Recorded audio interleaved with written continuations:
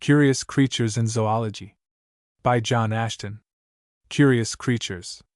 Let us commence our researches into curious zoology with the noblest of created beings, man.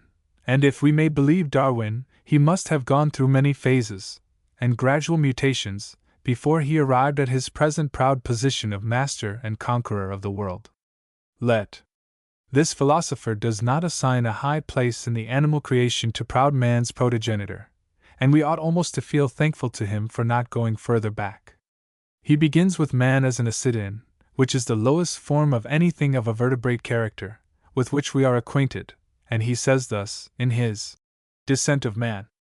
Man, the most ancient progenitors in the kingdom of the vertebrata, at which we are able to obtain an obscure glance, apparently consisted of a group of marine animals, resembling the larvae of existing ascidians.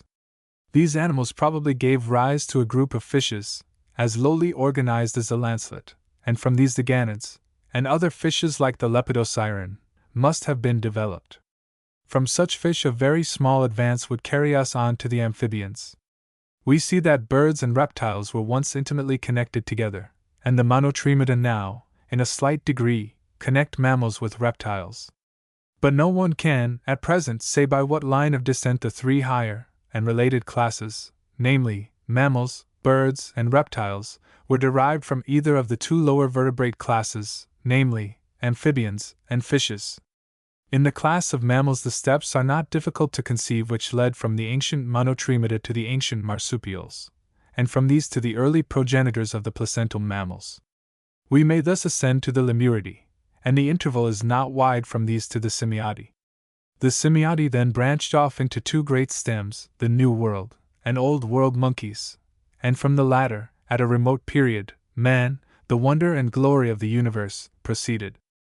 We have thus far endeavored rudely to trace the genealogy of the vertebrata, by the aid of their mutual affinities. We will now look to man as he exists, and we shall, I think, be able partially to restore during successive periods, but not in order of time, the structure of our early progenitors. This can be effected by means of the rudiments which man still retains, by the characters which occasionally make their appearance in him through reversion, and by the aid of morphology and embryology. The various facts to which I shall here allude have been given in the previous chapters. The early progenitors of man were no doubt once covered with hair, both sexes having beards. Their ears were pointed and capable of movement, and their bodies were provided with a tail, having the proper muscles.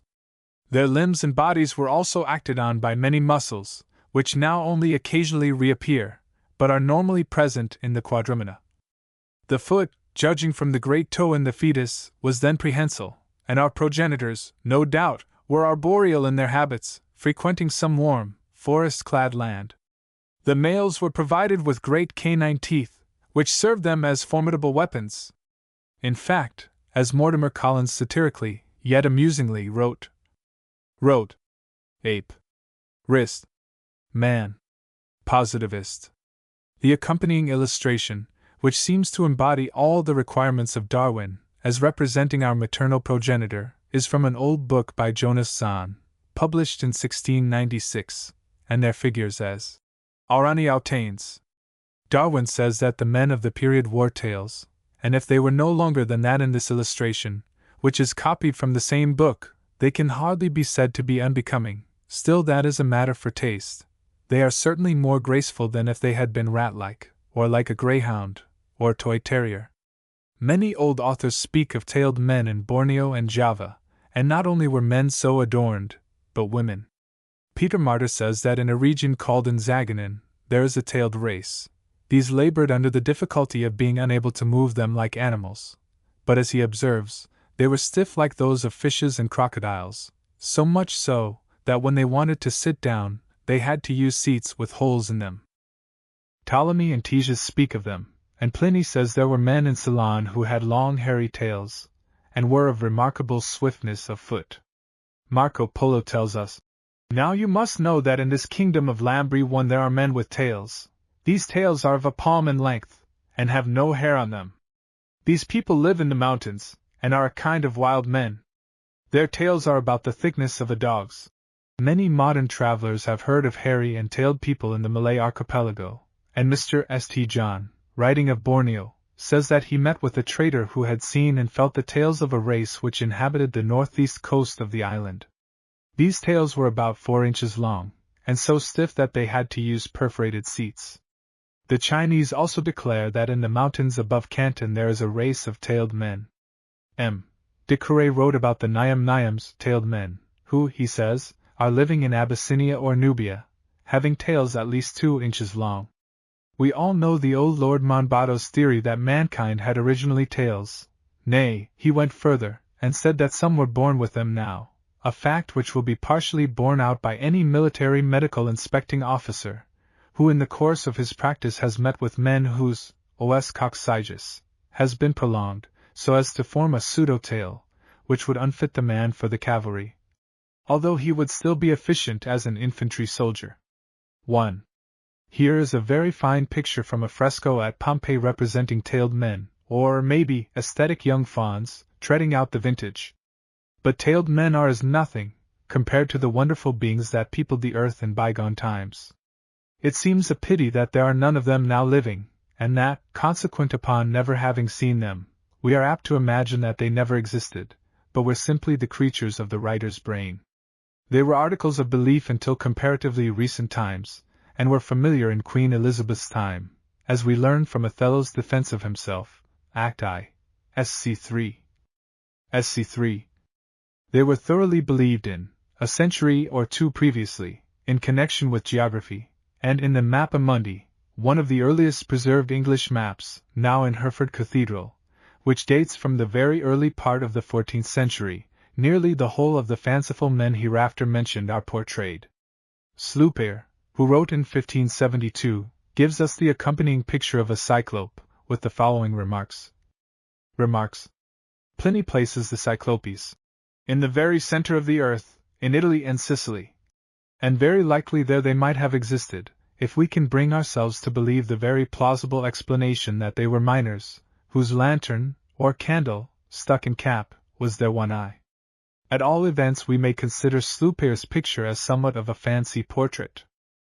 Among the Scythians, inhabiting the country beyond the Palus Meotis, was a tribe which Herodotus, although he has been christened the father of lies, did not believe in, nor indeed in any one-eyed men, but Pliny, living some 500 years after him, tells afresh the old story respecting these wonderful human beings. In the vicinity also of those who dwell in the northern regions, and not far from the spot from which the north wind arises, and the place which is called its cave, and is known by the name of Gesklythron, to the Arimaspi are said to exist, a nation remarkable for having but one eye, and that placed in the middle of the forehead. This race is said to carry on a perpetual warfare with the Griffins, a kind of monster, with wings, as they are commonly represented, for the gold which they dig out of the mines, and which these wild beasts retain, and keep watch over with a singular degree of cupidity, while the Arimaspi are equally desirous to get possession of it. 2. 3. Milton mentions this tribe in Paradise Lost, Book 2. But there seems every probability that the story of the Griffin was invented by the gold finders, in order to deter people from coming near them, and interfering with their livelihood. There were, however, smaller Arimaspians, which probably the Griffins did not heed, for Pliny tells us about the little thieves of mice. In gold mines, too, their stomachs are open for this purpose, and some of the metal is always to be found there, which they have pilfered, so great a delight do they take in stealing. Livy, also, twice mentions mice gnawing gold. There were anthropophagi, cannibals, as there are now, but of course, they then lacked the luxury of cold missionary, and there were, besides, many wonderful beings. Beyond the other Scythian anthropophagi, there is a country called Aberamin, situate in a certain great valley of Mount Imaus, the Himalayas, the inhabitants of which are a savage race, whose feet are turned backwards, relatively to their legs. They possess wonderful velocity, and wander about indiscriminately with the wild beasts. We learn from Beaton, whose duty it was to take the measurements of the roots of Alexander the Great, that this people cannot breathe in any climate except their own, for which reason it is impossible to take them before any of the neighboring kings, nor could any of them be brought before Alexander himself. The anthropophagi, whom we have previously mentioned as dwelling 10 days' journey beyond the Borysthenes, the Dnieper, according to the account of Isogonus of Nicaea, were in the habit of drinking out of human skulls, and placing the scalps, with the hair attached, upon their breasts, like so many napkins. The same author relates that there is, in Albania, a certain race of men, whose eyes are of a sea-green color, and who have white hair from their earliest childhood, albinos, and that these people see better in the night than in the day. He states also that the Soromidi, who dwell 10 days' journey beyond the Borysthenes, only take food every other day. Crates of Pergamus relates that there formerly existed in the vicinity of Parium, in the Hellespont, Kaminar, a town of Asia Minor, a race of men whom he calls Ophiogenes, and that by their touch they were able to cure those who had been stung by serpents, extracting the poison by the mere imposition of the hand. Varro tells us that there are still a few individuals in that district whose saliva effectually cures the stings of serpents. The same, too, was the case with the tribe of the Scilai, in Africa, according to the account of Agatharcides. These people received their name from Scylla, one of their kings, whose tomb is in existence, in the district of the Greater Syrtes, Gulf of Sidra. In the bodies of these people, there was, by nature, a certain kind of poison, which was fatal to serpents, and the odor of which overpowered them with torpor. With them it was accustomed to expose children, immediately after their birth, to the fiercest serpents, and in this manner to make proof of the fidelity of their wives, the serpents not being repelled by such children as were the offspring of adultery. This nation, however, was almost entirely extirpated by the slaughter made of them, by the Nazimones, who now occupy their territory. This race, however, still survives in a few persons, who are descendants of those who either took to flight, or else were absent on the occasion of the battle. The Marsi in Italy are still in possession of the same power, for which, it is said, they are indebted to their origin from the son of Circe, from whom they acquired it as a natural quality. But the fact is that all men possess, in their bodies, a poison which acts upon serpents, and the human saliva, it is said, makes them take to flight, as though they had been touched with boiling water. The same substance, it is said, destroys them the moment it enters their throat, and more particularly so, if it should be the saliva of a man who is fasting. Above the Nazimones, living near the Gulf of Sidra, and the Maclii, who border upon them, are found, as we learn from Caliphanes, the nation of the Androgyni, a people who unite the two sexes in the same individual, and alternately perform the functions of each. Aristotle also states that their right breast is that of a male, the left that of a female. Isignis and Nymphodorus inform us that there are, in Africa, certain families of enchanters, who, by means of their charms, in form of commendations, can cause cattle to perish, trees to wither, and infants to die. Isignis adds that there are, among the Tribali and the Illyrii, some persons of this description, who, also, have the power of fascination with the eyes, and can even kill those on whom they fix their gaze for any length of time, more especially if their look denotes anger. The age of puberty is said to be particularly obnoxious to the malign influence of such persons. A still more remarkable circumstance is the fact that these persons have two pupils in each eye. Apollonides says that there are certain females of this description in Scythia, who are known as Bithyie, and Philarchus states that a tribe of the Thibii in Pontus, and many other persons as well, have a double pupil in one eye, and in the other the figure of a horse. He also remarks that the bodies of these persons will not sink in water, even though weighed down by their garments. Damon gives an account of a race of people, not very much unlike them, the Pharnaces of Ethiopia, whose perspiration is productive of consumption to the body of every person that it touches. Cicero also, one of our own writers, makes the remark that the glance of all women who have a double pupil is noxious. To this extent, then, has nature, when she produced in man, in common with the wild beasts, a taste for human flesh, thought fit to produce poisons as well in every part of his body, and in the eyes of some persons, taking care that there shall be no evil influence in existence, which was not to be found in the human body. Not far from Rome, in the territory of the Felici, a few families are found, who are known by the name of Herpi. These people perform a yearly sacrifice to Apollo, on Mount Soracte, on which occasion they walk over a burning pile of wood, without being scorched even. On this account, by virtue of a decree of the Senate, they are always exempted from military service, and from all other public duties. Some individuals, again, are born with certain parts of the body endowed with properties of a marvelous nature. Such was the case with King Pyrrhus, the great toe of whose right foot cured diseases of the spleen, merely by touching the patient. We are informed that this toe could not be reduced to ashes together with the other portions of his body, upon which it was placed in a temple. India and the region of Ethiopia, more especially, abounds in wonders. In India the largest of animals are produced. Their dogs, for instance, are much bigger than those of any other country. The trees, too, are said to be of such vast height that it is impossible to send an arrow over them. This is the result of the singular fertility of the soil, the equable temperature of the atmosphere, and the abundance of water, which, if we are to believe what is said, are such, that a single fig tree, the banyan tree, is capable of affording shelter to a whole troop of horse. The reeds here, bamboos, are of such enormous length, that each portion of them, between the joints, forms a tube, of which a boat is made that is capable of holding 3 men. It is a well-known fact, that many of the people here are more than 5 cubits in height. For these people never expectorate, are subject to no pains either in the head, the teeth, and the eyes, and rarely in any other parts of the body, so well as the heat of the sun calculated to strengthen the constitution.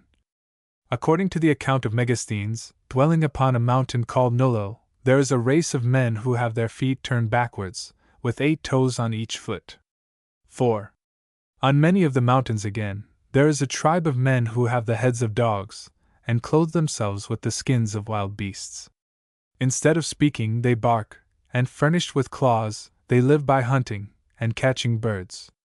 According to the story, as given by Ctesias, the number of these people is more than 120,000, and the same author tells us that there is a certain race in India, of which the females are pregnant once only in the course of their lives, and that the hair of the children becomes white the instant they are born. He speaks also of another race of men who are known as monocoli, 5 who have only 1 leg, but are able to leap with surprising agility.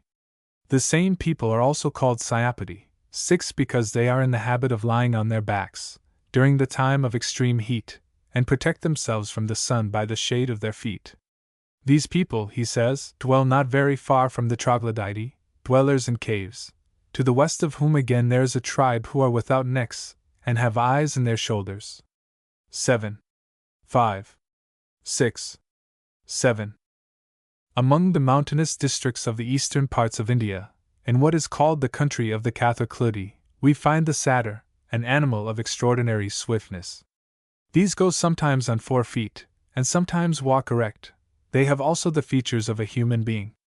On account of their swiftness, these creatures are never to be caught, except that they are aged, or sickly.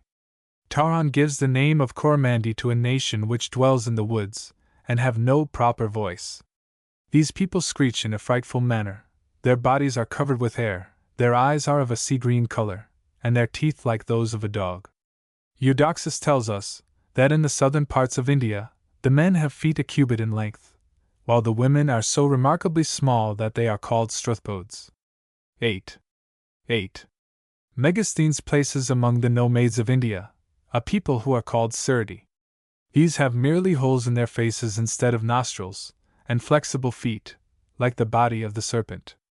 At the very extremity of India, on the eastern side, near the source of the river Ganges, there is the nation of the Astami, a people who have no mouths. Their bodies are rough and hairy, and they cover themselves with a down 9 plucked from the leaves of trees. These people subsist only by breathing, and by the odors which they inhale through the nostrils. They support themselves neither upon meat nor drink. When they go upon a long journey, they only carry with them various odoriferous roots and flowers, and wild apples, that they may not be without something to smell at. But an odor, which is a little more powerful than usual, easily destroys them. 9. Isogonus informs us that the Surni, a people of India, live to their 400th year, and he is of opinion that the same is the case also with the Ethiopian Macrobii, 10 the Siri, and the inhabitants of Mount Athos. In the case of these last, it is supposed to be owing to the flesh of vipers, which they use as food, in consequence of which they are free also from all noxious animals, both in their hair and their garments. 10. According to Onesicritus, in those parts of India where there is no shadow, the men attain the height of 5 cubits and 2 palms, 11, and their life is prolonged to 130 years. They die without any symptoms of old age, and just as if they were in the middle period of life.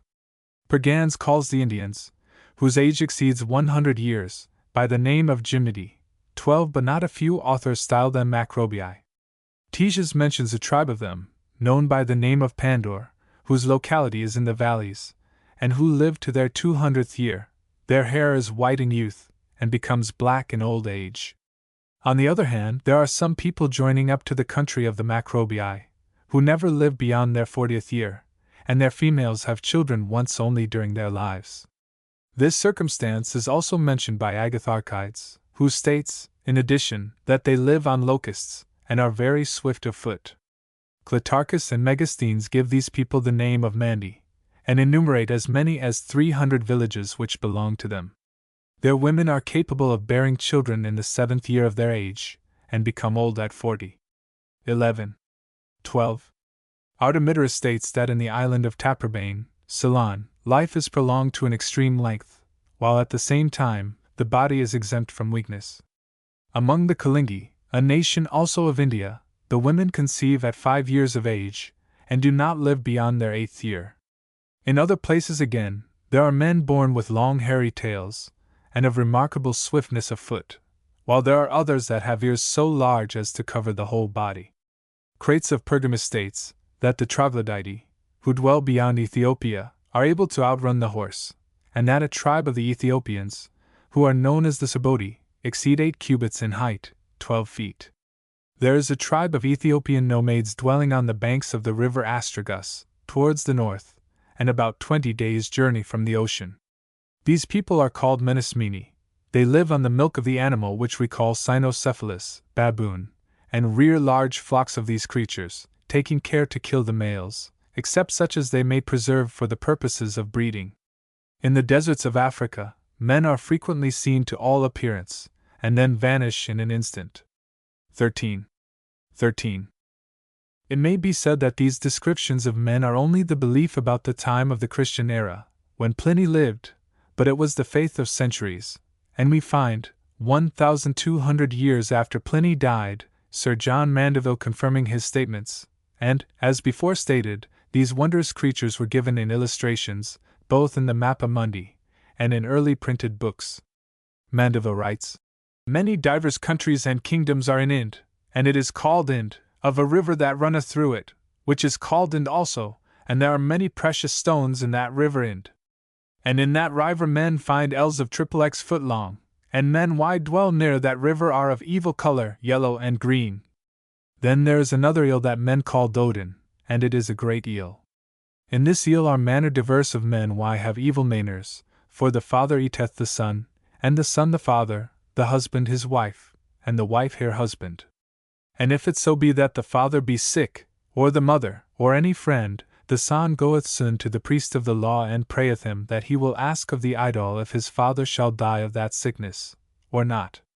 And then the priest and the son kneel down before the idol devoutly, and asketh him, and he answereth to them, and if he say that he shall live, then they keep him wel, and if he say that he shall die, then cometh the priest with the son, or with the wife, or what friend that it be unto him why is sick, and they lay their hands over his mouth to stop his breath, and so they slay him, and then they smite all the body into pecks, and prayeth all his friends for to come and eat of him that is dead, and they make a great fest thereof, and have many minstrels there, and eat him with great melody. And so when they have eaten ly flesh, then they take the bones, and bury them all singing with great worship, and all those that are of his friends that were not at the eating of him, have great shame and villainy, so that they shall never more be taken as friends. And the king of this eel is a great lord and mighty, and he hath under him 53 great eels, and each of them hath a king, and in one of these eels are men that have but one eye, and that is in the midst of their front, and they eat flesh and fish all raw. And in another eel dwell men that have no heads, and their eyes are in their shoulders and their mouth is on their breast. In another eel are men that have no head any eyen, and their mouth is in their shoulders. And in another eel are men that have flat faces, without nose, and without eyen, but they have two small round holes instead of eyen, and they have a flat mouth without lips. And in that eel are men that have their faces all flat without eyen, without mouth and without nose, but they have their eyen, and their mouth, behind on their shoulders. And in another eel are fule men that have the lips about the mouth so great, that when they sleep in the sound they cover their face with the lip. And in another eel are little men, as dwarfs, and have no mouth, but a little round hole, and through that hole they eat their meat with a pipe, and they have no tongue, and they speak not, but they blow and whistle, and so make signs one to another. And in another eel are wild men with hanging ears unto their shoulders. And in another eel are wild men, with hanging ears and have feet like an oar, and they run fast, and they take wild beasts, and eat them. And in another eel are men that go on their hands and feet like beasts, and are all rough, and will leap upon a tree like cats or apes. And in another eel are men that go ever upon their knees marvellously, and have on every foot 8 toes. There is another eel that men call pitten, men of this land till no land, for they eat not, and they are small, but not so small as pygmies. These men live with smell of wild apples, and when they go far out of the country, they bear apples with them, for anon, as they lose the savour of apples they die. They are not reasonable, but as wild beasts. And there is another eel where the people are all feathers, 14, but the face and the palms of their hands. These men go as well about the sea, as on the land, and they eat flesh and fish all raw. In Ethiopia are such men that have but 1 foot, and they go so fast why it is a great marvel, and that is a large foot, that the shadow thereof covereth why body from sun or rain, when they lie upon their baccus, and when their children be first born they look like russet, and when they wax old then they be all black. 14. There were also elephant-headed men. In the olden times were men who did not build themselves houses, but sheltered themselves in caves, fissures of rocks, and sea, and many are the remains we find of their flint implements, and the bones, which they used to split in order to extract the marrow of the animals they had slain with their rude flint arrows and spears. These, in classical times, were called troglodytes, from the Greek tau omega gamma lambda omicron delta alpha iota, dwellers in caves. It was a generic term, although particularly applied to uncivilized races on the banks of the Danube, those who dwelt on the western coasts of the Red Sea and Ethiopia. These latter could not have led a particularly happy life, for Herodotus tells us that the Garamantes hunt the Ethiopian troglodytes in 4-horse chariots, for the Ethiopian troglodytes are the swiftest of foot of all men of whom we have heard any account given. The troglodytes feed upon serpents and lizards, and such kind of reptiles. They speak a language like no other, but screech like bats. Pliny, as we have seen, speaks of an adder-eating people, whose food enables them to achieve extraordinary longevity, and Mandeville tells us that from this eel, men go to an eel that is called Trachota, where all men are as beasts, and not reasonable. They dwell in caves, for they have not wyd to make them houses. They eat adders, and they speak not, but they make such a noise as adders do one to another, and they make no force of riches, but of a stone that hath 40 colours, and it is called Trachonet after that eel. They know not the virtue thereof, but they covet it for the great fairness. This stone was probably some kind of agate.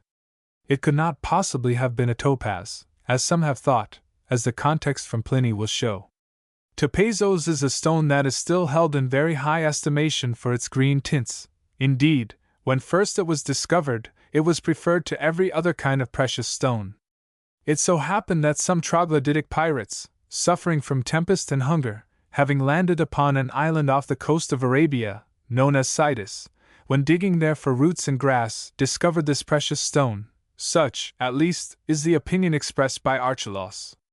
Juba says that there is an island in the Red Sea called Topazos, at a distance of 300 stadia from the mainland, that it is surrounded by fogs, and is often sought by navigators in consequence, and that, to this, it received its present name, the word topazin 15 meaning to seek, in the language of the troglodyte. At a later period a statue, 4 cubits in height, was made of this stone. Topazos is the largest of all the precious stones. 15. This shows that the troglodyte of Ethiopia had some commercial energy, and they did a good trade in myrrh and other condiments. Pliny says that the troglodyte traded among other things in cinnamon.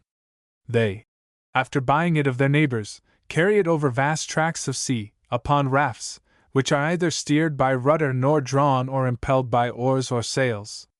Nor yet are they aided by any of the resources of art, man alone, and his daring boldness, standing in the place of all these, in addition to which, they choose the winter season, about the time of the equinox, for their voyage, for then a southeasterly wind is blowing.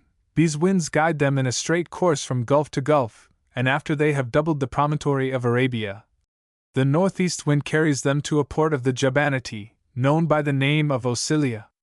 Hence it is that they steer for this port in preference, and they say that it is almost 5 years before the merchants are able to effect their return, while many perish on the voyage. In return for their wares, they bring back articles of glass and copper, cloths, buckles, bracelets, and necklaces. Hence it is that this traffic depends more particularly upon the capricious tastes and inclinations of the female sex. This shows that some, at least, of the troglodytes had a commercial spirit, and were in a comparative state of civilization. In fact, the latter is thoroughly proved, when, a little later on, Pliny speaks of myrobalanum. Among these various kinds, that which is sent from the country of the troglodyte is the worst of all, thus showing that they had reached the civilized pitch of adulteration. There are also several notices of peculiarities connected with this people, which deserve a passing glance. They had turtles with horns, or more probably 4 feet, which resembled the branches of a lyre. With these they swam. These were in all likelihood the tortoise-shell turtles, for they called them chalayan. The troglodyte worshipped them. Their cattle were not like other oxen, for their horns pointed downwards to the ground, so that they were obliged to feed with their heads on one side. These oxen should have been crossed with those of Phrygia, whose horns were as mobile as their ears. And they were the happy possessors of a lake, called the unhealthy lake, which thrice a day became salt and bitter, and then again fresh, and this went on both day and night. We can hardly wonder that this Lacus Insanus was full of white serpents 30 feet long. Amazons. The race of Amazons or fighting women is not yet extinct, as the chronicles of every police court can tell, and as an organized body of warlike soldiers, the king of Dahomey still keeps them up, or did until very recently. According to Herodotus, the Greeks, after having routed the Amazons, sailed away in 3 ships, taking with them as many Amazons as they had been able to capture alive. But when fairly out at sea, the ladies arose, stood up for women's rights, and cut all the Greeks in pieces. But they had not reckoned on one little thing, and that was, that none among them had the slightest idea of navigation. They couldn't even steer or row, so they had to drift about, until they came to Kremni, supposed to be near Taganrog, which was Scythian territory. They signalized their landing by horse stealing, and the Scythians, not appreciating the joke, gave them battle, thinking they were men, but an examination of the dead proved them to be of the other sex. On learning this, the Scythians were far too gentlemanly to continue the strife, and little by little, they established the most friendly relations with the Amazons. These ladies, however, objected to go to the Scythians' homes, for, as they pertinently put it, "We never could live with the women of your county, because we have not the same customs with them. We shoot with the bow, throw the javelin, and ride on horseback, and have never learnt the employments of women. But your women do none of the things we have mentioned, but are engaged in women's work, remaining in their wagons, and do not go out to hunt, or anywhere else. We could not therefore consort with them. If then you desire to have us for your wives, and to prove yourselves honest men, go to your parents, claim your share of their property, then return, and let us live by ourselves." This the young Scythians did, but when they returned, the Amazons said they were afraid to stop where they were, for they had deprived parents of their sons, and besides, had committed depredations in the country, so that they thought it but prudent to leave, and suggested that they should cross the Tanais, or Don, and found a colony on the other side. This their husbands acceded to, and when they were settled, their wives returned to their old way of living, hunting, going to war with their husbands, and wearing the same clothes. In fact, they enjoyed an actual existence, of which many women nowadays fondly, but vainly dream. There was a little drawback, however. the qualification for a young lady's presentation at court consisted of killing a man, and until that was effected, she could not marry. Sir John Mandeville of course knew all about them, although he does not pretend to have seen them, and this is what he tells us. After the land of Chaldee is the land of Amazonie, that is a land where there is no man but all women, as men say, for they will suffer no man to live among them, nor to have lordship over them. For sometime was a king in that land, and men were dwelling there as did in other countries, and had wives, and it befell that the king had great war with them of Sichi. He was called Colopius, and he was slain in battle and all the good blood of his land. And this queen, when she heard that, and other ladies of that land, that the king and the lords were slain, they gathered them together and killed all the men that were left in their land among them, and Sihen that time dwelled no man among them. And when they will have any man, they send for them in a country that is near their land, and the men come, and are there 8 days, or as the woman liketh, and then they go again, and if they have men children they send them to their fathers, when they can eat and go, and if they have made children they keep them, and if they be of gentle blood they bring 16 the left paps 17 away, for bearing of a shield, and if they be of little blood, they bring the ryght pap away for shooting. For those women of that country are good warriors, and are often in Saudi 18 with other lords, and the queen of that land governeth well that land. This land is all environed with water. 16. 17. 18. Pygmies. The antitheses of men, dwarfs, and giants must not be overlooked, as they are abnormal, and yet have existed in all ages.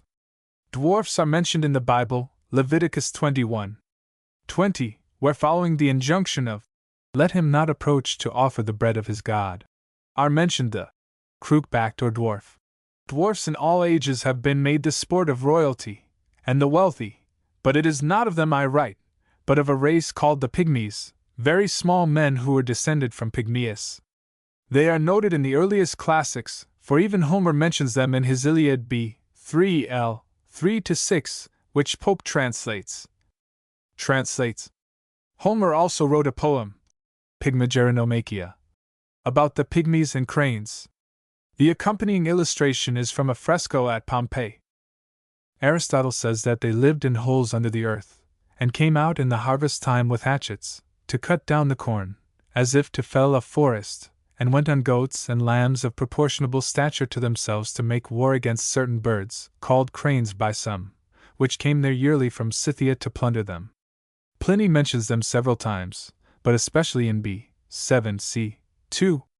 Beyond these people, and at the very extremity of the mountains, the Trispithemi, 19, and the Pygmies are said to exist, 2 races, which are but 3 spans in height, that is to say, 27 inches only.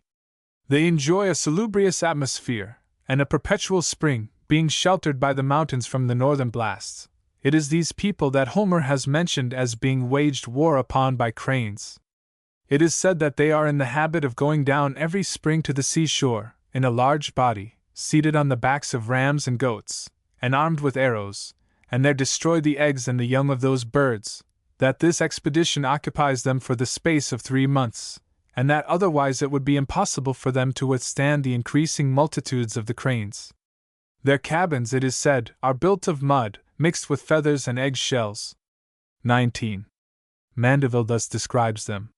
When men pass from that city of Chibins, they pass over a great river of fresh water, and it is near I mile broad, and then men enter into the land of the great Khan. This river goeth through the land of Pygmies, and their men are of little stature, for they are but 3 span long, and they are right fair, both men and women, though they be little, and they live but 8-20 year, and he that liveth 8 year is holden right old, and these small men are the best workmen in silka, and of cotton, in all manner of thing that are in the world, and these small men travail not, nor till land. But they have among them great men, as we are, to travail for them, and they have great scorn of those great men, as we would have of jaunts, or of them, if they were among us. 20. Sir Marco Polo warns his readers against pseudo-pygmies. Says he, "I may tell you moreover that when people bring over pygmies which they allege to come from India, 'tis all a lie and a cheat. For those little men, as they call them, are manufactured on this island, Sumatra, and I will tell you how. You see, there is on the island a kind of monkey which is very small, and has a face just like a man's.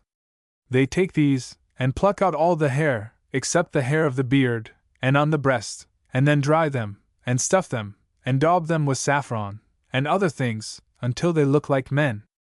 But you see it is all a cheat, for nowhere in India, nor anywhere else in the world, were there ever men seen so small as these pretended pygmies. But there are much more modern mention of these small folk. Olaus Magnus not only reproduces the classical story, but tells of the pygmies of Greenland, the modern Eskimo. These are also mentioned in Purchas's Pilgrimage, as living in Iceland. Pygmies represent the most perfect shape of man, that they are hairy to the uttermost joints of the fingers, and that the males have beards down to the knees. But although they have the shape of men, yet they have little sense or understanding, nor distinct speech, but make shew of a kind of hissing, after the manner of geese. But to bring the history of pygmies down to modern times, I quote from Giants and Dwarfs, by E. J. Wood 1868, and I am thus particular in giving my authority, as the news comes from America, whence sometimes fact is mixed with fiction, pages 246, 247, 248. It is alleged by contemporary newspapers that in 1828 several burying grounds, from half an acre to an acre and a half in extent, were discovered in the county of White, state of Tennessee, near the town of Sparta, wherein very small people had been deposited in tombs or coffins of stone. The greatest length of the skeletons was 19 inches. The bones were strong and well set, and the whole frames were well formed. Some of the people appeared to have lived to a great age, their teeth being worn smooth and short, while others were full and long. The graves were about 2 feet deep, the coffins were of stone, and made by laying a flat stone at the bottom, one at each side, or each end, and one over the corpse. The dead were all buried with their heads toward the east, and in regular order, laid on their backs, and with their hands on their breasts. In the bend of the left arm was found a cruse, or vessel, that would hold nearly a pint, made of ground stone, or shell, of a grey color, in which were found 2 or 3 shells. One of these skeletons had about its neck 94 pearl beads. Near one of these burying places was the appearance of the site of an ancient town. Weber, in his Romance of Natural History, refers to the diminutive sarcophagi found in Kentucky and Tennessee, and he describes these receptacles to be about 3 feet in length, by 18 inches deep, and constructed, bottom, sides, and top, of flat, unhewn stones.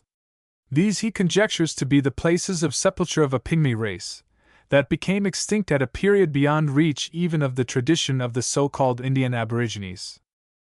Newspapers for 1866 tell us that General Milroy, who had been spending much time in Smith County, Tennessee, attending to some mining business, discovered near Watertown in that county some remarkable graves, which were disclosed by the washing of a small creek in its passage through a low bottom. The graves were from 18 inches to 2 feet in length, most of them being of the smaller size, and were formed by an excavation of about 15 inches below the surface, in which were placed 4 undressed slabs of rock, one in the bottom of the pit, one on each side, and one on the top. Human skeletons, some with nearly an entire skull, and many with well-defined bones, were found in them. The teeth were very diminutive, but evidently those of adults. Earthen crocks were also found with the skeletons. General Milroy could not gain any satisfactory information respecting these pygmy graves. The oldest inhabitants of the vicinity knew nothing of their origin or history, except that there was a large number of similar graves near Statesville in the same county, and also a little burial ground at the mouth of Stone River, near the city of Nashville. General Milroy deposited the bones found by him in the State Library at Nashville. That a race of dwarfs live in Central Africa is now well known. Ronzo de Leo, who traveled in Africa for many years with Dr. Livingstone, at one time almost stood alone in his assertion of this fact. But he was supported in his statement by G. Eugene Wolfe, who had been in Central Africa with Stanley, and he maintained that, on the southern branches of the Congo, he had seen whole villages of Lilliputians, of whom the men were not over 4.5 feet high, whilst the women were a great deal smaller. He described them as being both brave and cunning, expert with bow and arrow, with which they readily bring down the African bison, antelope, and even elephants. As trappers of small animals they are unsurpassed. In a close pinch they use the lance with astonishing dexterity, and an ordinary sling, in their hands, is wielded with wonderful skill. These dwarfs collect the sap of the palm, with which they make soap. The men are smooth-faced, and of a rich mahogany color, while the hair is short, and as black as night. Tens of thousands of them live on the south branch of the Congo. Mr. Stanley in his expedition for the relief of Emin Pasha, 21 encountered some tribes of these pygmies, but he does not agree with the account which Mr. Wolfe gives of them, who describes them as an affable, kind-hearted people, of simple ways, and devoid of vicious tendencies to a greater degree than most semi-barbaric races. The women are industrious and amiable. 21. Stanley, on the contrary, found them very annoying, and had a lively recollection of their poisoned arrows. But, at the present writing, he not having returned, and we, having no record but his letters, had better suspend our judgment as to the habits and tempers of these small people. Wolfe says they stand in awe of their bigger neighbors, but are so brave and cunning that, with all the odds of physique against them, the pygmies are masters of the situation. Giants. This last sentence seems almost a compendium of the history of Tom Thumb, for his wit enabled him to overcome the lubber-headed giants. In every conflict he was engaged in with them, they were no match for him. Take the romances of chivalry.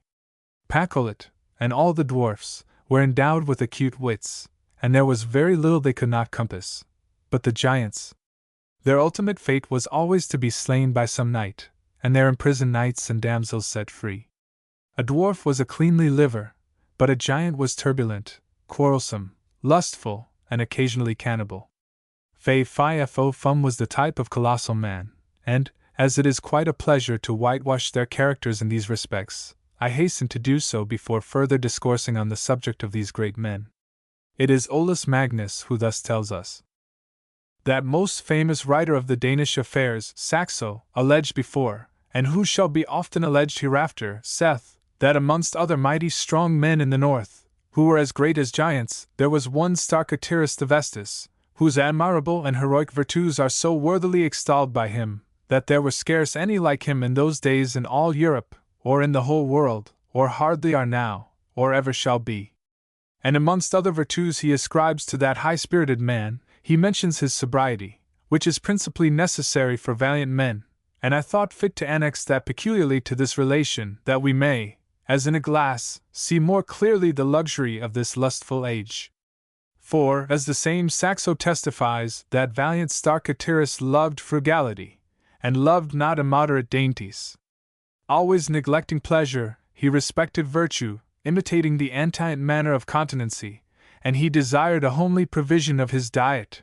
He hated costly suppers, wherefore hating profusion in diet, and feeding on smoked and rank meat, he drove away hunger, with the greater appetite, as his meat was but of one kind, lest he should remit and abate the force of his true virtue, by the contagion of outward delights, as by some adulterate sweetness, or should abrogate the rule of antient frugality, by unusual superstitions for gluttony. Moreover, he could not endure to spend roast and boiled meat all at one meal, holding that to be a monstrous food, that cookery had tampered with divers things together, wherefore, that he might turn away the luxury of the Danes, that they borrowed from the Germans, that made them so effeminate, amongst the rest he made verses in his country language. Omitting many of them, he sang thus. 22. By precept and example, he induced many to temperance and sobriety.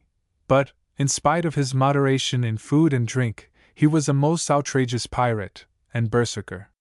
At last, however, old and weary of life, he sought death, and meeting Hatherus, son of a noble whom he had killed, begged him as a favor to cut his head off, and the young man, obligingly consenting, his head was severed from his body, and literally bit the ground.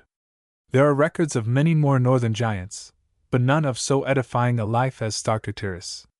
Giants are plentiful in the Bible, the Emmons, Anakims, and the Zamzamims. There was Og, king of Bashan, whose iron bedstead was 9 cubits long by 4 broad, i.e., 13 feet 6 inches. By 6 feet, that redoubtable champion of the Philistines, Goliath of Gath, was 6 cubits and a span high, i.e., 9 feet 9 inches. In 2 Samuel 21:15-22, we find mention made of many giants. 15 Moreover, the Philistines had yet war again with Israel, and David went down, and his servants with him, and fought against the Philistines, and David waxed faint. 16 And Ishbi-Benob, which was of the sons of the giants, the weight of whose spear weighed 300 shekels of brass in weight, he being girded with a new sword, thought to have slain David. 17 But Abishai the son of Zeruiah succored him, and smote the Philistine, and killed him. 18 And it came to pass after this, that there was again a battle with the Philistines at Gob. Then Sibbecai the Hushathite slew Saph, which was of the sons of the giant.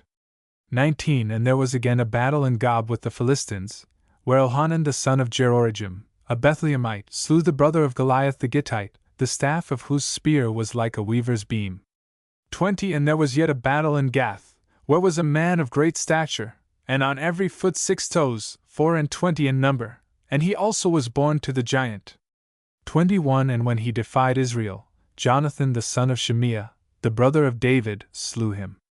22 These 4 were born to the giant in Gath, and fell by the hand of David, and by the hand of his servants. But these were mere pygmies if we can believe M. Henrion, who in 1718 calculated out the heights of diverse notable persons. Thus he found Adam was 121 feet 9 inches high, Eve 118 feet 9 inches, Noah 27 feet, Abraham 20 feet, and Moses 13 feet. Putting aside the mythical classical giants, Pliny says, the tallest man that has been seen in our times was one Gabaras by name, who was brought from Arabia by the Emperor Claudius. His height was 9 feet and as many inches. In the reign of Augustus there were 2 persons, Posio and Secundilla, by name, who were half a foot taller than him. Their bodies have been preserved as objects of curiosity in the Museum of the Celestian family. But it is reserved to Sir John Mandeville to have found the tallest giants of, comparatively speaking, modern times.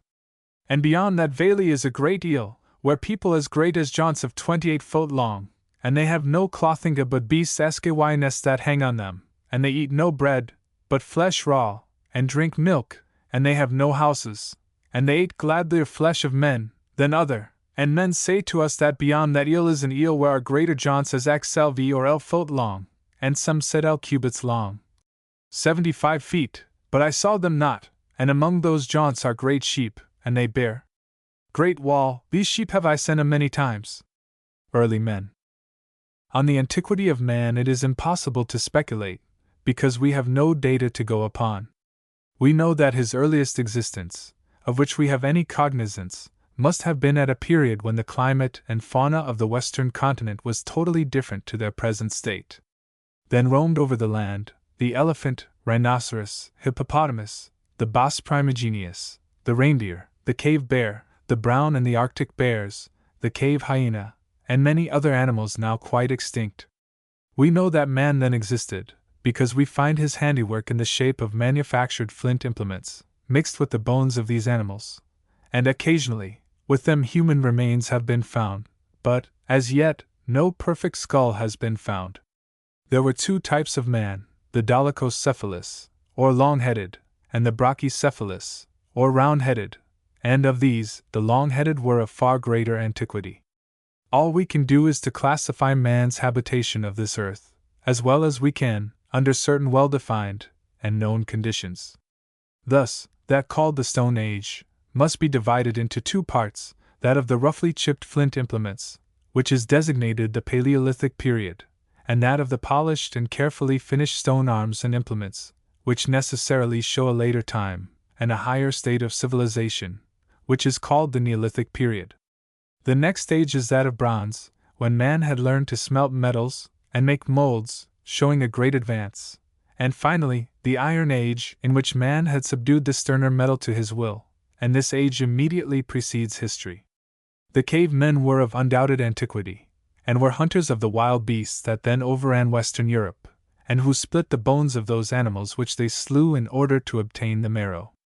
Although strictly belonging to the Paleolithic period, they manufactured out of that stubborn material flint, spearheads, knives, scrapers, and, when the bow had been invented, arrowheads.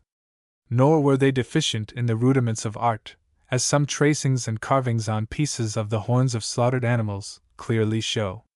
Mr. Christie, in digging in the Dordogne caves, found, at La Madeleine, engraved and carved pictures of reindeer, an ibex, a mammoth, and all of them recognizable, and the mammoth, a very good likeness.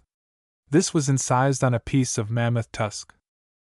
The lake men, judging by the remains found near their dwellings, occupied their houses during the Stone and Bronze periods. Herodotus mentions these curious dwellings. But those around Mount Pangaeus and near the Dobers, the Agriani, Odomanti, and those who inhabit Lake Prasius 23 itself, were not at all subdued by Megabazus. Yet he attempted to conquer those who live upon the lake, in dwellings contrived after this manner. Planks, fitted on lofty piles, are placed in the middle of the lake, with a narrow entrance from the mainland by a single bridge. These piles that support the planks, all the citizens anciently placed there at the common charge, but afterwards they established a law to the following effect: whenever a man marries, for each wife he sinks 3 piles, bringing wood from a mountain called Orbilis. But every man has several wives. They live in the following manner: every man has a hut on the planks, in which he dwells, with a trap door closely fitted in the planks, and leading down to the lake. They tie the young children with a cord round the foot, fearing lest they should fall into the lake beneath. To their horses and beasts of burden they give fish for fodder, of which there is such an abundance, that, when a man has opened his trapdoor, he lets down an empty basket by a cord into the lake, and, after waiting a short time, draws it up full of fish. 24. 23. 24. Here, then, we have a valuable record of the lake dwellings, and similar ones have been found in the Lake of Zurich. In 1854, owing to the dryness and cold of the preceding winter, the water fell a foot below any previous record, and, in a small bay between Obermehlen and Daliken, the inhabitants took advantage to reclaim the soil thus left, and add it to their gardens, by building a wall as far out as they could, and they raised the level of the land thus gained, by dredging the mud out of the lake.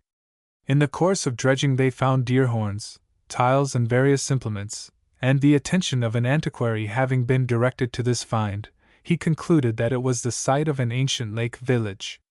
The lakes of Geneva, Constance, and Neuchâtel have also yielded much that throws light on the habits and intelligence of these lake men.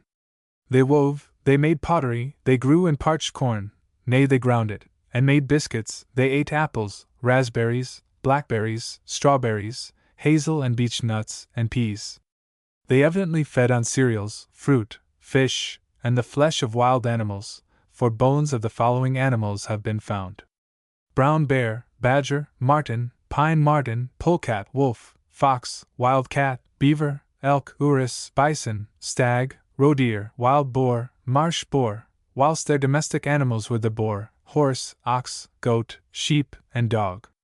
These, it must be remembered, range over a wide period, including the Stone and Bronze ages. They wore ornaments, too, for pins and bracelets have been found. Lake dwellings have been found in Scotland, England, Italy, Germany, and France, so that this practice seems to have obtained very widely.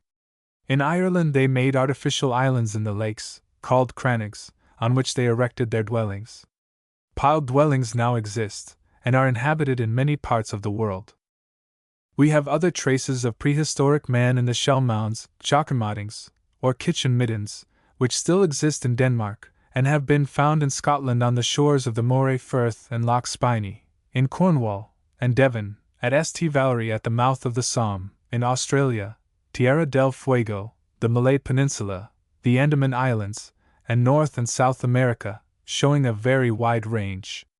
The Danish chockermattings, when first thoroughly noticed, of course, in this century, were taken to be raised beaches, but when they were examined, it was found that the shells were of 4 species of mollusks or shellfish, 25 that did not live together, and that they were either full-grown, or nearly so. A stricter examination was made, and the result was the finding of some flint implements, and bones marked by knives, conclusively showing that man had had a hand in this collection of shells, and the conclusion was come to that these were the sites of villages of a prehistoric man, a hypothesis which was fully borne out by the discovery, in some of them, of hearths bearing traces of having borne fire.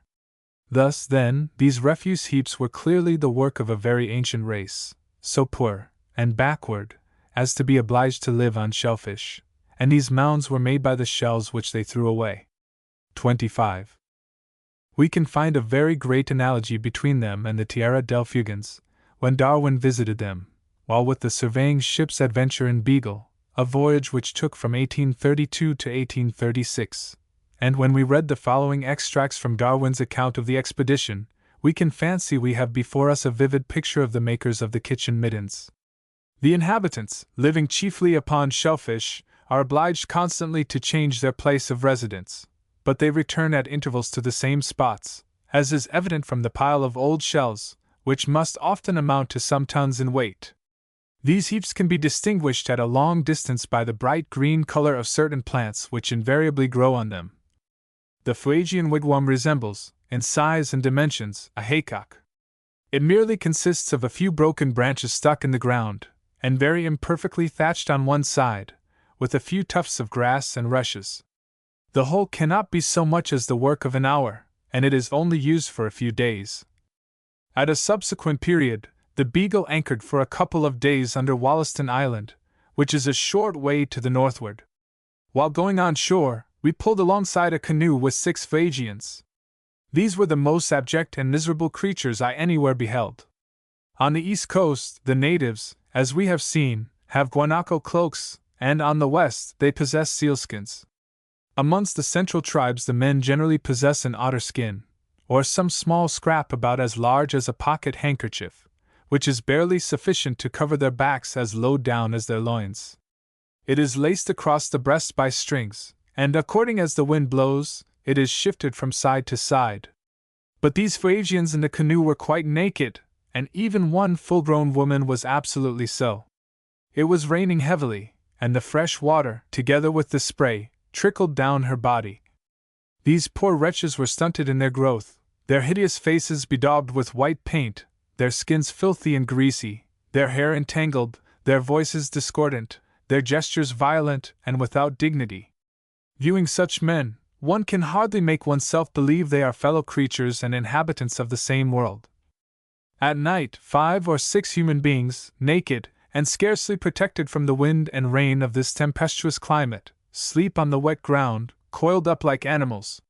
Whenever it is low water, they must rise to pick shellfish from the rocks, and the women, winter and summer, either dive and collect sea eggs, or sit patiently in their canoes, and with a baited hair line, jerk out small fish.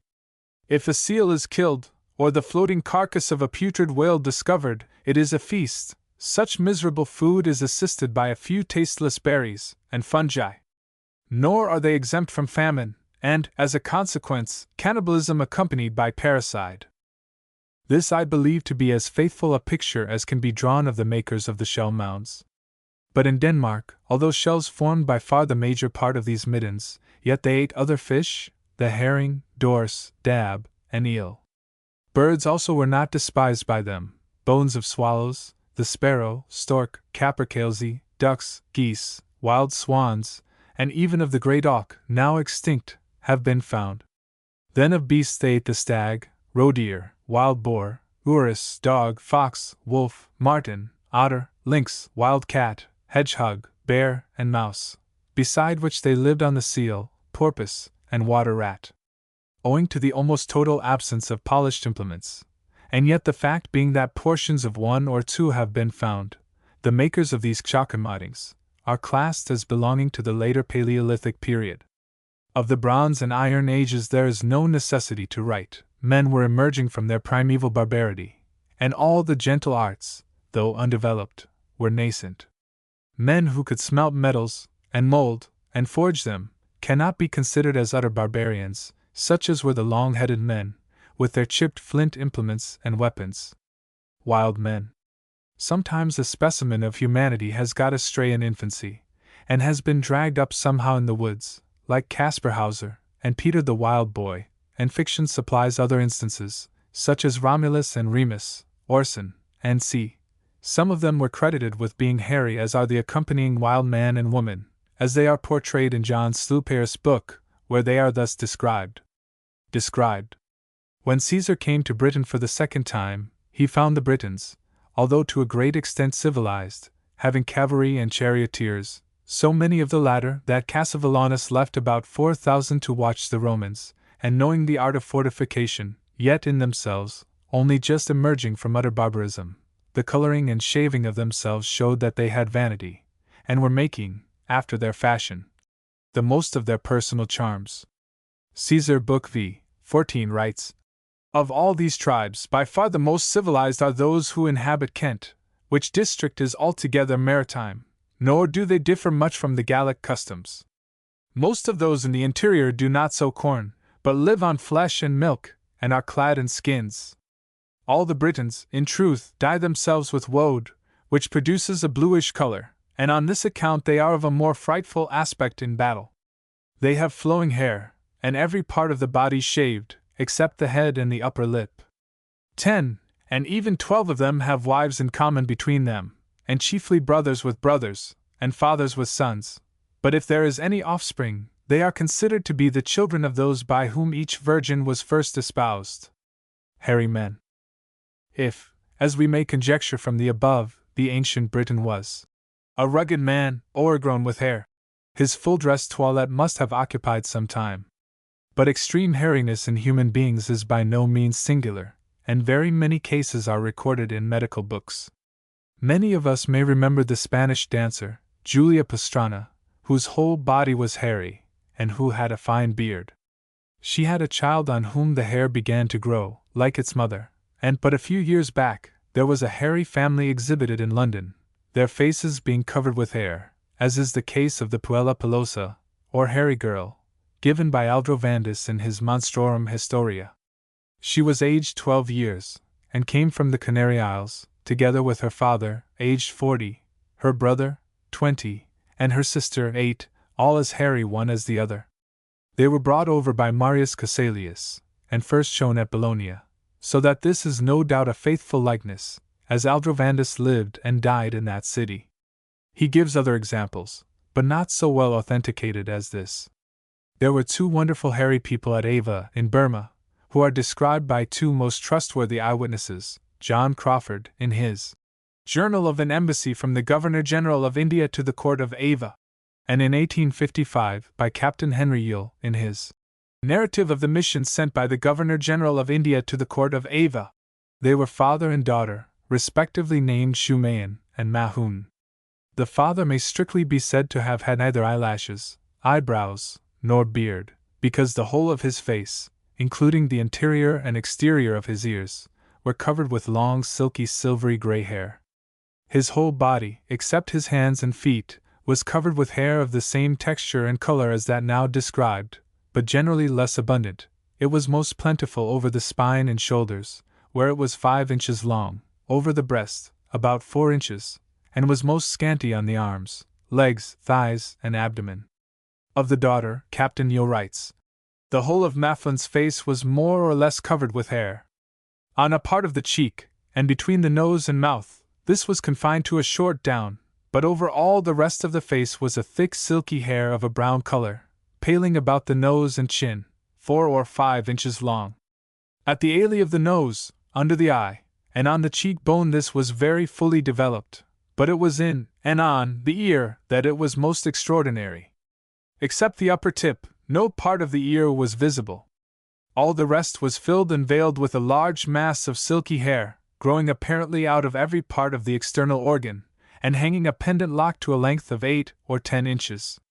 The hair over her forehead was brushed so as to blend with the hair of the head, the latter being dressed, as usual with her countrywomen, à la chinoise.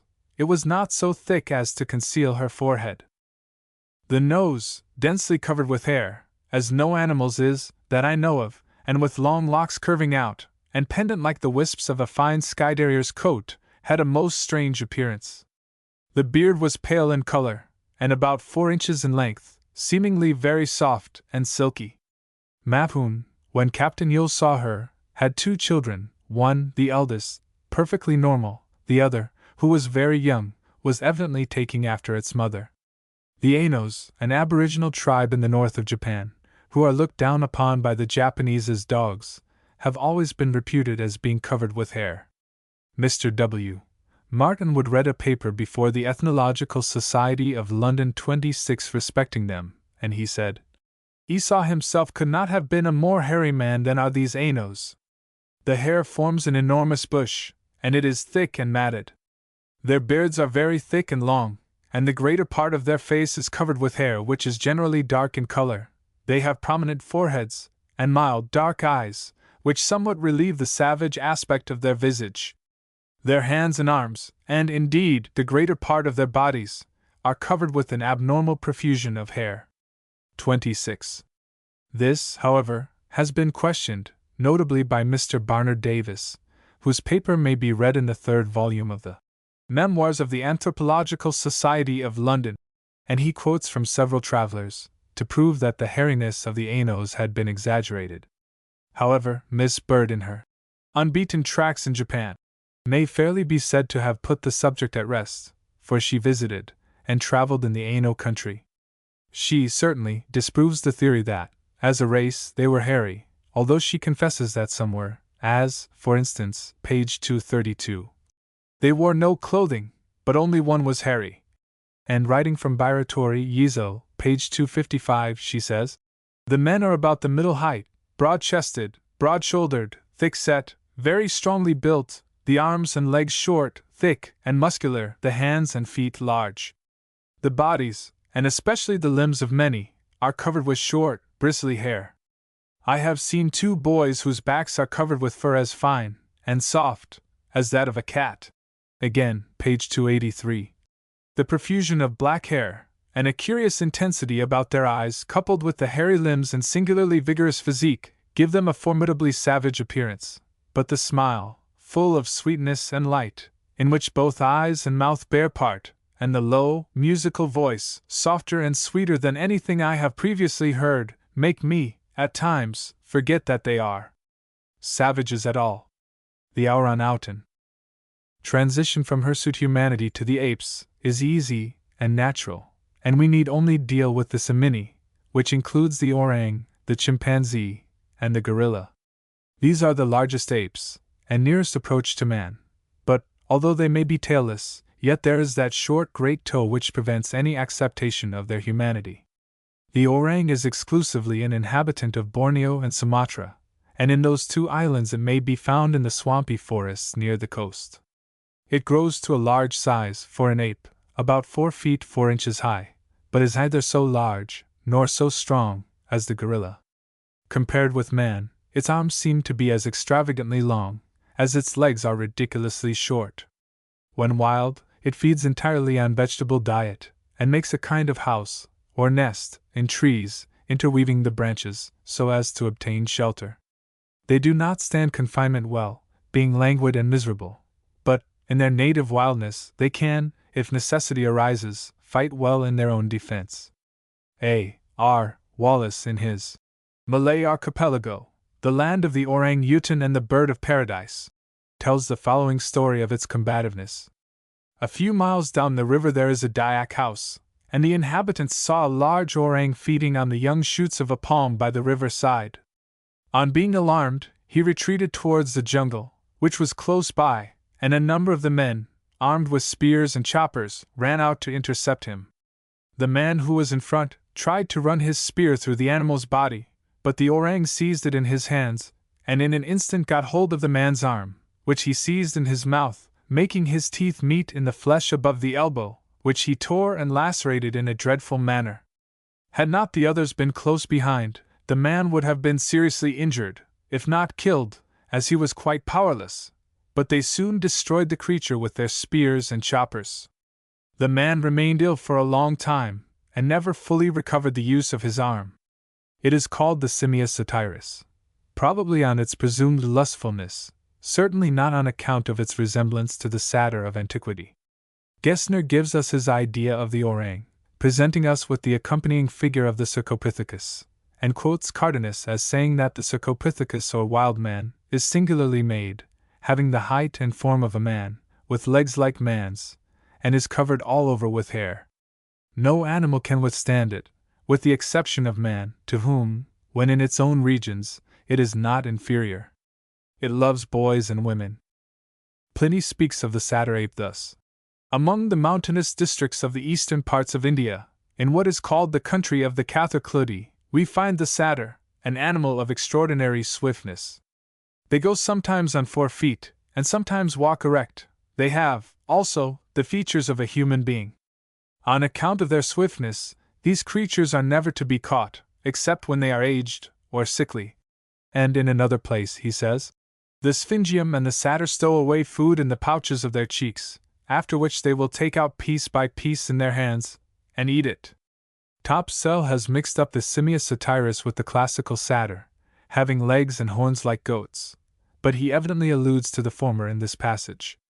The satyrs are in the islands Satyridae, which are 3 in number, right over against India on the farther side of the Ganges, of which Euphemus Carr rehearseth this history, that when he sailed unto Italy, by the rage of wind and evil weather, they were driven to a coast unnavigable, where were many desart islands, inhabited of wild men, and the mariners refused to land upon some islands, having heretofore had trial of the inhumane and uncivil behavior of the inhabitants, so that they brought us to the Satyrian islands, where we saw the inhabitants red, and had tails joined to their backs, not much less than horses. These, being perceived by the mariners to run to the ships, and lay hold on the women that were in them, the shipmen, for fear, took one of the barbarian women, and set her on the land among them, whom in most odious and filthy manner they abused, whereby they found them to be very brute beasts. He gives us his idea of the Simius satyrus, which must have been an accomplished animal, for not only could it, apparently, play upon the pipe, but it had a handy pouch for the reception of the fruit, in lieu of coppers, which it doubtless would receive as guerdon for its performance. Satyrs.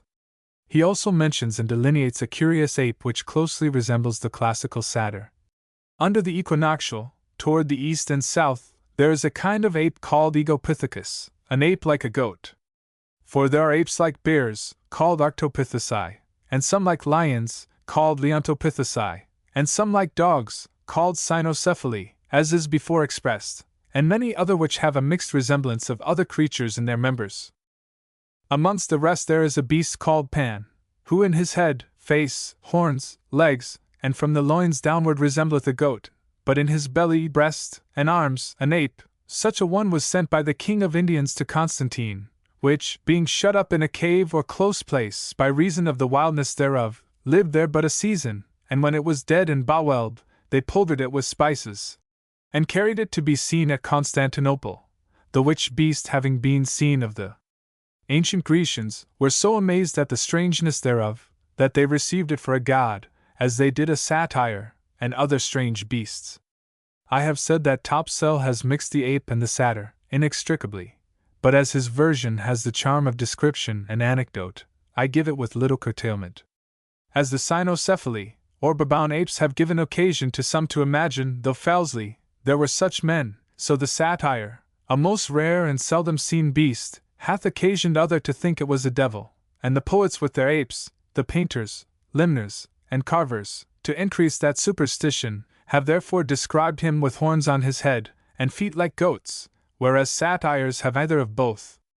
And it may be that devils have at some time appeared to men in this likeness, as they have done in the likeness of the Ano centaur and wild assy and other shapes, it being also probable that devils take not any denomination or shape from satyrs, but rather the apes themselves, from devils whom they resemble, for there are many things common to the satyr apes, and devilish satyrs, as their human shape, their abode in solitary places, their rough hair, and lust to women, wherewith all other apes are naturally infected, but especially satyrs.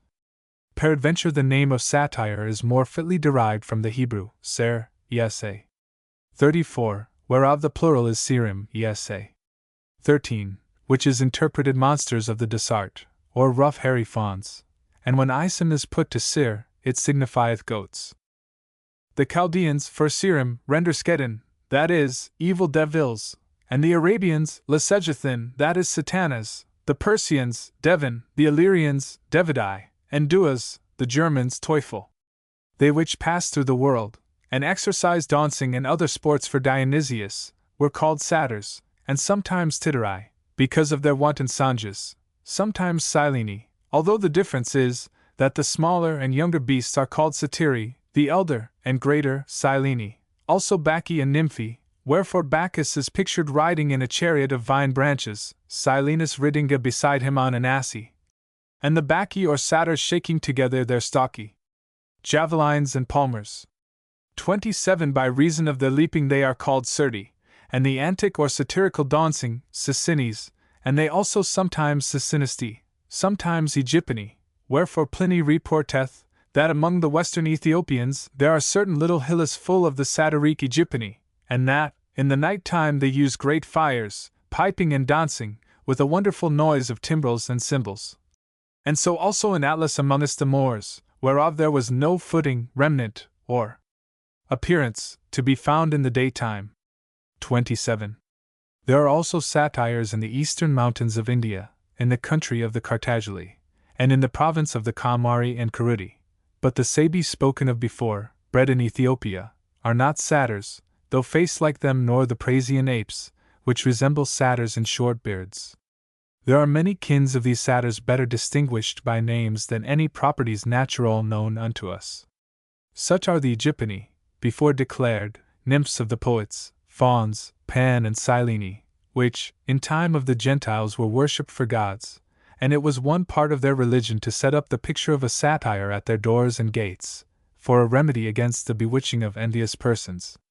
Satyrs have no humane conditions in them, nor any other resemblance of men besides their outward shape, though Solinus speaks of them like as of men. They carry their meat under their chin as in a storehouse, and from thence being hungry, they take it forth to eat, making it ordinary with them every day, which is but annual in the Formosi lions, being of very unquiet motions above other apes. They are hardly taken, except sick, great with young, old or asleep, for Scylla had a satyr brought him, which was taken asleep near Apollonia, in the holy place Nymphaeum, of whom he, by divers interpreters, demanded many questions, but received no answer, save only a voice very much like the neighing of a horse, whereof he being afraid, sent him away alive.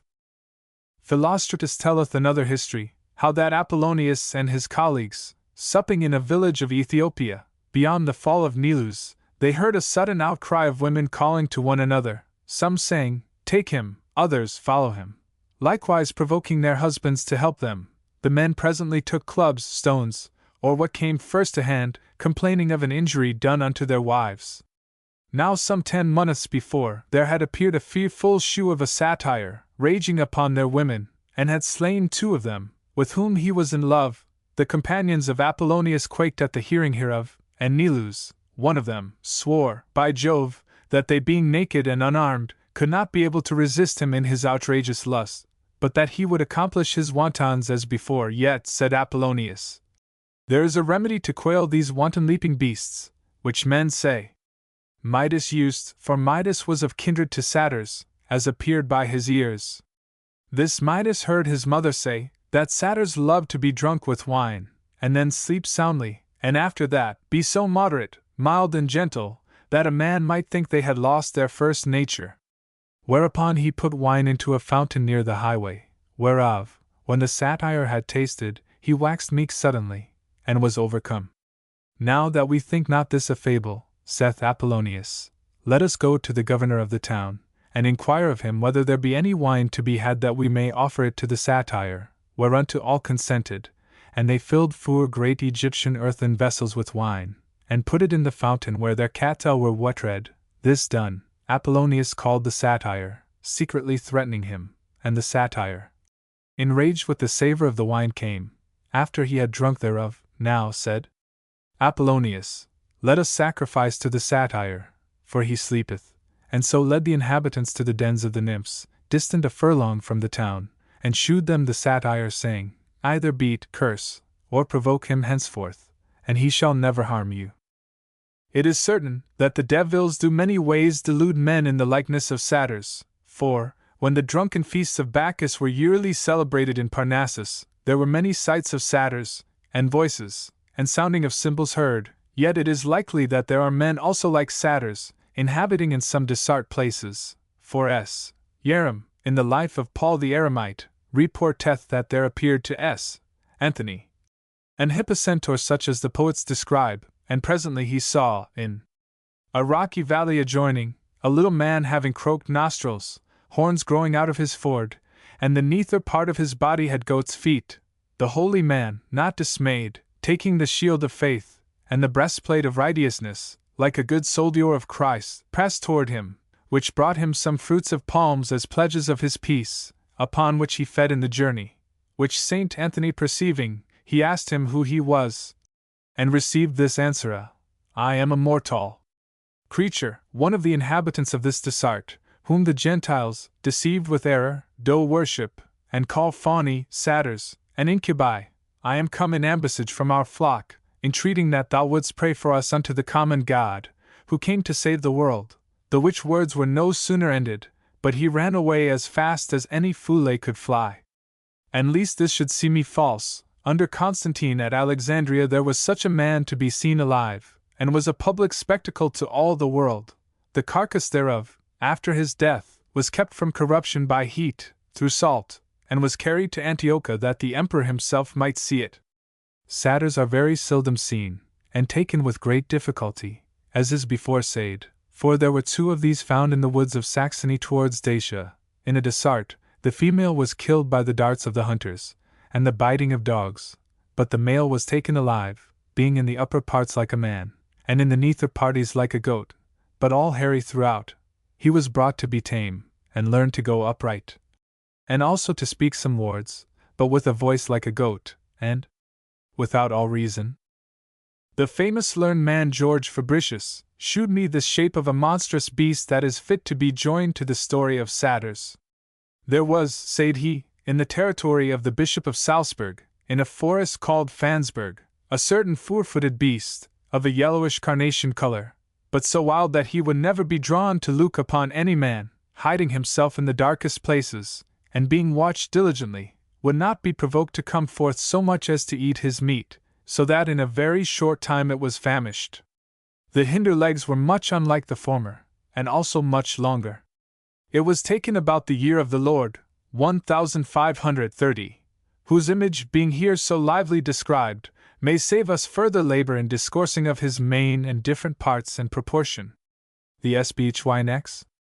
The Sphinga or Sphinx is of the kind of apes, but his breast up to his neck piled and smooth without hair. The face is very round, yet sharp and piked, having the breasts of women, and their favor or visage, much like them. In that part of the body which is bare without hair, there is a certain red thing rising in a round circle, like millet seed, which giveth great grace and comeliness to their colour, which in the middle part is humane. Their voice is very like a man's, but not articulate, sounding as if one did speak hastily, with indignation or sorrow. Their hair brown, or swarthy colour. They are bred in India and Ethiopia. In the promontory of the farthest Arabia near Daira are Sphinges, and certain lions, called Formici, so, likewise, they are to be found among us the troglodytae. Sphinga. As the baboons and cynocephaly are more wild than other apes, so the satyrs and sphinges are more meek and gentle, for they are not so wild that they will not be tamed, nor yet so tame, but they will revenge their own harms, as appeared by that which was slain in a public spectacle among the Thebans. They carry their meat in the storehouses of their own chaps or cheeks, taking it forth when they are hungry, and so eat it. The name of this Sphinx is taken from binding, as appeareth by the Greek notation, or else of delicacy and dainty nicelousness, wherefore there were certain common strumpets called sphincti, and the Megarian sphinges was a very popular phrase for notorious harlots, hath given occasion to the poets to feign a certain monster called Sphinx, which they say was thus derived. Hydra brought forth the chimera by Orthus, the Sphinx, and the Nemean lion. Now, this Orthus was one of Gerion's dogs.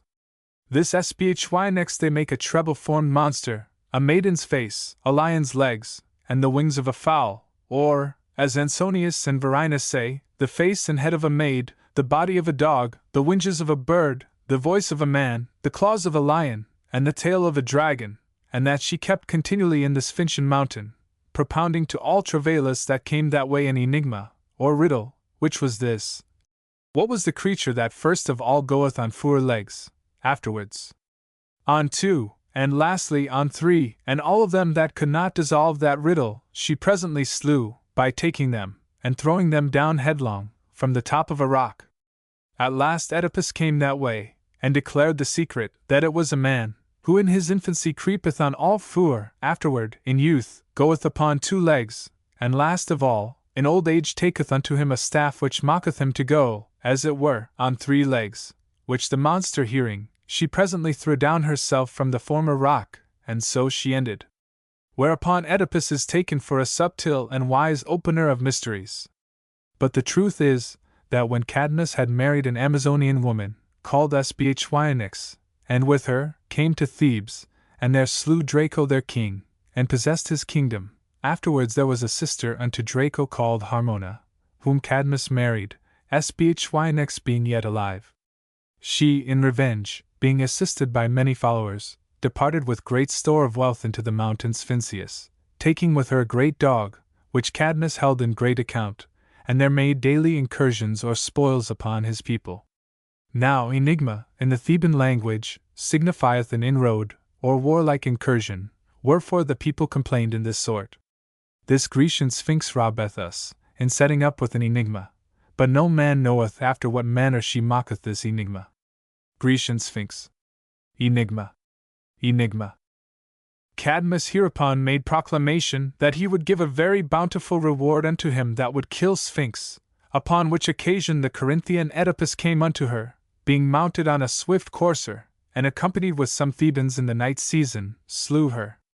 Others say that Oedipus by counterfeiting friendship, slew her, making shew to be of her faction, and Pausanias saith that the former riddle was not a riddle, but an oracle of Apollo, which Cadmus had received, whereby his posterity should be inheritors of the Theban kingdom, and whereas Oedipus, being the son of Laius, a former king of that country, was taught the oracle in his sleep, he recovered the kingdom usurped by Sphinx his sister, and, afterwards, unknown, married his mother.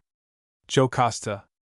But the true moral of this poetical fiction is by that learned Alciatus, in one of his emblems, deciphered, that her monstrous treble-formed shapes signified her lustful pleasure under a virgin's face, her cruel pride, under the lion's claws, her wind-driven luetae, under the eagle's, or bird's feathers, and I will conclude with the words of Suidas concerning such monsters, that the Tritons, Sphinges, and Centaurs are the images of those things, which are not to be found within the compasse of the whole world.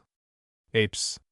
Slewpair, who could soar to the height of delineating a cyclops, is equal to the occasion when he has to deal with apes, and here he gives us an ape which, unfortunately, does not seem to have survived to modern times, namely, one which wove for itself coarse cloth, probably of rushes, had a cloak of skin, and walked upright, with the aid of a walking stick, and was so genteel, that, having no boots, he seems to have blacked his feet.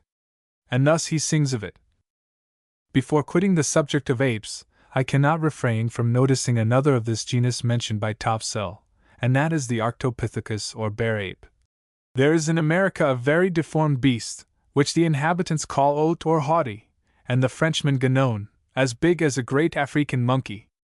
His belly hangeth very low, his head and face like unto a child's, and being taken, it will sigh like a young child. His skin is of an ash color, and hairy like a bear. He hath but 3 claws on a foot, as lunge as 4 fingers, and like the thorns of privet, whereby he climbeth up into the highest trees, and for the most part liveth of the leaves of a certain tree, being of an exceeding height, which the Americans call amahut, and thereof this beast is called oat.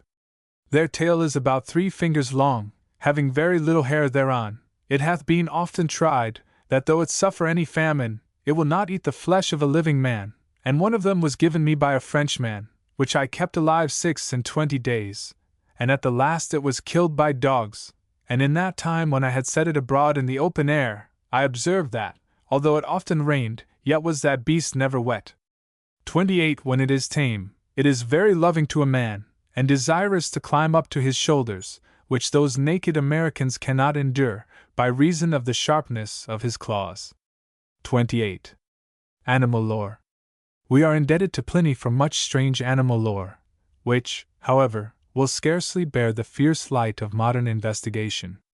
Thus, he tells us of places in which certain animals are not to be found, and narrates some very curious zoological anecdotes thereon. It is a remarkable fact that nature has not only assigned different countries to different animals, but that even in the same country it has denied certain species to certain localities. In Italy, the dormouse is found in one part only, the Messian forest. In Lycia, the gazelle never passes beyond the mountains which border upon Syria, nor does the wild ass in that vicinity pass over those which divide Cappadocia from Cilicia. On the banks of the Hellespont, the stags never pass into a strange territory, and about Arginusa, they never go beyond Mount Elephas. Those upon the mountains, too, have cloven ears. In the island of Porcelain, the weasels will not so much as cross a certain road. In Boeotia, the moles, which were introduced at Libadia, fly from the very soil of that country, while in the neighborhood, at Orchomenus, the very same animals tear up all the fields. We have seen coverlets for beds made of the skin of these creatures, so that our sense of religion does not prevent us from employing these ominous animals for the purposes of luxury.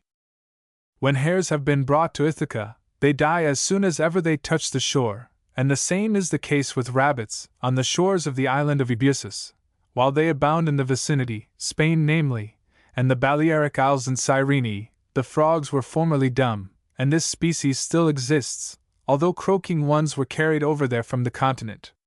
At the present day, even the frogs of the island of Seriphos are dumb, but when they are carried to other places, they croak. The same thing is also said to have taken place at Sicandrus, a lake of Thessaly.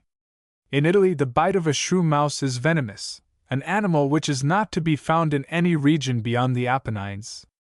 In whatever country it exists, it always dies immediately if it goes across the rut made by a wheel. Upon Olympus, a mountain of Macedonia, there are no wolves, nor yet in the Isle of Crete. In this island there are neither foxes nor bears, nor, indeed, any kind of baneful animal, with the exception of the phalangium, a species of spider. It is a thing still more remarkable that in this island there are no stags, except in the district of Sidon. The same is the case with the wild boar, the woodcock, and the hedgehog. He further tells us of animals which will injure strangers only, as also animals which injure the natives only. There are certain animals which are harmless to the natives of the country, but destroy strangers, such as the little serpents at Tyrinthus, which are said to spring out of the earth. In Syria, also, and especially on the banks of the Euphrates, the serpents never attack the Syrians when they are asleep, and even if they happen to bite a native who treads upon them, their venom is not felt, but to persons of any other country they are extremely hostile, and fiercely attack them, causing a death attended with great torture. On this account the Syrians never kill them. On the contrary, on Latmos, a mountain of Caria, as Aristotle tells us, strangers are not injured by the scorpions, while the natives are killed by them. He also throws some curious light, unknown to modern zoologists, on the antipathies of animals one to another. He says, "There will be no difficulty in perceiving that animals are possessed of other instincts besides those previously mentioned. In fact, there are certain antipathies, and sympathies among them, which give rise to various affections, besides those which we have mentioned in relation to each species, in its appropriate place. The swan and the eagle are always at variance, and the raven and the chloreus seek each other's eggs by night. In a similar manner, also, the raven and the kite are perpetually at war with one another, the one carrying off the other's food. So, too, there are antipathies between the crow and the owl, the eagle and the trochilus, between the last two, if we are to believe the story, because the latter has received the title of the king of birds, the same, again, with the owlet and all the smaller birds. Again, in relation to the terrestrial animals, the weasel is at enmity with the crow, the turtle-dove with the pyralis, the ichneumon with the wasp, and the phalangium with other spiders. Among aquatic animals, there is enmity between the duck and the seamew, the falcon known as the harp, and the hawk called the triorchis. In a similar manner, too, the shrew mouse and the heron are ever on the watch for each other's young, and the aegithus, so small a bird as it is, has an antipathy for the ass, for the latter, when scratching itself, rubs its body against the brambles, and so crushes the bird's nest. A thing of which it stands in such dread that, if it only hears the voice of the ass when it brays, it will throw its eggs out of the nest, and the young ones, themselves, will, sometimes, fall to the ground in their fright. Hence it is that it will fly at the ass, and peck at its sores with its beak. The fox, too, is at war with the nisus, and serpents with weasels and swine. Echelon is the name given to a small bird that breaks the eggs of the raven, and the young of which are anxiously sought by the fox, while, in its turn, it will peck at the young of the fox, and even the parent itself. As soon as the ravens espy this, they come to its assistance, as though against a common enemy. The acanthis, too, lives among the brambles, hence it is that it also has an antipathy to the ass, because it devours the bramble blossoms. The aegithus and the anthus, too, are at such mortal enmity with each other that it is the common belief that their blood will not mingle, and it is for this reason that they have the bad repute of being employed in many magical incantations. The thous and the lion are at war with each other, and, indeed, the smallest objects and the greatest, just as much. Caterpillars will avoid a tree that is infested with ants. The spider, poised in its web, will throw itself on the head of a serpent, as it lies stretched beneath the shade of the tree where it has built, and with its bite pierce its brain. Such is the shock, that the creature will hiss from time to time, and then, seized with vertigo, coil round and round, while it finds itself unable to take to flight, or so much as to break the web of the spider, as it hangs suspended above. This scene only ends with its death. The Manticora. Of curious animals, other than apes, depicted as having some approach to the human countenance, perhaps the most curious is the Manticora. It is not a parvenu, it is of ancient date, for Aristotle mentions it. Speaking of the dentition of animals, he says, "None of these genera have a double row of teeth. But if we may believe Ctesias, there are some which have this peculiarity, for he mentions an Indian animal called Marticora, which had 3 rows of teeth in each jaw. It is as large and rough as a lion, and has similar feet, but its ears and face are like those of a man, its eye is gray, and its body red. It has a tail like a land scorpion, in which there is a sting. It darts forth the spines with which it is covered, instead of hair, and it utters a noise resembling the united sound of a pipe and a trumpet. It is not less swift of foot than a stag, and is wild, and devours men." Pliny also quotes Ctesias, but he slightly diverges, for he says it has azure eyes, and is of the color of blood. He also affirms it can imitate the human speech. Parparenthus he mentions, in conjunction with the Manticora, another animal similarly gifted. By the union of the hyena with the Ethiopian lioness, the Coracata is produced, which has the same faculty of imitating the voices of men and cattle. Its gaze is always fixed and immovable. It has no gums in either of its jaws, and the teeth are one continuous piece of bone. They are enclosed in a sort of box, as it were, that they may not be blunted by rubbing against each other. Mays revenans a nos mutans, or rather Manticora. Topsell, in making mention of this beast, recapitulates all that Ctesias has said on the subject, and adds, "And I take it to be the same beast which Avicen calleth Marian, and Marica Morian. With her tail she woundeth her hunters, whether they come before her or behind her, and presently, when the quills are cast forth, new ones grow up in their room, wherewithal she overcometh all the hunters. And although India be full of divers ravening beasts, yet none of them are styled with a title of anthropophagi, that is to say, men-eaters, except only this Manticora. When the Indians take a whelp of this beast, they fall to and bruise the buttocks and tail thereof, so that it may never be fit to bring forth sharp quills. Afterwards it is tamed without peril. This, also, is the same beast which is called Lucricuta, about the bigness of a wild assy, being in legs and hoofs like a hart, having his mouth reaching on both sides to his ears, and the head and face of a female like unto a badger's. It is also called Mardiora, which in the Parsian tongue signifieth a devourer of men. Du Bartas in his first week, or the birth of the world, mentions our friend as being created. Created. It is mentioned by other writers, but I have a theory of my own about it, and that is, that it is only an idealized laughing hyena. The Lamia. The Lamia are mythological, and were monsters of Africa, with the face and breast of a woman, the rest of the body like that of a serpent. They allured strangers, that they might devour them, and though not endowed with the faculty of speech, their hissings were pleasing. Some believed them to be evil spirits, who, in the form of beautiful women, enticed young children, and devoured them. According to some, the fable of the Lamia is derived from the amours of Jupiter with a beautiful woman, Lamia, whom Juno rendered deformed, and whose children she destroyed. Lamia became insane, and so desperate, that she ate up all the children which came in her way. Topsell, before entering upon the natural history of the Lamia, as an animal, tells the following story of it as a mythological being.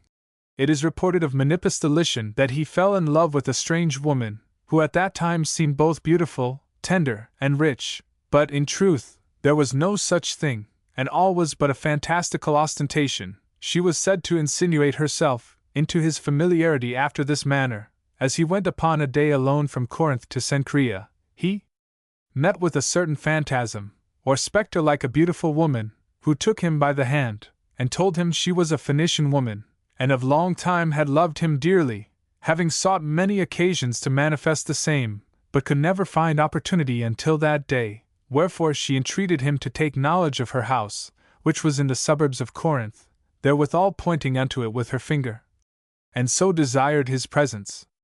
The young man, seeing himself thus wooed by a beautiful woman, was easily overcome by her allurements, and did ofttimes frequent her company.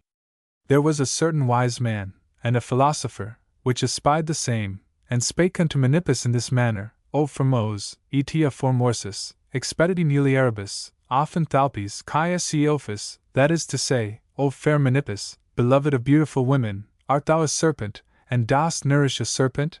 By which words he gave him his first admonition, or inkling of a mischief. But not prevailing, Menippus proposed to marry with this spectre, her house to the outward shew, being richly furnished with all manner of household goods.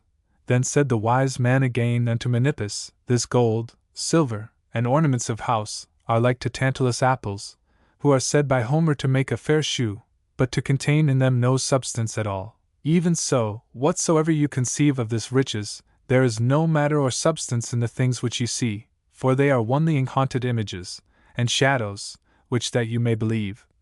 This your neat bride is one of the Empusi called Lamia, or Mormaliki, wonderful, desirous of commerce with men, and loving their flesh above measure. But those whom they do entice, afterwards they devour without love or pity, feeding upon their flesh. At which words the wise man caused the gold and silver plate, and household stuff, cooks, and servants to vanish all away. Then did the spectre, like unto one that wept, entreat the wise man that he would not torment her, nor yet cause her to confess what manner of person she was. But he, on the other side, being inexorable, compelled her to declare the whole truth, which was, that she was a fairy, and that she purposed to use the company of Menippus, and feed him fat with all manner of pleasures, to the extent that, afterward, she might eat up and devour his body, for all their kin love was only to feed upon beautiful young men. To leave therefore these fables, and come to the true description of the Lamia, we have in hand. In the 34th chapter of Essay, we do find this called a beast Lilith in the Hebrew, and translated by the ancients Lamia, which is threatened to possess Babel. Likewise in the 4th chapter of the Lamentations, where it is said in our English translation that the dragons lay forth their breasts, in Hebrew they are called a Hanam, which, by the confession of the best interpreters, cannot signify dragons, but rather sea calves, being a general word for strange wild beasts. Howbeit the matter being well examined, it shall appear that it must needs be this Lamia, because of her great breasts, which are not compatible either to the dragon, or sea calves. So then, we will take it for granted, by the testimony of Holy Scripture, that there is such a beast as this Christostinius. Dion also writeth that there are such beasts in some parts of Libya, having a woman's face, and very beautiful, also very large and comely shapes on their breasts, such as cannot be counterfeited by the art of any painter, having a very excellent color in their foreparts, without wings, and no other voice but hissing like dragons. They are the swiftest of foot of all earthly beasts, so as none can escape them by running, for by their celerity they compass their prey of beasts, and by their fraud they overthrow men. For when they see a man, they lay open their breasts, and by the beauty thereof, entice them to come near to conference, and so, having them within their compasse, they devour and kill them. Unto the same thing subscribe Celius and Giraldus, adding also, that there is a certain crooked place in Libya near the seashore, full of sand like to a sandy sea, and all the neighbor places thereunto are deserts. If it fortune at any time, that through shipwreck, men come there on shore, these beasts watch upon them, devouring them all, which either endeavor to travel on the land, or else to return back again to sea, adding also, that when they see a man they stand stone still, and stir not till he come unto them, looking down upon their breasts or to the ground, whereupon some have thought, that seeing them, at their first sight have such a desire to come near them, that they are drawn into their compasse, by a certain natural magical witchcraft. The hinder parts of the beast are like unto a goat, his forelegs like a bear's, his upper parts to a woman, the body scaled all over like a dragon, as some have affirmed by the observation of their bodies, when Probus, the emperor, brought them forth unto public spectacle. Also it is reported of them, that they devour their own young ones, and therefore they derive their name Lamia, of lamiando, and thus much for this beast. The centaur. This extraordinary combination of man and animal is very ancient, and the first I can find is Assyrian. Mr. W. St. Chad Boscawen, in one of his British Museum lectures, afterwards published under the title of From Under the Dust of Ages, speaking of the seasons and the zodiacal signs, in his lecture on the legend of Gizdabar, says, Gizdabar has a dream that the stars of heaven are falling upon him, and like Nebuchadnezzar, he can find no one to explain the hidden meaning to him. He is, however, told by his huntsman, Zaidu, of a very wise creature who dwells in the marshes, 3 days' journey from Erech. The strange being, whom this companion of the hero is dispatched to bring to the court, is one of the most interesting in the epic. He is called Hibani, he whom he has made. This mysterious creature is represented on the gems, as half a man and half a bull. He has the body, face, and arms of a man, and the horns, legs, hoofs, and tail of a bull. Though in form rather resembling the satyrs, and in fondness for, and in association with the cattle, the rustic deity Pan, yet in his companionship with Gizdabar, and his strange death, he approaches nearer the centaur Chiron, who was the companion of Heracles. By his name he was the son of He, whom Berosus identifies as Kronos, as Chiron was the son of Kronos. Like Chiron, he was celebrated for his wisdom, and acted as the counselor of the hero, interpreting his dreams, and enabling him to overcome the enemies who attacked him. Chiron met his death at the hand of Heracles, one of whose poisoned arrows struck him, and though immortal, he would not live any longer, and gave his immortality to Prometheus. Zeus made Chiron among the stars of Sagittarius. Here again we have a striking echo of the Chaldean legend, in the Erech story. According to the arrangement of tablets, the death of Hibani takes place under the sign of Sagittarius, and is the result of some fatal accident during the combat between Gizdabar and Kumbaba. Like the centaurs, before his call to the court of Gizdabar, Hibani led a wild and savage life. It is said on the tablets that he consorted with the wild beasts. With the gazelles he took his food by night, and consorted with the cattle by day, and rejoiced his heart with the creeping things of the waters. Hibani was true and loyal to Gizdabar, and when Ishtar, the Assyrian Venus, foiled in her love for Gizdabar, flew to heaven to see her father Anu, the Chaldean Zeus, and to seek redress for the slight put upon her, the latter created a winged bull, called the Bull of Heaven, which was sent to earth. Hibani, however, helps his lord, the bull is slain, and the two companions enter Erech in triumph. Hibani met with his death when Gizdabar fought Kumbaba, and Gizdabar for Hibani his friend wept bitterly and lay on the ground. Thus, centuries before the Romans had emerged from barbarism, we have the prototype of the classical centaur, the man-horse. The fabled centaurs were a people of Thessaly, half men, half horses, and their existence is very cloudy. Still, they were often depicted, and the two examples of a male and female centaur, from a fresco at Pompeii, are charmingly drawn. It will be seen that both are attended by bacchantes bearing thyrsus, a delicate allusion to their love of wine, for it was owing to this weakness that their famous battle with the Lapithae took place. The centaurs were invited to the marriage of Hippodamia with Pirithous, and, after the manner of cowboys, Uptown. They got intoxicated, were very rude, and even offered violence to the women present. That the good knights, Sir Hercules and Sir Theseus, could not stand, and with telepathy, gave the centaurs a thrashing, and made them retire to Arcadia. They had a second fight over the matter of wine, for the centaur Pholus gave Hercules to drink of wine meant for him, but in the keeping of the centaurs, and these ill-conditioned animals resented it, and attacked Hercules with fury. They were fearfully punished, and but few survived. Pliny pooh-poohs the mythical origin of the centaurs, and says they were Thessalians, who dwelt along Mount Pelion, and were the first to fight on horseback.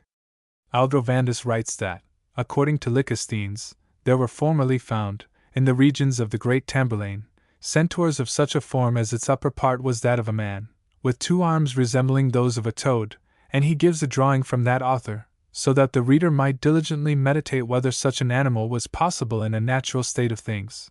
But the artist seems to have forgotten the forelegs. Chester. The Gorgon. In the title page of one edition of The History of Four-Footed Beasts, 1607, Topsell gives this picture of the Gorgon, and he says, respecting this curious animal, the following. Among the manifold and divers sorts of beasts which are bred in Afrique, it is thought that the Gorgon is brought forth in that country.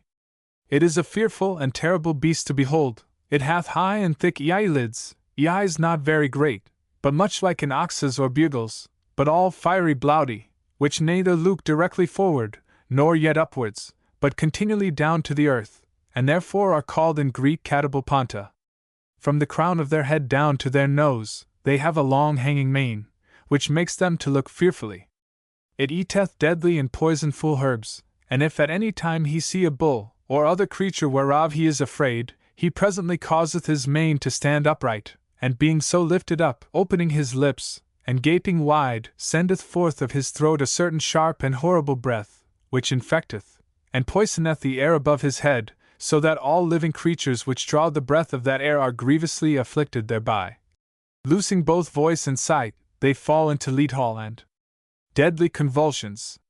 It is bred in Hesperia and Libya. The poets have a fiction that the Gorgons were the daughters of Medusa and Phorcynus, and are called Steingo, and by Hesiodus, Steno, and Ariel inhabiting the Gorgadian islands in the Ethiopic Ocean, over against the gardens of Hesperia. Medusa is said to have the hairs of his head to be living serpents, against whom Perseus fought, and cut off his head, for which cause he was placed in heaven on the north side of the zodiac above the wagon, and on the left hand holding the Gorgon's head.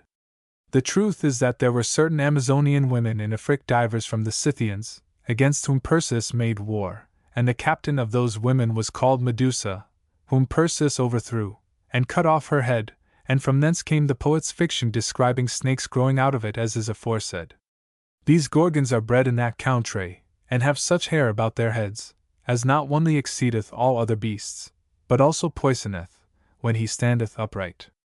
Pliny calleth this beast catapulpan, 29, because it continually looketh downwards, and saith all the parts of it are but small excepting the head, which is very heavy, and exceedeth the proportion of his body, which is never lifted up, but all living creatures die that see his eyes. 29.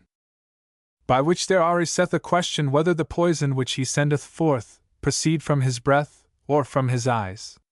Whereupon it is more probable, that like the cockatrice, he killeth by seeing, than by the breath of his mouth, which is not compatible to any other beasts in the world. Besides, when the soldiers of Marius followed Jugurtha, they saw one of these Gorgons, and supposing it was some sheep, bending the head continually to the earth, and moving slowly, they set upon him with their swords, whereat the beast, disdaining, suddenly discovered his eyes, setting his hair upright, at the sight whereof the soldiers fell down dead. Marius, hearing thereof, sent other soldiers to kill the beast, but they likewise died, as the former. At last the inhabitants of the country told the captain the poison of this beast's nature, and that if he were not killed upon a Sodain, with only the sight of his eyes he sent death into his hunters.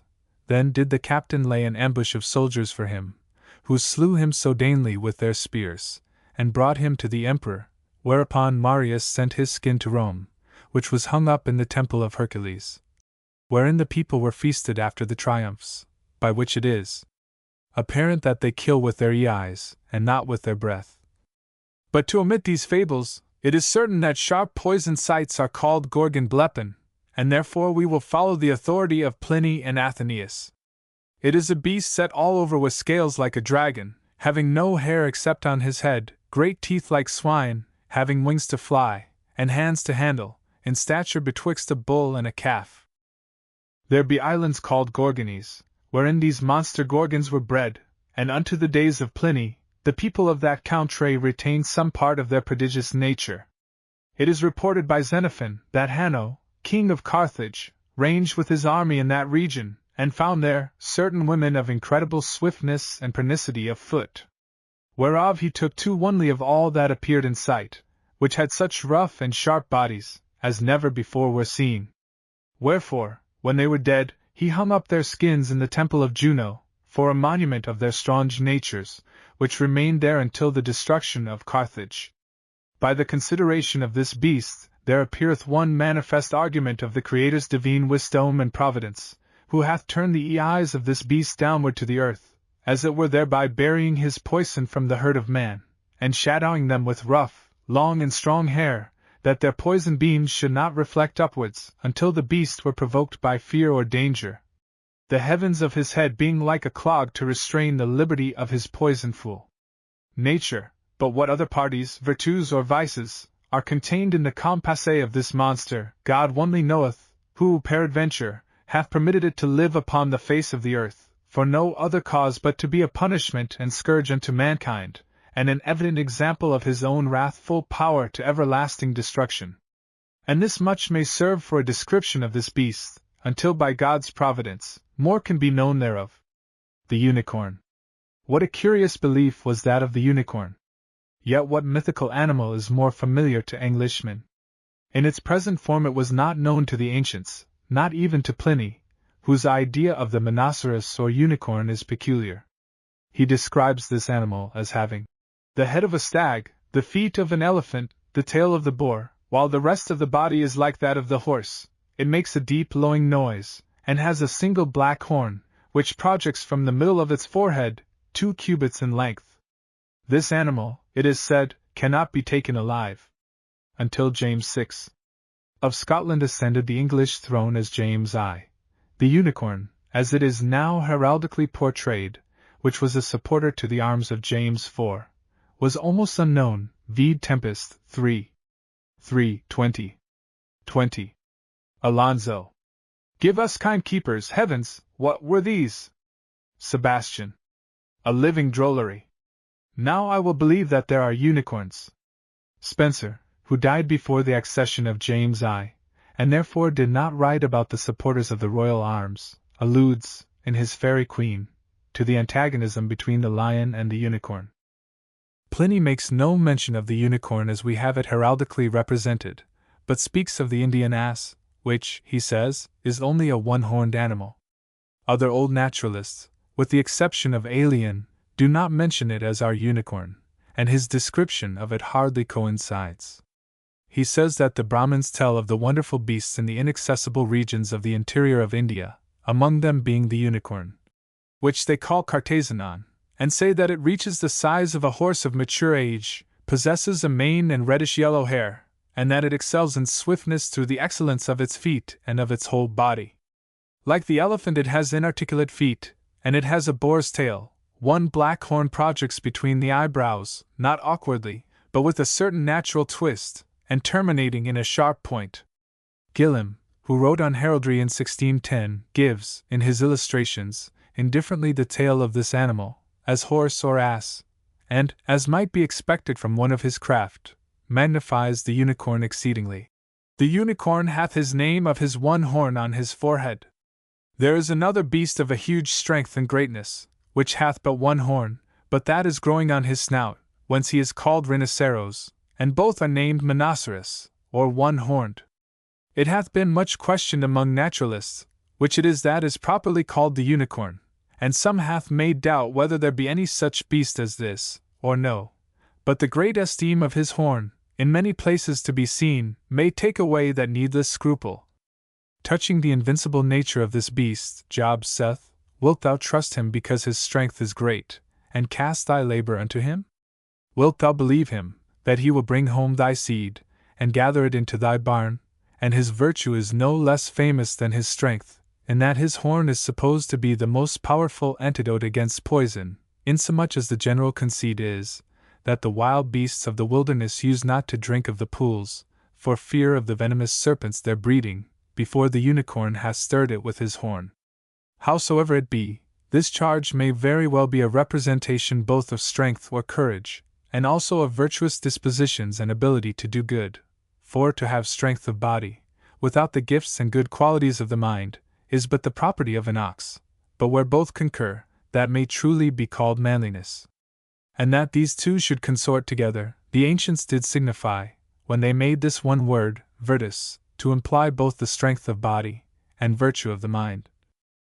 It seemeth, by a question moved by Pharnesius, that the unicorn is never taken alive, and the reason being demanded, it is answered that the greatness of his mind is such, that he chooseth rather to die than to be taken alive, wherein, saith he, the unicorn and the valiant-minded soldier are alike, which both contemn death, and rather than they will be compelled to undergo any base servitude or bondage, they will lose their lives.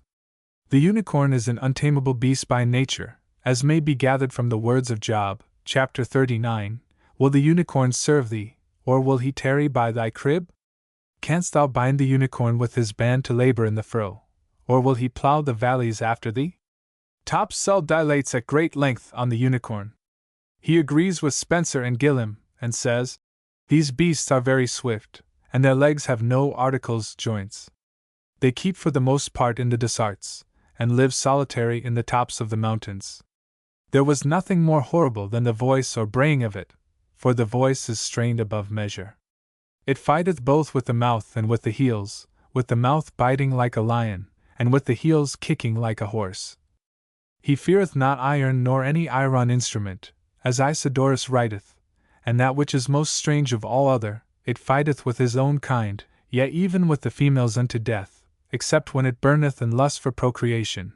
But unto stronger beasts, with whom he hath no affinity in nature, he is more sociable and familiar, delighting in their company when they come willing unto him, never rising against them, but, proud of their dependence and retinue, keepeth with them all quarters of league and truce.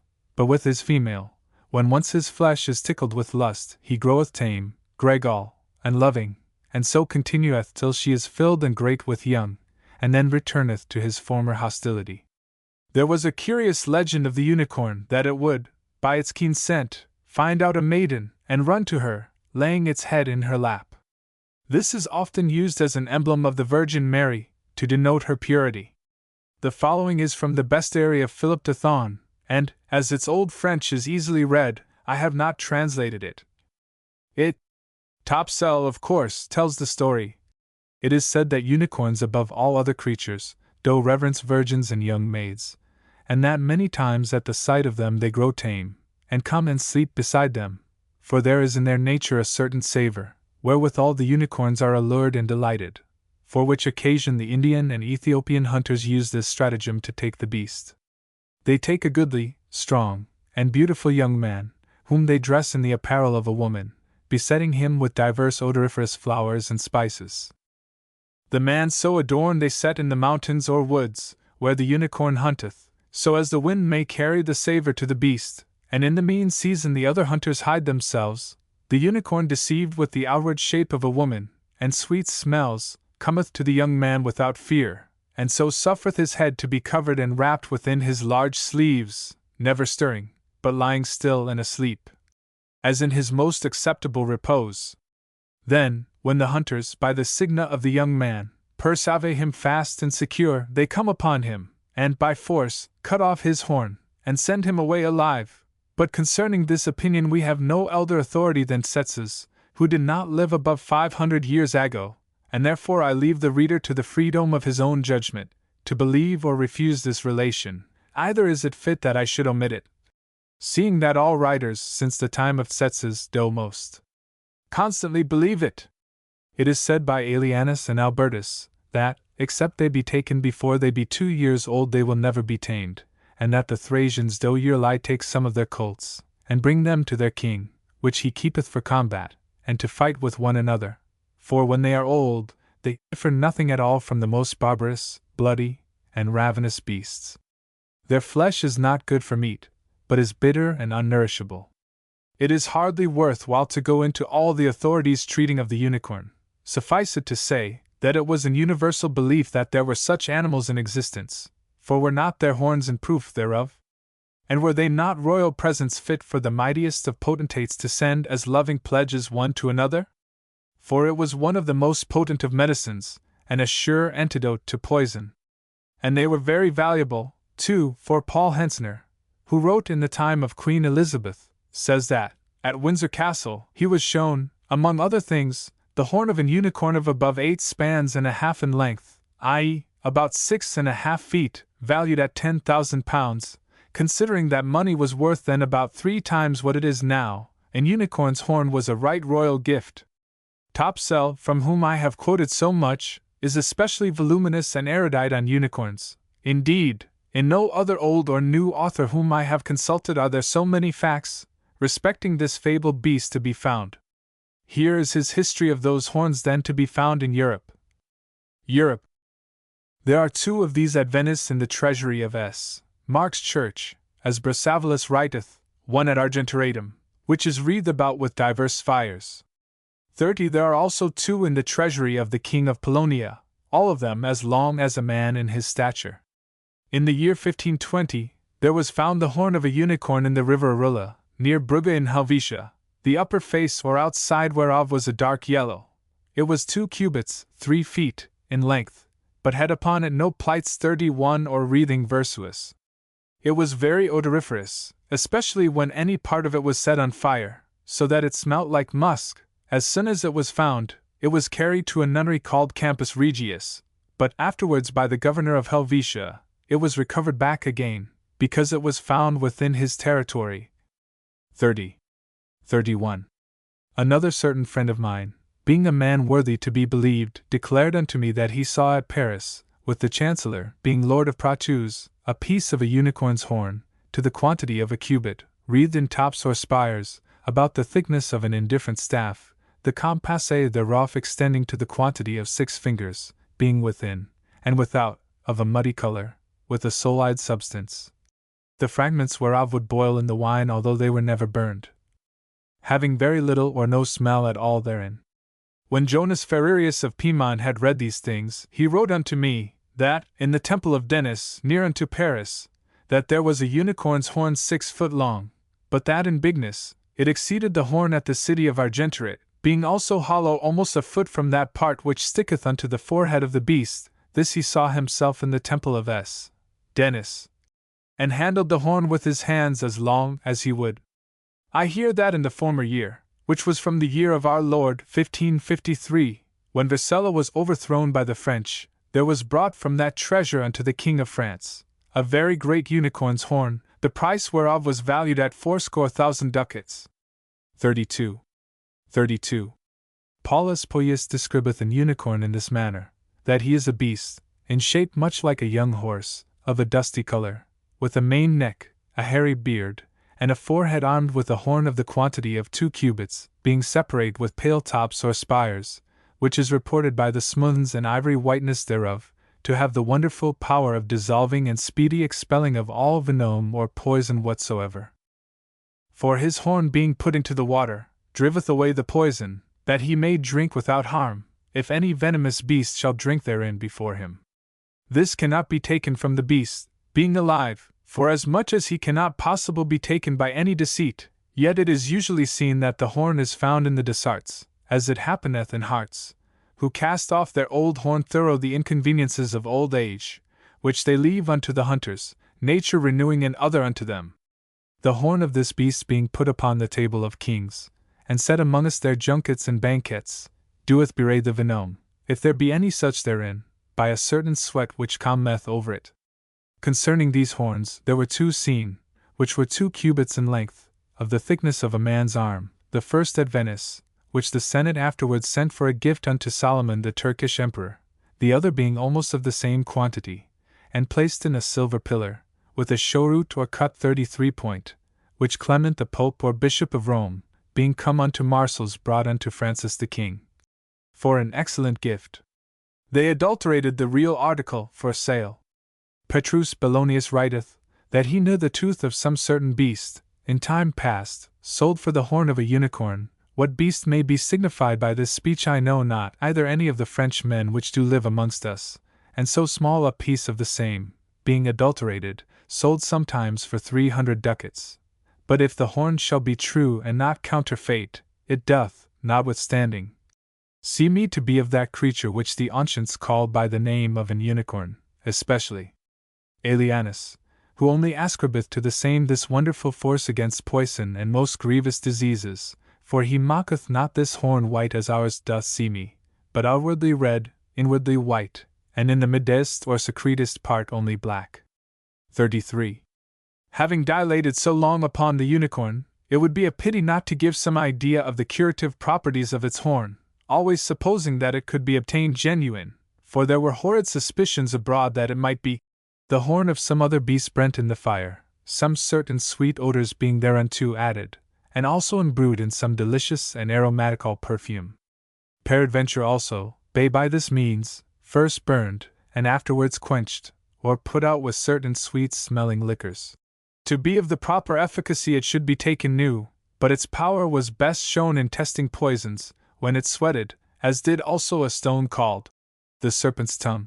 And the proper way to try whether it was genuine or not, was to give red arsenic or orpiment to 2 pigeons, and then to let them drink of 2 samples. If genuine, no harm would result; if adulterated or false, the pigeons would die.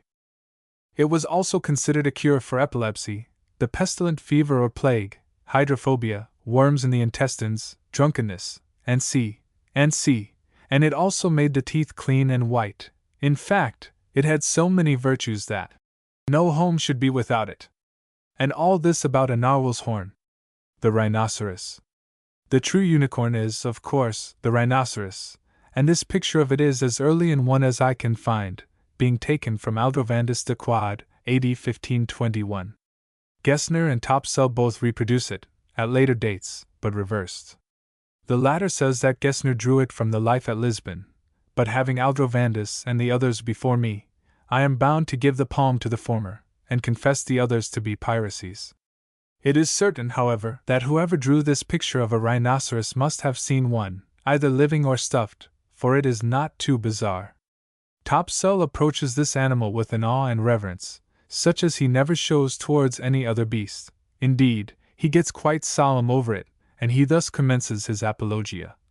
But for my part, which write the English story, I acknowledge that no man must look for that at my hands, which I have not received from some other, for I would be unwilling to write anything untrue or uncertain out of mine own invention, and truth on every part is so dear unto me, that I will not lie to bring any man in love and admiration with God and his works, for God needeth not the lies of men. To conclude, therefore, this preface, as the beast is strange, and never seen in our country, so my eyesight cannot add anything to the description, therefore hearken unto that which I have observed out of other writers. They were very rare beasts, among the early Roman emperors, but in the later empire they were introduced into the circus. But many centuries rolled on before we, in England, were favored with a sight of this great animal. Topsell had not seen one, and he wrote in 1607, so we accept his apologia with all his errors. Appianus saith that there was never yet any distinction of sexes in these rhinoceros, for all that ever have been found were males, and not females, but from hence let no body gather that there are no females, for it were impossible that the breed should continue without females. When they are to fight they whet their horn upon a stone, and there is not only a discord between these beasts and elephants for their food, but a natural description and enmity, for it is confidently affirmed, that when the rhinoceros which was at least born, was brought into the presence of an elephant, the elephant ran away from him. How and what place he overcometh the elephant, we have shewed already in his story, namely, how he fasteneth his horn in the soft part of the elephant's belly. He is taken by the same means that the unicorn is taken, for it is said by Albertus, Isidorus, and Alumnus, that above all other creatures they love virgins, and that unto them they will come be they never so wild, and fall asleep before them, so being asleep they are easily taken and carried away. All the later physicians do attribute the virtue of the unicorn's horn to the rhinocerio's horn. Sir Marco Polo, speaking of Sumatra, or, as he called it, Java, says in that island there are numerous unicorns. They have hair like that of a buffalo, feet like those of an elephant, and a horn in the middle of the forehead, which is black and very thick. They do no mischief, however, with the horn, but with the tongue alone, for this is covered all over with long and strong prickles, and when savage with any one they crush him under their knees, and then rasp him with their tongue. The head resembles that of a wild boar, and they carry it ever bent towards the ground. They delight much to abide in mire and mud. 'Tis a passing ugly beast to look upon, and is not in the least like that which our stories tell us of as being caught in the lap of a virgin. In fact, 'tis altogether different from what we fancied. The Gullo. Olaus Magnus thus describes the Gullo or Gulan. Amongst all creatures that are thought to be insatiable in the northern parts of Sweden, the Gullo hath his name to be the principal, and in the vulgar tongue they call him Djurf, but in the German language Vielfraß, in the Sclavenish speech Rosamaka, from his much eating, and the Latin name is Gullo, for he is so called from his gluttony.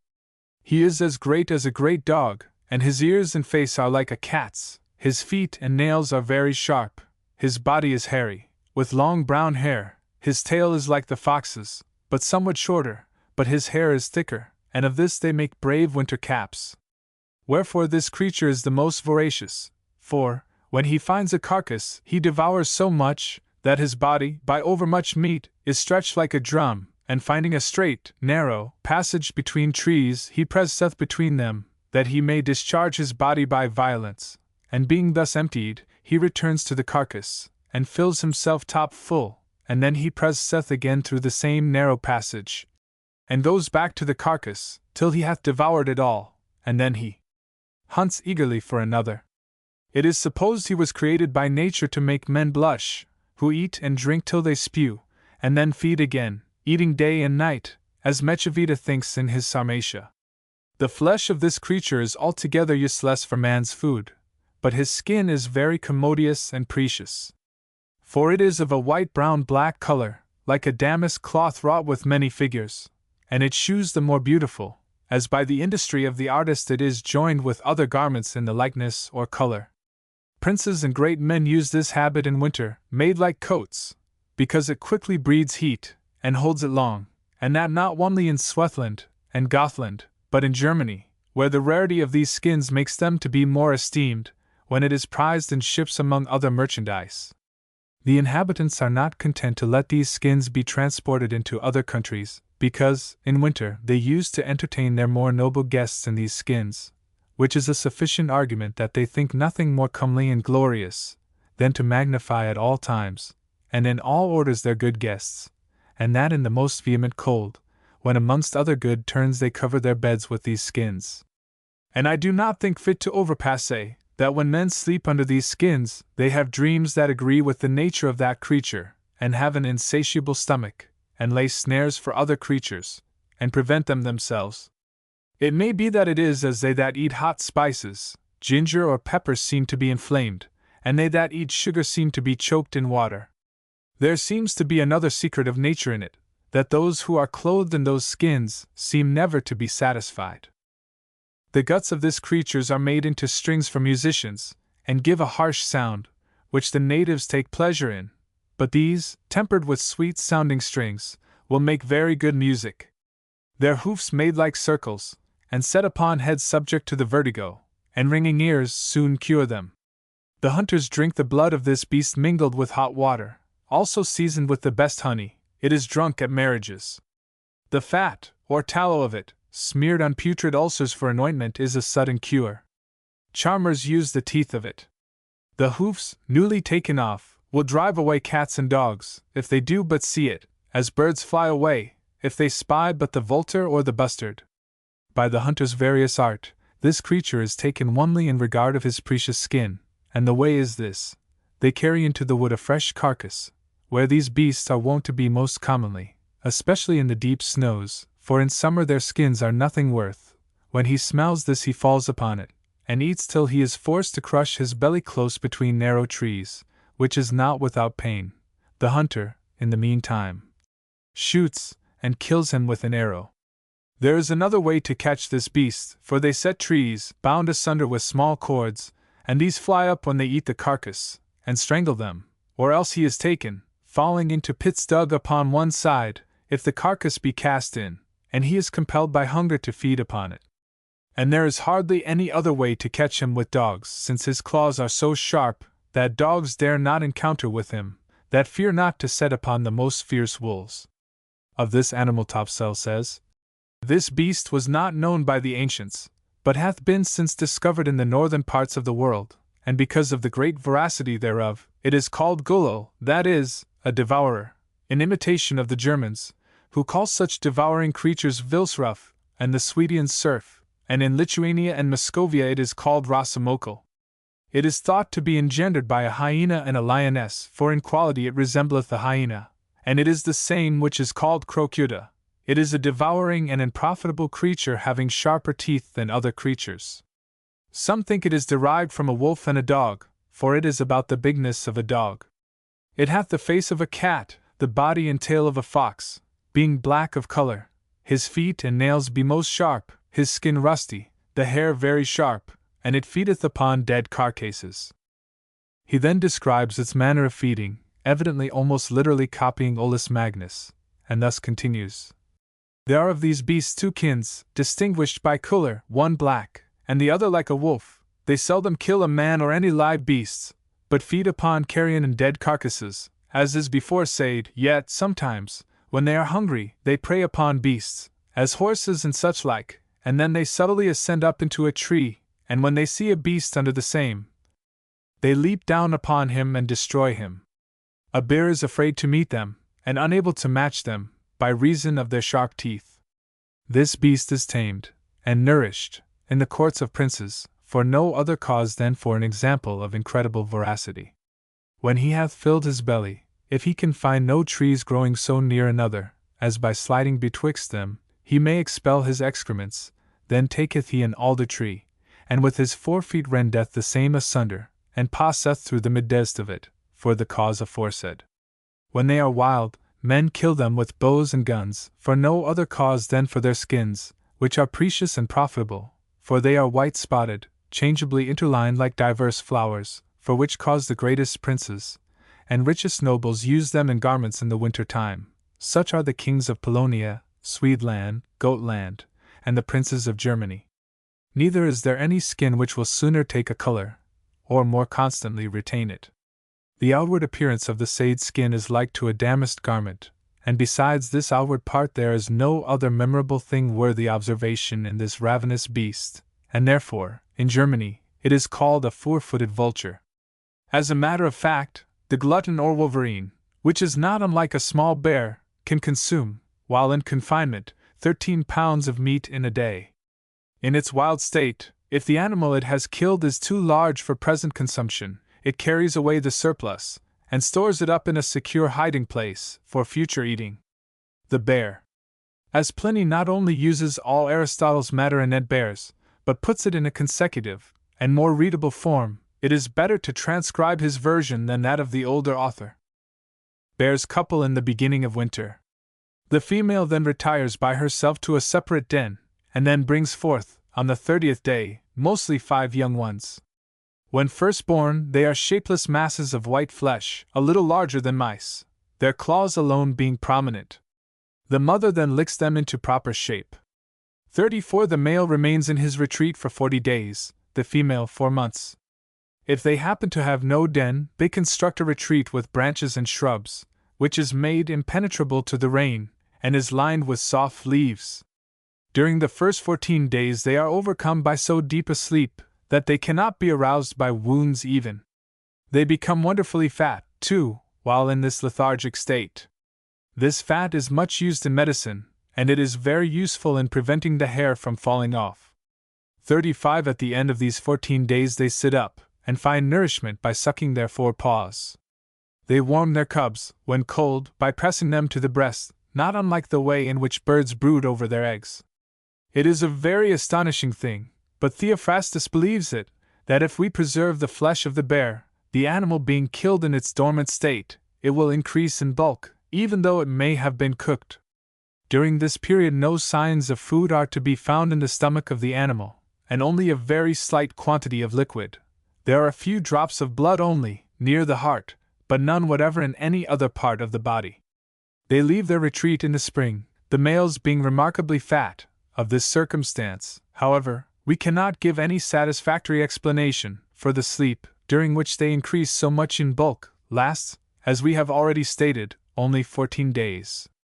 When they come out, they eat a certain plant, which is known as aros, in order to relax the bowels, which would otherwise become in a state of constipation, and they sharpen the edges of their teeth against the young shoots of the trees.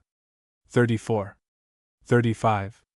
Their eyesight is dull, for which reason in especial, they seek the combs of bees, in order that from the bees stinging them in the throat, and drawing blood, the oppression in the head may be relieved.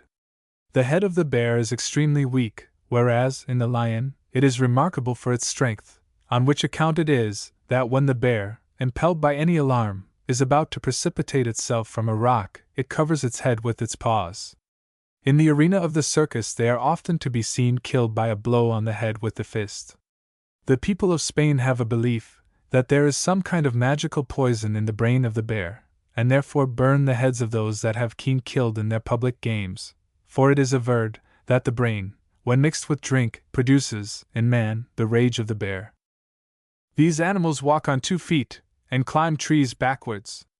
They can overcome the bull, by suspending themselves, by all 4 legs, from his muzzle and horns, thus wearing out its powers by their weight. In no other animal is stupidity found more adroit in devising mischief. Olaus Magnus, in writing about bears, gives precedence to the white, or Arctic bear, and gives an insight into the religious life of the old Norsemen, who, when converted, thought their most precious things none too good for the church. If we consider the risk run in obtaining a white bear's skin, and the privations and cold endured in getting it, we may look upon it as a Norse treasure. Silver and gold have I none, but such as I have, give I unto thee. He gives a short, but truthful account of their habits, and winds up his all too brief narration thus. These white bear skins are wont to be offered by the hunters, for the high altars of cathedrals, or parochial churches, that the priest celebrating Mass standing, may not take cold of his feet, when the weather is extreme cold. In the church at Nidrosum, which is the metropolis of the kingdom of Norway, every year such white skins are found, that are faithfully offered by the hunters' devotion, whensoever they take them, and wolves' skins to buy wax lights, and to burn them in honor of the saints. Olaus Magnus is very veracious in his dealings with white bears, but he morally retrogrades when he touches upon the black and brown bears. The illustrations of this portion of Olaus Magnus are exceedingly graphic. In treating of the cunning used in killing bears, he says, "In killing black and cruel bears in the northern kingdoms, they use this way, namely, that when, in autumn, the bear feeds on certain red ripe fruit, cranberries, on trees that grow in clusters like grapes, either going up into the trees, or standing on the ground, and pulling down the trees, the cunning hunter, with broad arrows from a crossbow shoots at him, and these pierce deep, and he is so suddenly moved with this fright and wound received, that he presently voids backward all the fruit he ate, as hailstones, and presently runs upon an image of a man made of wood, that is set purposely before him, and rends and tears that, till another arrow hit him, that gives him his death's wound, shot by the hunter that hides himself behind some stone or tree. For when he hath a wound, he runs furiously, at the sight of his blood, against all things in his way, and especially the she-bear, when she suckleth her whelps. The bears watch diligently for the passing of deer, and chiefly, the she-bear when she hath brought forth her whelps, who not so much for hunger, as for fearing of losing her whelps, is wont to fall cruelly upon all she meets. For, she being provoked by any violence, far exceeds the force of the he-bear, and craft, that she may revenge the loss of her young. For she lies hid amongst the thick boughs of trees, and young shoots, and if a deer, trusting to the glory of his horns, or quick smell, or swift running, come too near that place unawares, she suddenly falls out upon him to kill him, and if he first defend himself with his horns, yet he is so tired with the knots and weight of them, being driven by the rage of the bear, that he is beaten to the ground, that losing force and life, he falls down a prey to be devoured. Then she will set upon the bull with his horns, using the same subtlety, and cast herself upon his back, and when the bull strives with his horns to cast off the bear, and to defend himself, she fasteneth on his horns and shoulders with her paws, till, weary of the weight, he falls down dead. Then laying the bull on his back like a wallet, she goes on 2 feet into the secret places of the woods to feed upon him. But when, in winter, she is hunted, she is betrayed by dogs, or by the prints of her feet in the snow, and can hardly escape from the hunters that run about her from all sides. Magnus then retails the usual fables about bears licking their young into shape, their building houses, and see, after which he discourses about the bear and hedgehog, a story which has nothing to do with the picture. It is described as the battle between the hedgehog and the bear. Though the urchin have sharp pointed prickles, whereby he gathereth apples to feed on, and these he hides in hollow trees, molesting the bear in his den, yet is he oppressed by the cunning and weight of the bear, namely when the urchin rolls himself up round as a ball, that there is nothing but his prickles to come at, yet with this means he cannot prevail against the bear, which opens him, to revenge the wrong he did her in violating her lodging. Nor can the bear eat the hedgehog, it is such miserable poor and prickly meat. Wherefore returning again into his cave, he sleeps, and grows fat, living by sucking his paw. The bears also fight against the boars, but seldom get the victory, because they can better defend themselves with their tusks, than the bull or the deer can by their horns, or running swiftly. The strong horses keep off the bears with their biting and kicking, from the maras that are great with foals. Young colts save themselves by running, but they will always hold this fear, and so become unprofitable for the wars. Wherefore they use this stratagem. Some soldier puts on a bear's skin, and meets them, by reason that they are horses that the bears have hunted. The northern bears seem to have been wonderful creatures, for they used to go mad after eating mandragora, and then they were in the habit of making a meal off ants, by way of recovering their sanity. They were then, as now, noted for their love of honey, and this illustration depicts them as coming out of, and going into the ground after bees and honey. Nay, it would seem as if they even invaded the barrels put up in the trees to serve as hives. But man was more cunning than they, and a good bear skin in those cold regions had a value far exceeding honey. Since that in the northern countries, especially Podolia, Russia, and places adjacent, because of the great multitude of bees, the hives at home will not contain them, the inhabitants willingly let them fly unto hollow trees, made so by nature or by art, that they may increase there. Wherefore mortal stratagems are thus prepared for bears, that use to steal honey, for they having a most weak head, as a lion hath the strongest, for sometimes they will be killed with a blow under their ear, namely a wooden club set round with iron points is hung over the hole the bees come forth of, from some high bough, or otherwise, and this, being cast upon the head of the greedy bear that is going to steal the honey, kills him striving against it, so he loseth his life, flesh, and skin, to the master for a little honey. Their flesh is salted up like hog's flesh, stag's flesh, elk's, or range deer's flesh, to eat in camps, and the tallow of them is good to cure any wounds. Every one of my readers, who is not a Scotsman, will appreciate the delicate musical taste of the bear. In the matter of bagpipes, Bruin cannot stand the skirling, and in the illustration, seems to be remonstrating with the piper. It is well enough known that bears, dolphins, stags, sheep, calves, and lambs are much delighted with music, and again, they are to be driven from their herds by some harsh-sounding pipes, or horns, that when they hear the sound they will be gone into the woods, a great way off. Now the shepherds of the cattle know this well enough. They will play upon their 2 horned pipes continually, which sometimes are taken away by bears, until such time as the bear is forced by hunger to go away to get his food. Wherefore they take a goat's horn, and sometimes a cow's horn, and make such a horrid noise, that they scare the wild beasts, and so return safe to their dispersed flocks. This 2-horned pipe, which in their tongue they call seat pipe, they carry to the fields with them, for they have learned by use, that their flocks and herds will feed the better and closer together.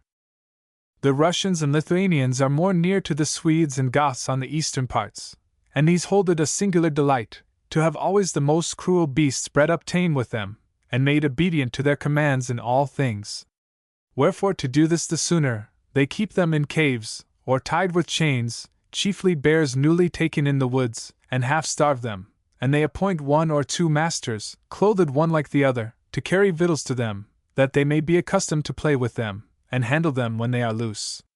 Also they play on pipes sweetly, and with this they are much taken, and thus they use them to sport and dance, and then, when the pipes sound differently, they are taught to lift up their legs, as by a more sharp sign, to end the dance with, that they may go on their hinder feet, with a cap in their 4 feet, held out to the women and maids, and others that saw them dance, and ask a reward for their dancing, and if it is not given freely, they will murmur, as they are directed by their master, and will nod their heads, as desiring them to give more money. So the master of these bears, that cannot speak the language of other countries, will get a good gain by his dumb beast.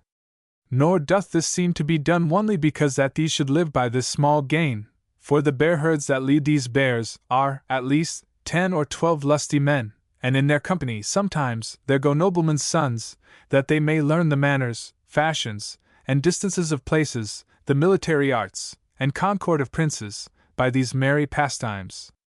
But since they were found, in Germany, to spoil travellers, and to cast them to their bears to eat, most strict laws are made against them, that they may never come there again.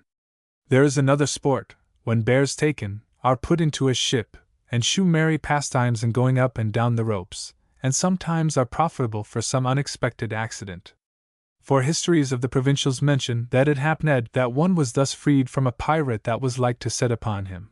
For the pirate coming on, was frightened at it, when he saw afar off men, as he supposed, going up and down the ropes, from the top mast, as the manner is to defend the ship.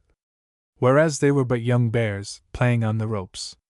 But the most pleasant sight of all is, that when the bears look out of the ship into the waters, a great number of sea calves will come and gaze upon them, that you would think an innumerable company of hogs swam about the ship, and they are caught by the seamen with long spears, with hooks, and a cord tied to them, and so are also the other beasts, that come to help the sea calves, taken, and crying like to hogs.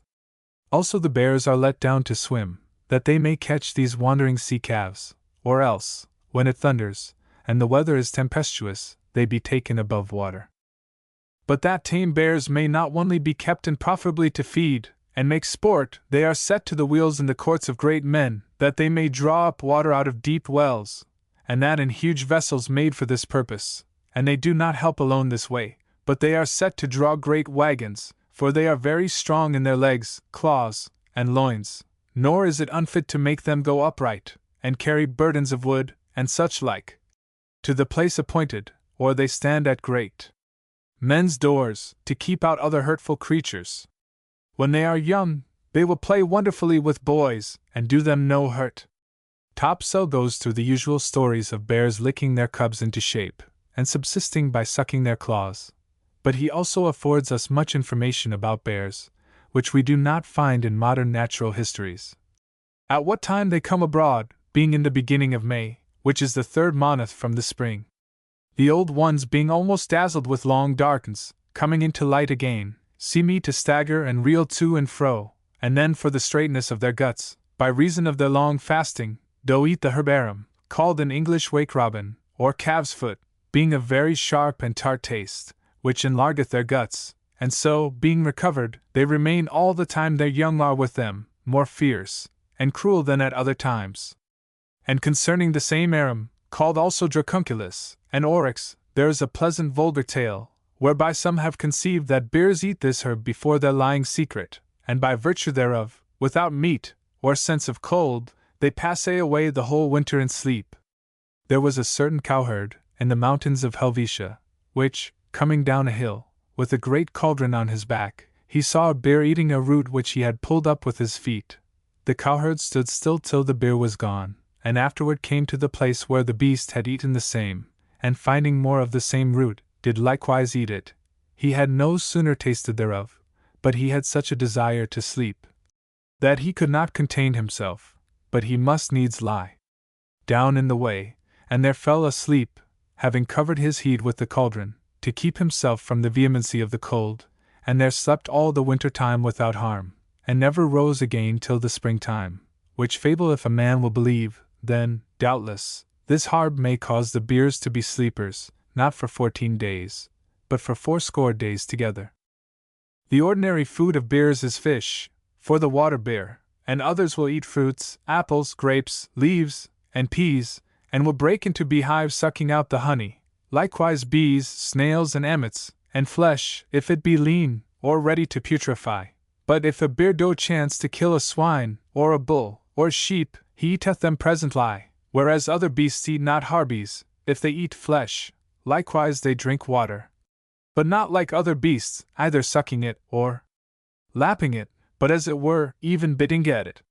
They are exceeding full of fat or lard grease, which some use superstitiously beaten with oil, wherewith they anoint their grape sickles when they go to vintage, persuading themselves that if nobody knows thereof, their tender vine branches shall never be consumed by caterpillars. Others attribute this to the virtue of bear's blood, and Theophrastus affirmeth, that if bear's grease be kept in a vessel, at such time as the bears lie secret, it will either fill it up, or cause it to run over. The flesh of bears is unfit for meat, yet some used to eat it, after it hath been twice sodden. Other eat it baked in pasties, but the truth is, it is better for medicine than food. Theophrastus likewise affirmeth, that at the time when bears lie secret, their dead flesh increaseth, which is kept in houses, but bears' 4 feet are held for a very delicate and well-tasted food, full of sweets, and much used by the German princes. And because of the fierceness of this beast, they are seldom taken alive, except they be very young, so that some are killed in the mountains by poison, the country being so steep and rocky that hunters cannot follow them, some taken in ditches of the earth, and other gins. Appianus relateth that near Tigris in Armenia, the inhabitantes use this stratagem to take bears.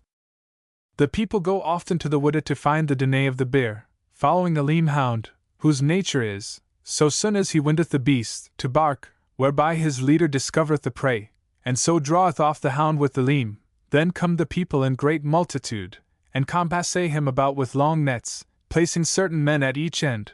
Then tie they a long rope to one side of the net, as high from the ground as the small of a man's belly, whereunto are fast that divers plumes and feathers of vultures, swans, and other resplendent colored birds, which, with the wind make a noise or hissing, turning over and glistering. On the other side of the net they build 4 little hovels of green boughs, wherein they lay 4 men covered all over with green leaves.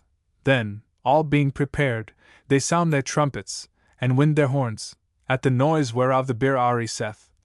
And in his fearful rage runneth to and fro as if he saw a fire. The young men armed make unto him. The bear, looking round about, taketh the plainest way toward the rope hung full of feathers, which, being stirred, and hailed by those that hold it, mocketh the bear much afraid with the rattling and hissing thereof, and so flying from that side half mad, runneth into the nets, where the keepers entrap him so cunningly, that he seldom escapeth. When a bear is set upon by an armed man, he standeth upright, and taketh the man betwixt his 4 feet. But he, being covered all over with iron plates, can receive no harm, and then may easily, with a sharp knife or dagger, pierce thorough the heart of the beast. If a she-bear having young ones be hunted, she driveth her whelps before her, until they be wearied, and then, if she be not prevented, she climbeth upon a tree, carrying one of her young in her mouth, and the other on her back. A bear will not willingly fight with a man, but being hurt by a man, he gnasheth his teeth, and licketh his 4 feet, and it is reported by an ambassador of Poland, that when the Sarmatians find a bear, they enclose the whole wood by a multitude of people standing not above a cubit one from another. Then cut they down the outmost trees, so that they raise a wall of wood to hem in the bears. This being effected, they raise the bear, having certain forks in their hands made for that purpose, and when the bear approacheth, they, with those forks, fall upon him, one keeping his head, another one leg, other his body, and so, with force, muzzle him and tie his legs, leading him away. The Rhaetians use this policy to take wolves and bears. They raise up great posts, and cross them with a long beam laded with heavy weights, unto the which beam they fasten a cord with meat therein, whereunto the beast coming, and biting at the meat, pulleth down the beam upon her own pate. The inhabitants of Helvetia hunt them with mastiff dogs, because they should not kill their cattle left at large in the field in the daytime. They likewise shoot them with guns, giving a good sum of money to them that can bring them a slain bear. The Sarmatians used to take bears by this sleight. Under those trees wherein bees breed, they plant a great many of sharp-pointed stakes, putting one hard into the hole wherein the bees go in and out, whereunto the bear climbing, and coming to pull it forth, to the end that she may come to the honey, and being angry that the stake sticketh so fast in the hole, with violence plucketh it forth with both her 4 feet, whereby she looseth her hold, and falleth down upon the pick stakes, whereupon she dieth, if they that watch for her come not to take her off. There was reported by Demetrius, ambassador at Rome, from the king of Musco, that a neighbor of his, going to seek honey, fell into a hollow tree, up to the breast in honey, where he lay 2 days, being not heard by any man to complain. At length came a great bear to this honey, and putting his head into the tree, the poor man took hold thereof, whereat the bear, suddenly affrighted, drew the man out of that deadly danger, and so ran away for fear of a worse creature. But if there be no tree wherein bees do breed near to the place where the bear abideth, then they use to anoint some hollow place of a tree with honey, whereinto bees will enter and make honeycombs, and when the bear findeth them, she is killed as aforesaid. In Norway they used to saw the tree almost asunder, so that when the beast climbeth it, she falleth down upon pike stakes laid underneath to kill her, and some make a hollow place in a tree, wherein they put a great pot of water, having anointed it with honey, at the bottom whereof are fastened certain hooks bending downward, leaving an easy passage for the bear to thrust in her head to get the honey, but impossible to pull it forth again alone, because the hooks take hold on her skin. This pot they bind fast to a tree, whereby the bear is taken alive and blindfolded, and though her strength break the cord or shen wherewith the pot is fastened, yet can she not escape or hurt any body in the taking, by reason her head is fastened in the pot. To conclude, other make ditches or pits under apple trees, laying upon their mouth rotten sticks, which they cover with earth, and straw upon it herbs, and when the bear cometh to the apple tree, she falleth into the pit and is taken. The herb wolfbane or libertine is poison to foxes, wolves, dogs, and bears, and to all beasts that are littered blind, as the Alpine Rhetians affirm. There is one kind of this called cyclamine, which the Valdentians call tora, and with the juice thereof they poison their darts, whereof I have credibly received this story, that a certain Valdentian, seeing a wild bear, having a dart poisoned herewith, did cast it at the bear, being far away from him, and lightly wounded her, it being no sooner done, but the bear ran to and fro in a wonderful perplexity through the woods, unto a very sharp cliff of a rock, where the man saw her draw her last breath, as soon as the poison entered to her heart, as he afterward found by opening of her body. The like is reported of henbane, another herb. But there is a certain black fish in Armenia full of poison, with the powder whereof they poison figs, and cast them in those places where wild beasts are most plentiful, which they eat, and so are killed. Concerning the industry or natural disposition of a bear, it is certain that they are very hard tamed, and not to be trusted though they seem never so tame, for which cause there is a story of Diana in Lysias, that there was a certain bear made so tame, that it went up and down among men, and would feed with them, taking meat at their hands, giving no occasion to fear or mistrust her cruelty. On a day, a young maid playing with the bear, lasciviously did so provoke it, that he tore her in pieces. The virgin's brethren seeing the murder, with their darts slew the bear, whereupon followed a great pestilence through all that region, and when they consulted with the oracle, the Paynim god gave answer, that the plague could not cease until they dedicated some virgins unto Diana for the bear's sake that was slain, which, some interpreting that they should sacrifice them, embarrass, upon condition the priesthood might remain in his family, slew his only daughter to end the pestilence, and for this cause the virgins were after dedicated to Diana before their marriage, when they were betwixt 10 and 15 years old, which was performed in the month of January, otherwise they could not be married. Yet bears are tamed for labors, and especially for sports among the Roxolani and Libyans, being taught to draw water with wheels out of the deepest wells, likewise stones upon sleds, to the building of walls. A prince of Lithuania nourished a bear very tenderly, feeding her from his table with his own hand, for he had used her to be familiar in his court, and to come into his own chamber, when he listed, so that she would go abroad into the fields and woods, returning home again of her own accord, and with her hand or foot rubbed the king's chamber door to have it opened, when she was hungry, it being locked. It happened that certain young noblemen conspired the death of this prince, and came to his chamber door, rubbing it after the custom of the bear. The king, not doubting any evil, and supposing it had been his bear, opened the door, and they presently slew him. There are many natural operations in bears. Pliny reporteth that, if a woman be in sore travail of childbirth, let a stone, or arrow, which hath killed a man, a bear, or a boar, be thrown over the house wherein the woman is, and she shall be eased of her pain. There is a small worm called volvox, which eateth the vine branches when they are young, but if the vine sickles be anointed with bear's blood, that worm will never hurt them. If the blood or grease of a bear be set under a bed, it will draw unto it all the fleas, and so kill them by cleaving thereunto. But the virtues medicinal are very many, and first of all, the blood cureth all manner of bunches and apostums in the flesh, and bringeth hair upon the eyelids if the bare place be anointed therewith. The fat of a lion is most hot and dry, and next to a lion's a leopard's, next to a leopard's a bear's, and next to a bear's a bull's. The later physicians use it to cure convulsed and distracted parts, spots, and tumors in the body. It also helpeth the pain of the loins, if the sick part be anointed therewith, and all ulcers in the legs or shins, when a plaister is made thereof with bull armoric. Also the ulcers of the feet, mingled with the loam. It is sovereign against the falling of the hair, compounded with wild roses. The Spaniards burn the brains of bears, when they die in any public sports, holding them venomous, because, being drunk, they drive a man to be as mad as a bear, and the like is reported of the heart of a lion, and the brain of a cat. The right eye of a bear dried to powder, and hung about children's necks in a little bag, driveth away the terror of dreams, and both the eyes whole, bound to a man's left arm, easeth a quartan ague. The liver of a sow, a lamb, and a bear put together, and trod to powder under one's shoes, easeth and defendeth cripples from inflammation. The gall being preserved and warmed in water, delivereth the body from cold, when all other medicine faileth. Some give it, mixed with water, to them that are bitten with a mad dog, holding it for a singular remedy, if the party can fast 3 days before.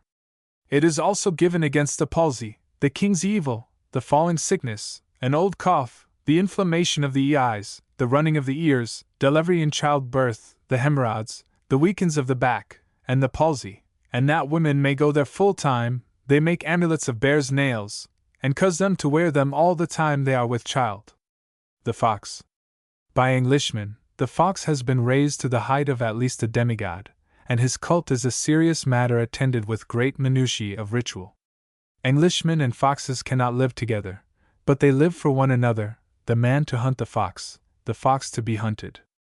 If there be a fox anywhere, even in the Campagna at Rome, and there are sufficient Englishmen to get up a scratch pack of hounds, there must, bold Reynard, be tortured with fear and exertion, only, in all probability, to die a cruel death in the end. In the Peninsular War, a pack of foxhounds accompanied the army. In India, failing foxes, they take the nearest substitute, the jackal, and in Australia, faute de mieux, they hunt the dingo, or native dog. No properly constituted Englishman could ever compass the death of a poor fox, otherwise than by hunting. The vulpicide, in any other manner, is, in an English county, a social leper. He is a thing anathema. Running away with a neighbor's wife may be condoned by county society, at least, among the men, but with them the man that shoots foxes is a very pariah, and it were good for that man had he never been born. Every other nation, even from historic antiquity, has reckoned the fox as among the ordinary ferae naturae, to be killed, when met with, for the sake only of his skin, for his flesh is not toothsome, and when he arrives at the dignity of a silver or a black fox, his fur enwraps royal personages, as being of extreme value. The fox is noted everywhere for its craftiness, and was so famed long before the epic of Reineke Fuchs was evolved, and indeed, this may be said to be its principal attribute. Many are the stories told by country firesides of his stratagems, both in plundering and in his endeavors to escape from his enemies. Indeed, no country ought to be able to compare in fox lore with our own. Its sagacity, cunning, or call it what you like, dates far back. Pliny tells us that in Thrace, when all parts are covered with ice, the foxes are consulted, an animal, which, in other respects, is baneful from its craftiness. It has been observed that this animal applies its ear to the ice for the purpose of testing its thickness. Hence it is that the inhabitants will never cross frozen rivers and lakes until the foxes have passed over them and returned. The fox is most abundant in the northern parts of Europe, and therefore we hear more about him from the pages of Olaus Magnus, Gessner, and Topsell. The former says, "When the fox is pressed with hunger, cold, and snow, and he comes near men's houses, he will bark like a dog, that house creatures may come nearer to him with more confidence. Also, he will feign himself dead, and lie on his back, drawing in his breath, and lolling out his tongue. The birds coming down, unawares, to feed on the carcass, are snapped up by him, with open mouth. Moreover, when he is hungry, and finds nothing to eat, he rolls himself in red earth, that he may appear bloody, and casting himself on the earth, he holds his breath, and when the birds see that he breaths not, and that his tongue hangs forth of his mouth, they think he is dead. But so soon as they descend, he draws them to him and devours them. Again, when he sees that he cannot conquer the urchin, for his prickles, he lays him on his back, and so rends the soft part of his body. Sometimes fearing the multitude of wasps, he counterfeits and hides himself, his tail hanging out, and when he sees that they are all bussy, and entangled in his thick tail, he comes forth, and rubs them against a stone or tree, and kills them and eats them. The same trick, almost, he useth, when he lies in wait for crabs and small fish, running about the bank, and he lets down his tail into the water, they admire at it, and run to it, and are taken in his fur, and pulled out. Moreover, when he hath fleas, he makes a little bundle of soft hay wrapped in hair, and holds it in his mouth. Then he goes by degrees into the water, beginning with his tail, that the fleas, fearing the water, will run up all his body till they come at his head. Then he dips in his head, that they may leap into the hay. When this is done, he leaves the hay in the water, and swims forth. But when he is hungry, he will counterfeit to play with the hare, which he presently catcheth and devoureth, unless the hare escape by flight, as he often doth. Sometimes he also escapes from the dogs by barking, feigning himself to be a dog, but more surely when he hangs by a bough, and makes the dogs hunt in vain to find his footing. He is also wont to deceive the hunter and his dogs, when he runs among a herd of goats, and goes for one of them, leaping upon the goat's back, that he may sooner escape by the running of the goat, by reason of the hateful rider on his back. The other goats follow, which the hunter fearing to molest, calls off his dogs that many be not killed. If he be taken in a string, he will sometime bite off his own foot, and so get away. But if there be no way open, he will feign himself dead, that being taken out of the snare, he may run away. Moreover, when a dog runs after him, and overtakes him, and would bite him, he draws his bristly tail through the dog's mouth, and so he deludes the dog till he can get into the lurking places of the woods. I saw also in the rocks of Norway a fox with a huge tail, who brought many crabs out of the water, and then he ate them. And that is no rare sight, whenas no fish like crabs will stick to a bristly thing let down into the water, and to dry fish, laid on the rocks to dry. They that are troubled with the gout are cured by laying the warm skin of this beast about the part, and binding it on. The fat, also, of the same creature, laid smeared upon the ears or limbs of a gouty person, heals him. His fat is good for all torments of the guts, and for all pains. His brain, often given to a child, will preserve it ever from the falling sickness. These and such like simple medicaments the North Country people observe. A portion of the above receives a curious corroboration from Mr. P. Robinson in his book, The Poet's Beasts. Speaking of the lynx, he says, "But it is not, as is supposed, untamable. The Gekvar of Baroda has a regular pack of trained lynxes, for stalking and hunting peafowl, and other kinds of birds. I have, myself, seen a tame lynx that had been taught to catch crows, no simple feat, and its strategy was as diverting as its agility amazing. It would lie down with the end of a string in its mouth, the other end being fast to a stake, and pretend to be asleep, dead asleep, drunk, chloroformed, anything you like that means profound and gross slumber. A foot or so off would be lying a piece of meat, or a bone. The crows would very soon discover the bone, and collecting round in a circle, would discuss the probabilities of the lynx only shamming, and the chances of stealing his dinner. The animal would take no notice whatever, but lie there looking so limp and dead, that at last one crow would make so bold as to come forward. The others let it do so alone, knowing that afterwards there would be a free fight for the plunder, and the thief, probably, not enjoy it, after all. So the delegate would advance with all the caution of a crow, and nothing exceeds it, until within seizing distance. There it would stop, flirt its wings nervously, stoop, take a last long look at the lynx to make sure that it really was asleep, and then dart like lightning at the bone. But if the crow was as quick as lightning, the lynx was as swift as thought, and lo! The next instant there was the beast sitting up with the bird in its mouth. Next time it had to practice a completely different maneuver. The same crows are not to be humbugged a second time by a repetition of the being dead trick. So the lynx, when a sufficient number of the birds had assembled, would take the string in its mouth, and run round and round the stake, at the extreme limit of its tether, as if it were tied. The crows, after their impudent fashion, would close in. They thought they knew the exact circumference of the animal's circle, and getting as close to the dangerous line as possible, without actually transgressing it, would mock and abuse the supposed betethered brute. But all of a sudden, the circling lynx would fly out at a tangent, right into the thick of his black tormentors, and, as a rule, bag a brace, right and left. Topsell gives some curious particulars of the fox, and speaking of their earths, he says, "These dens have many caves in them, and passages in and out, that when the terrors shall set upon him in the earth, he may go forth some other way, and forasmuch as the wolf is an enemy to the fox, he layeth in the mouth of his den an herb, called seonion, which is so contrary to the nature of a wolf, and he so greatly terrified therewith, that he will never come near the place where it groweth, or lieth. The same is affirmed of the turtle to save her young ones, but I have not read that wolves will prey upon turtles, and therefore we reject that as a fable. If a fox eat any meat wherein are bitter almonds, they die thereof, if they drink not presently, and the same thing do aloes in their meat work upon them, as Scaliger affirmeth upon his own sight or knowledge.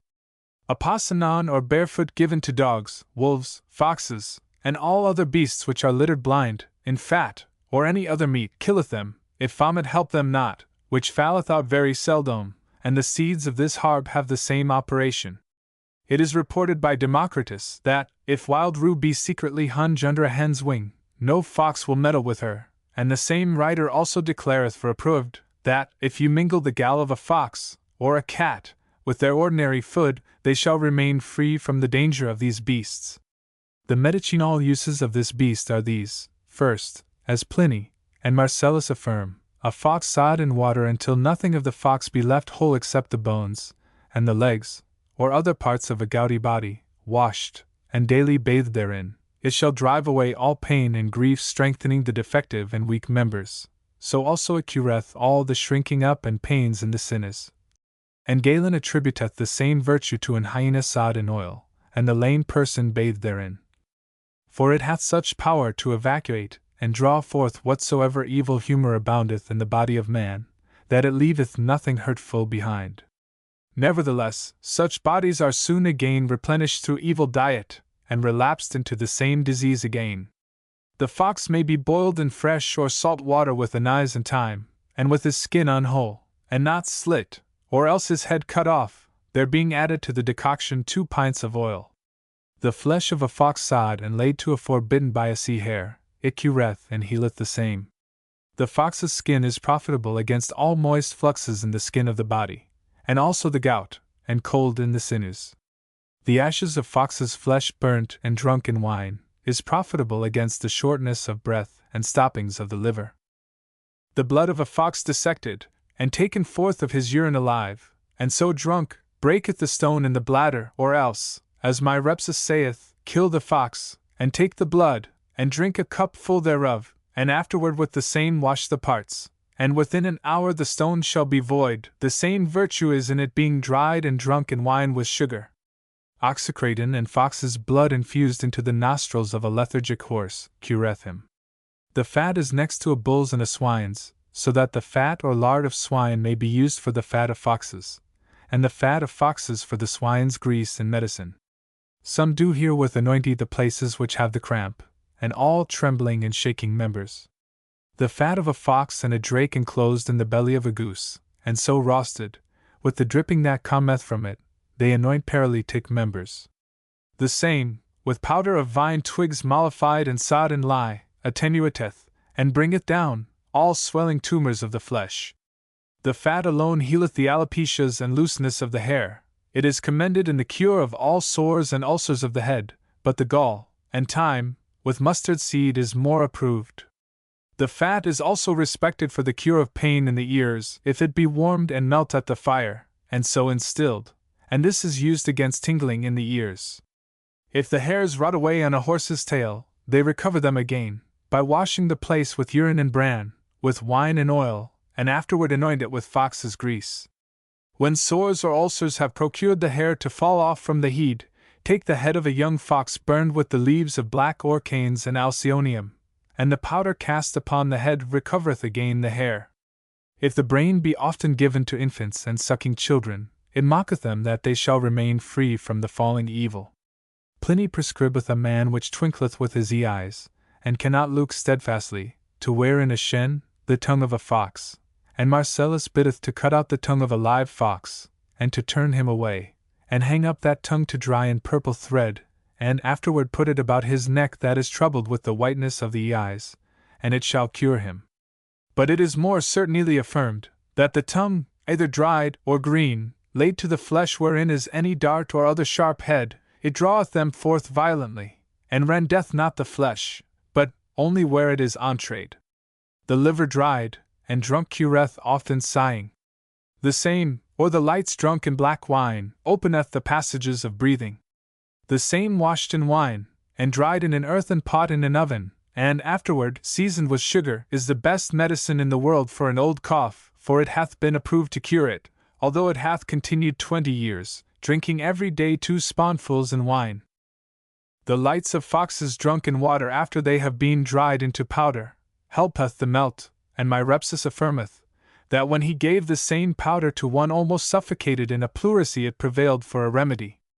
Arcagene prescribeth the dried liver of a fox for the splenetic with oxymel, and Marcellinus for the melt, drunk after the same manner, and Sextus adviseth to drink it simply without composition of oxymel.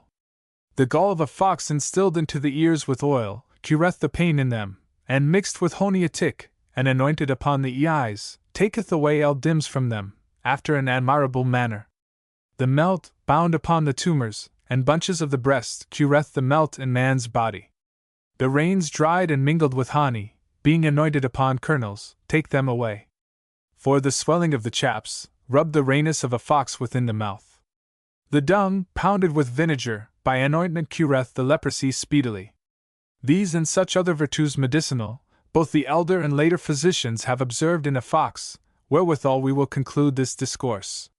The wolf. The wolf, as a beast of prey, is invested with a terror peculiarly its own. When solitary, it is not much dreaded by, and generally shrinks from, man, but united by hunger into packs, they are truly to be dreaded, for they spare not man nor beast. They lie, too, under the imputation of magic, and have done so from a very early age.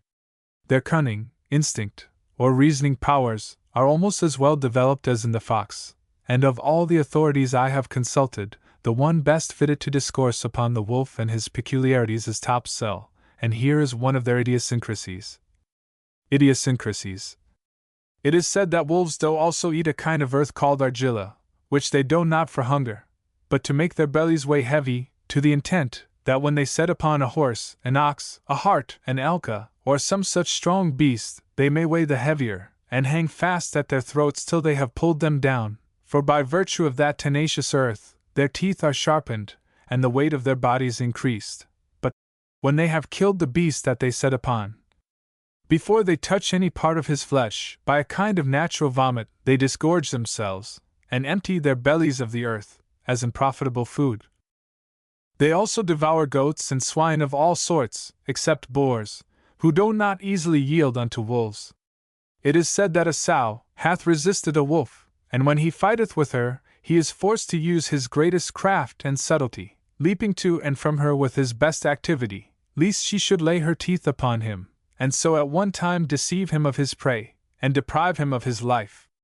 It is reported of one that saw a wolf in a wood, take in his mouth a piece of timber of some 30 or 40 pound weight, and with that he did practice to leap over the trunk of a tree that lay upon the earth.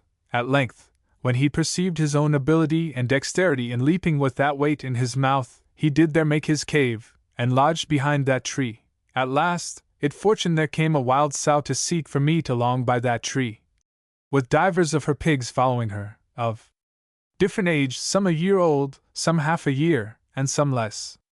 When he saw them near him, he suddenly set upon one of them, which he conjectured was about the weight of wood which he carried in his mouth, and when he had taken him, whilst the old sow came to deliver her pig at his first crying, he suddenly leaped over the tree with the pig in his mouth, and so was the poor sow beguiled of her young one, for she could not leap after him, and yet might stand and see the wolf to eat the pig, which he had taken from her. It is also said that when they will deceive goats, they come unto them with the green leaves and small boughs of osiers in their mouths, wherewithal they know goats are delighted, that so they may draw them therewith, as to a bait, to devour them. Their manner is, when they fall upon a goat or a hog, or some such other beast of small stature, not to kill them, but to lead them by the ear with all the speed they can drive them, to their fellow wolves, and if the beast be stubborn, and will not run with him, then he beateth his hinder parts with his tail, in the meantime holding his ear fast in his mouth, whereby he causeth the poor beast to run as fast, or faster than himself unto the place of his own execution, where he findeth a crew of ravening wolves to entertain him, who at his first appearance seize upon him, and like divils tear him in pieces in a moment, leaving nothing uneaten but only his bowels. Now although there be a great difference betwixt him and a bull, both in strength and stature, yet he is not afraid to adventure combat, trusting in his policy more than his vigor, for when he setteth upon a bull, he cometh not upon the front for fear of his horns, nor yet behind him for fear of his heels, but first of all standeth aloof from him, with his glaring eyes, daring and provoking the bull, making often proffers to come near unto him, yet is wise enough to keep aloof till he spy his advantage, and then he leapeth suddenly upon the back of the bull at the one side, and being so ascended, taketh such hold, that he killeth the beast, before he loosen his teeth. It is also worth the observation, how he draweth unto him a calf that wandereth from the dam, for by singular treachery he taketh him by the nose, first drawing him forward, and then the poor beast striveth and draweth backward, and thus they struggle together, one pulling one way, and the other another, till at last the wolf perceiving advantage, and feeling when the calf pulleth heaviest, suddenly he letteth go his hold, whereby the poor beast falleth back upon his buttocks, and so down right upon his back. Then flieth the wolf to his belly, which is then his upper part, and easily teareth out his bowels, so satisfying his hunger and greedy appetite. But if they chance to see a beast in the water or in the marsh, incombred with mire, they come round about him, stopping up all the passages where he should come out, baying at him, and threatening him, so as the poor distressed ox plungeth himself many times over head and ears, or at the least wise they so vex him in the mire, that they never suffer him to come out alive. At last, when they perceive him to be dead, and clean without life by suffocation, it is notable to observe their singular subtlety to draw him out of the mire, whereby they may eat him. For one of them goeth in, and taketh the beast by the tail, who draweth with all the power he can, for wit without strength may better kill a live beast, than remove a dead one out of the mire. Therefore, he looketh behind him, and calleth for more help. Then, presently another of the wolves taketh that first wolf's tail in his mouth, and a third wolf the second's, a fourth the third's, a fifth the fourth, and so forward, increasing their strength, until they have pulled the beast out into the dry land. Sextus saith that, in case a wolf do see a man first, if he have about him the tip of a wolf's tail, he shall not need to fear any harm. All domestical four-footed beasts, which see the eye of a wolf in the hand of a man, will presently fear and run away. If the tail of a wolf be hung in the crotch of oxen, they can never eat their meat. If a horse tread upon the footsteps of a wolf, which is under a horseman or rider, he breaketh in pieces, or else standeth amazed. If a wolf treadeth in the footsteps of a horse which draweth a wagon, he cleaveth fast in the road, as if he were frozen. If a mare with foal tread upon the footsteps of a wolf, she casteth her foal, and therefore the Egyptians, when they signify abortment, do picture a mare treading upon a wolf's foot. These and such other things are reported, but I cannot tell how true, as supernatural accidents in wolves. The wolf also laboureth to overcome the leopard, and followeth him from place to place, but forasmuch as they dare not adventure upon him single, or hand to hand, they gather multitudes, and so devour them. When wolves set upon wild boars, although they be at variance amongst themselves, yet they give over their mutual combats, and join together against the wolf their common adversary. And this is the nature of this beast, that he feareth no kind of weapon except a stone, for, if a stone be cast at him, he presently falleth down to avoid the stroke, for it is said that in that place of his body where he is wounded by a stone, there are bred certain worms which do kill and destroy him. As the lion is afraid of a white cock and a mouse, so is the wolf of a sea crab, or shrimp. It is said that the pipe of Pythagoras did repress the violence of wolves when they set upon him, for he sounded the same unperfectly, and indistinctly, at the noise whereof the raging wolf ran away, and it hath been believed that the voice of a singing man or woman worketh the same effect. Concerning the enemies of wolves, there is no doubt but that such a ravening beast hath few friends. For this cause, in some of the inferior beasts their hatred lasteth after death, as many authors have observed, for, if a sheep's skin be hanged up with a wolf's skin, the wolf falleth off from it, and if an instrument be stringed with strings made of both these beasts, the one will give no sound in the presence of the other. Here we have had all the bad qualities of the wolf depicted in glowing colors. But, as a faithful historian, I must show him also under his most favorable aspect, notably in two instances, one the she-wolf that suckled Romulus and Remus, and the other who watched so tenderly over the head of the Saxon Edmund, king and martyr, after it had been severed from his body by the Danes, and contemptuously thrown by them into a thicket. His mourning followers found the body, but searched for some time for the head, without success, although they made the woods resound with their cries of, "Where art thou, Edward?" After a few days' search, a voice answered their inquiries, with, "Here, here, here," and, guided by the supernatural voice, they came upon the king's head, surrounded by a glory, and watched over, so as to protect it from all harm, by a wolf. The head was applied deftly to the body, which it joined naturally. Indeed, so good a job was it, that the junction could only be perceived by a thin red, or purple, line. It must be said of this wolf, that he was thorough, for not content with having preserved the head of the saintly king from harm, he meekly followed the body to St. Edmundsbury, and waited there until the funeral, when he quietly trotted back, none hindering him, to the forest. Werewolves. But of all extraordinary stories connected with the wolf, is the belief which existed for many centuries, and in some parts of France still does exist, under the form of the loup-garou, and which is mentioned by many classical authors, Marcellus Saetes, Virgil, Herodotus, Pomponius Mela, Ovid, Pliny, Petronius, and C. Of men being able to change themselves into wolves. This was called lycanthropy, from two Greek words signifying wolf and man, and those who were thus gifted were dignified by the name of versipellis, or able to change the skin. It must be said, however, for Pliny, amongst classical authors, that although he panders sufficiently to popular superstition to mention lycanthropy, and quotes from others some instances of it, yet he writes, "It is really wonderful to what a length the credulity of the Greeks will go. There is no falsehood, if ever so barefaced, to which some of them cannot be found to bear testimony." This curious belief is to be found in Eastern writings, and it was especially at home with the Scandinavian and Teutonic nations. It is frequently mentioned in the northern sagas, but space here forbids more than just saying that the best account of these Agi Einhammer, not of one skin, is to be found in the Book of Werewolves by the Rev. S. Baring Gould. The name of werewolf, or werewolf, is derived thus, according to Mr. Gould. Vargr is the same as uargr, restless, argr being the same as the Anglo-Saxon erg. Vargr had its double signification in Norse. It signified a wolf, and also a godless man. This Vargr is the English were, in the word werewolf, and the garou or verrou in French. The Danish word for werewolf is varulf, the Gothic virulf. Lycanthropy was a widespread belief, but it gradually dwindled down in the 16th and 17th centuries to those Agi Einhammer, the witches who would change themselves into hares, and c. Olaus Magnus tells us of the fierceness of men who by charms are turned into wolves.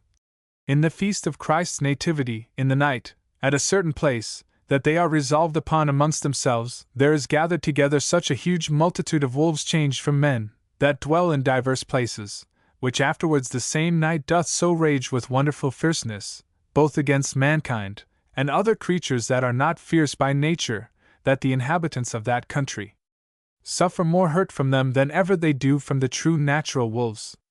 For as it is proved, they set upon the houses of men that are in the woods, with wonderful fierceness, and labor to break down the doors, whereby they may destroy both men and other creatures that remain there.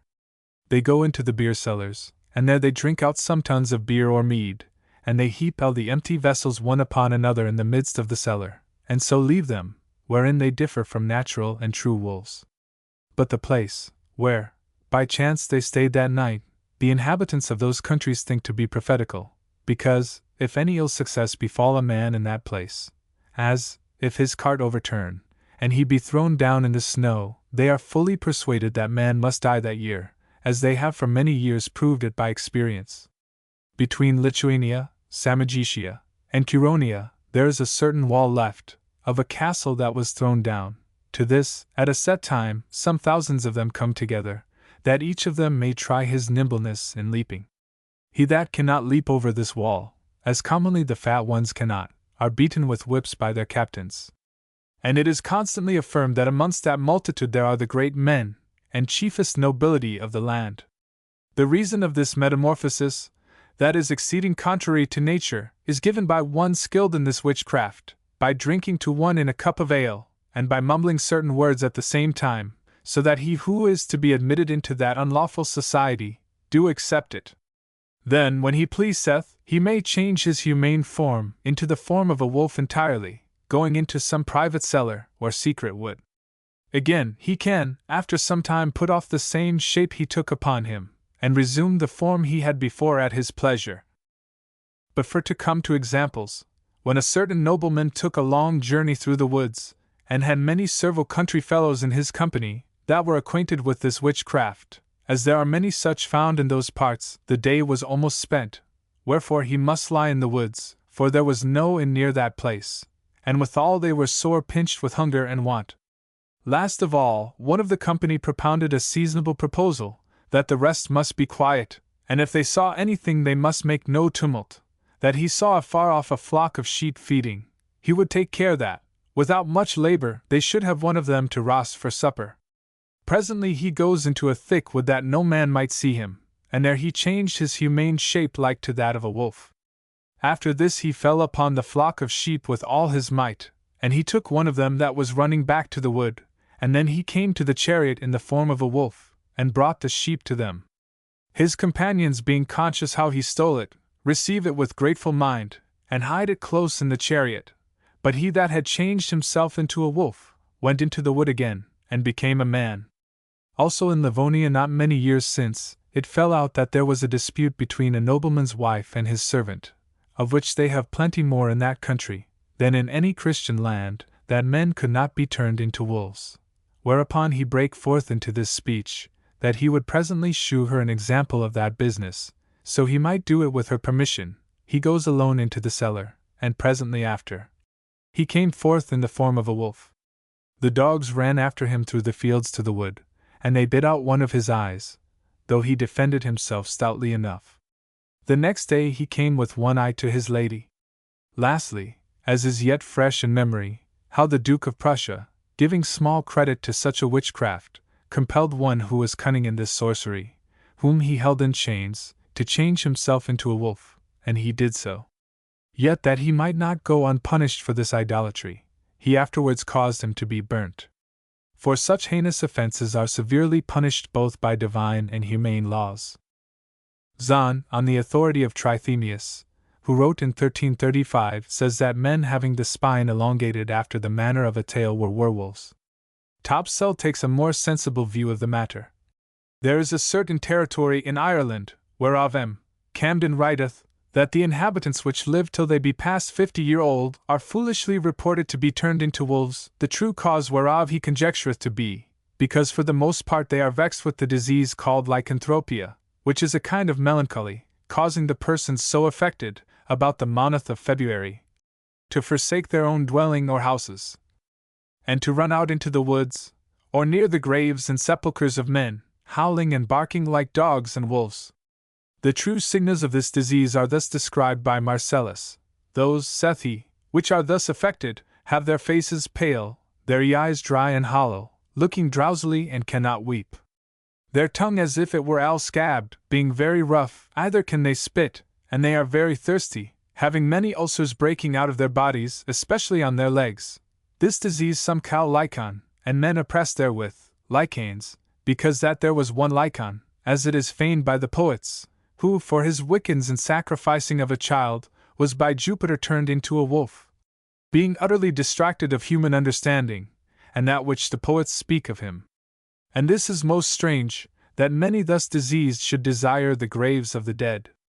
The antelope.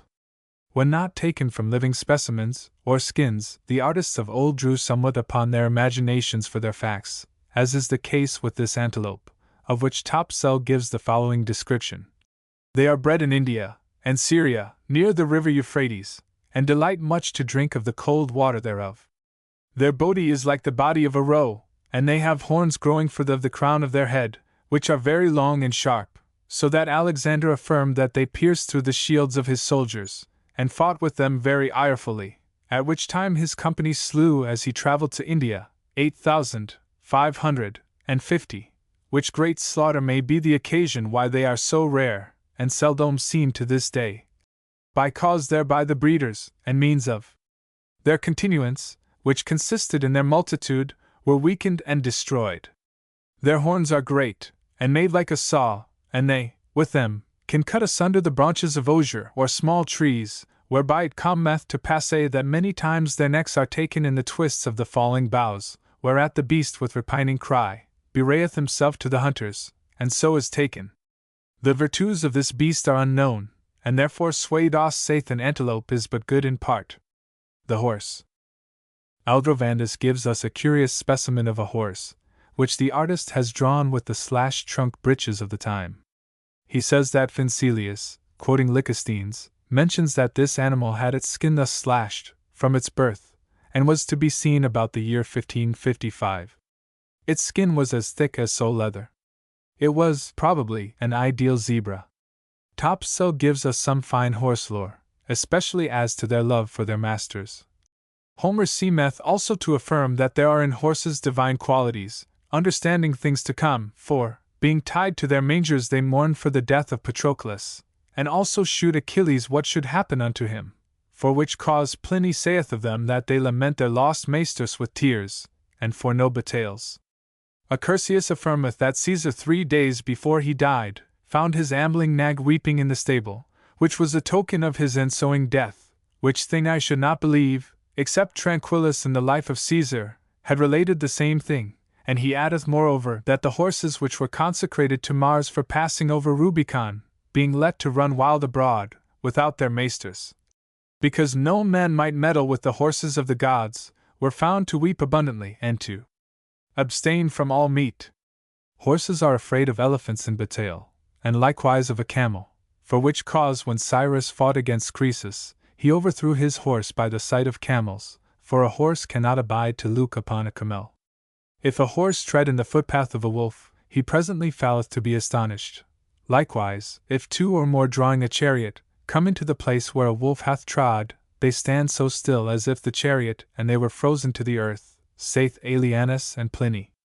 Aesculapius also affirmeth the same thing of a horse treading in a bear's footsteps, and assigneth the reason to be in some secret, between the feet of both beasts. All kind of swine are enemies to horses. The ostrich also is so feared of a horse, that the horse dares not appear in his presence. The like difference also is betwixt a horse and a bear. There is a bird which is called Anchloris, which neigheth like a horse, flying about.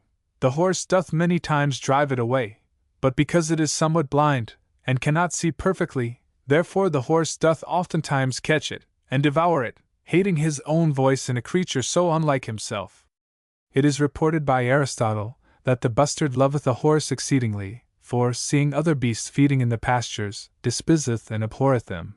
But, as soon as ever it seeth a horse, it flieth unto him for joy, although the horse run away from it, and therefore, the Egyptians, when they see a weak man driving away a stronger, they picture a bustard flying to a horse. Julius Caesar had a horse which had cloven hooves like a man's fingers, and because he was foaled at that time when the soothsayers had pronounced that he should have the government of the world, therefore he nourished him carefully, and never permitted any man to back him but himself, which he afterwards dedicated in the temple of Venus.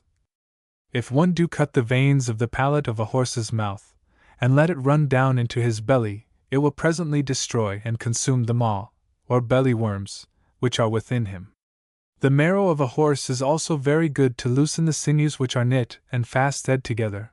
But first let it be boiled in wine, and afterwards be made cold, and then anointed warmly either by the fire, or Sunday the teeth of a male horse not gelded, or by any labor made feeble, being put under the head, or over the head of him that is troubled or startleth in his dream, doth withstand and resist all unquietance which in the time of his rest might happen unto him.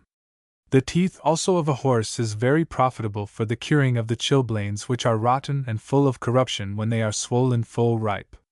The teeth which do, first of all, fall from horses, being bound or fast upon children in their infancy, do very easily procure the breeding of the teeth, but with more speed, and more effectually, if they have never touched the ground. If you anoint a comb with the foam of a horse, wherewith a young man or youth doth use to comb his head, it is of such force as it will cause the hair of his head neither to increase or any whit to appear. The foam of a horse is also very much commended for them which have either pain or difficulty of hearing in their ears, or else the dust of horse dung, being new made and dried, and mingled with oil of roses.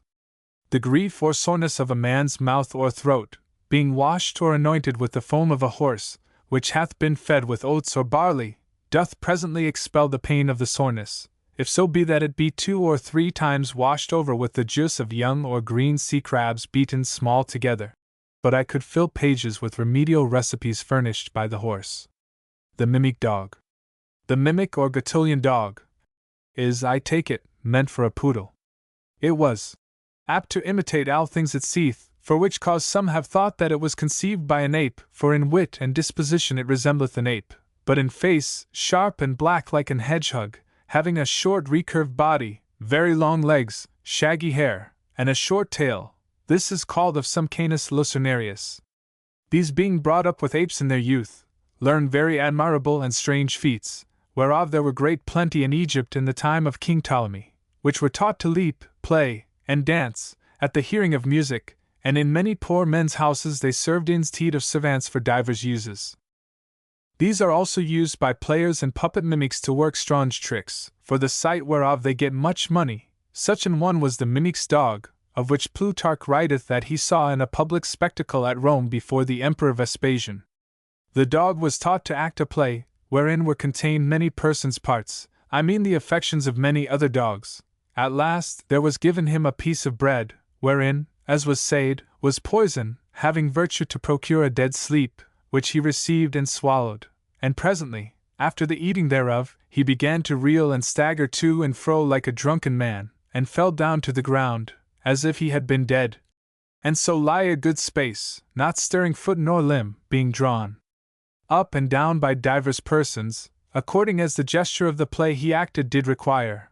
But when he perceived by the time, and other signs that it was requisite to arise, he first opened his eyes, and lift up his head a little, then stretched forth himself, like as one doth when he riseth from sleep. At last he getteth up, and runneth to him to whom that part belonged, not without the joy and good content of Caesar and all other beholders. To this may be added another story of a certain Italian about the year 1403, called Andrew, who had a red dog with him, of strange feats, and yet he was blind. For standing in the marketplace compassed about with a circle of many people, there were brought by the standers by many rings, jewels, bracelets, and pieces of gold and silver, and these, within the circle were covered with earth, Then the dog was bid to seek them out, who with his nose and feet did presently find and discover them. Then was he also commanded to give to every one his own ring, jewel, bracelet, or money, which the blind dog did perform directly without stay or doubt. Afterward the standers-by gave unto him divers pieces of coin, stamped with the images of sundry princes, and then one of them called for a piece of English money, and the dog delivered him a piece, another for the emperor's coin, and the dog delivered him a piece thereof, and so consequently, every prince's coin by name, till all was restored, and this story is recorded by Abbas or Spurgensis. Whereupon the common people said the dog was a devil, or else possessed with some pythonical spirit. It is curious to note some of the remedies against hydrophobia, and I only give a portion of the long list.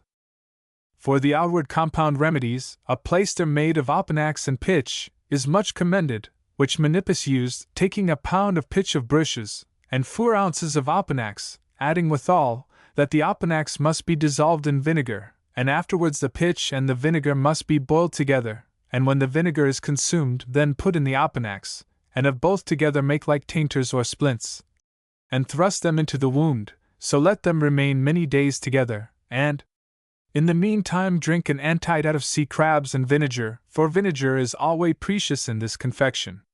Other use basilica, onions, rue, salt, rust of iron, white bread, seeds of horehound, and triacle, but the other plaister is most forcible to be applied outwardly, above all medicines in the world.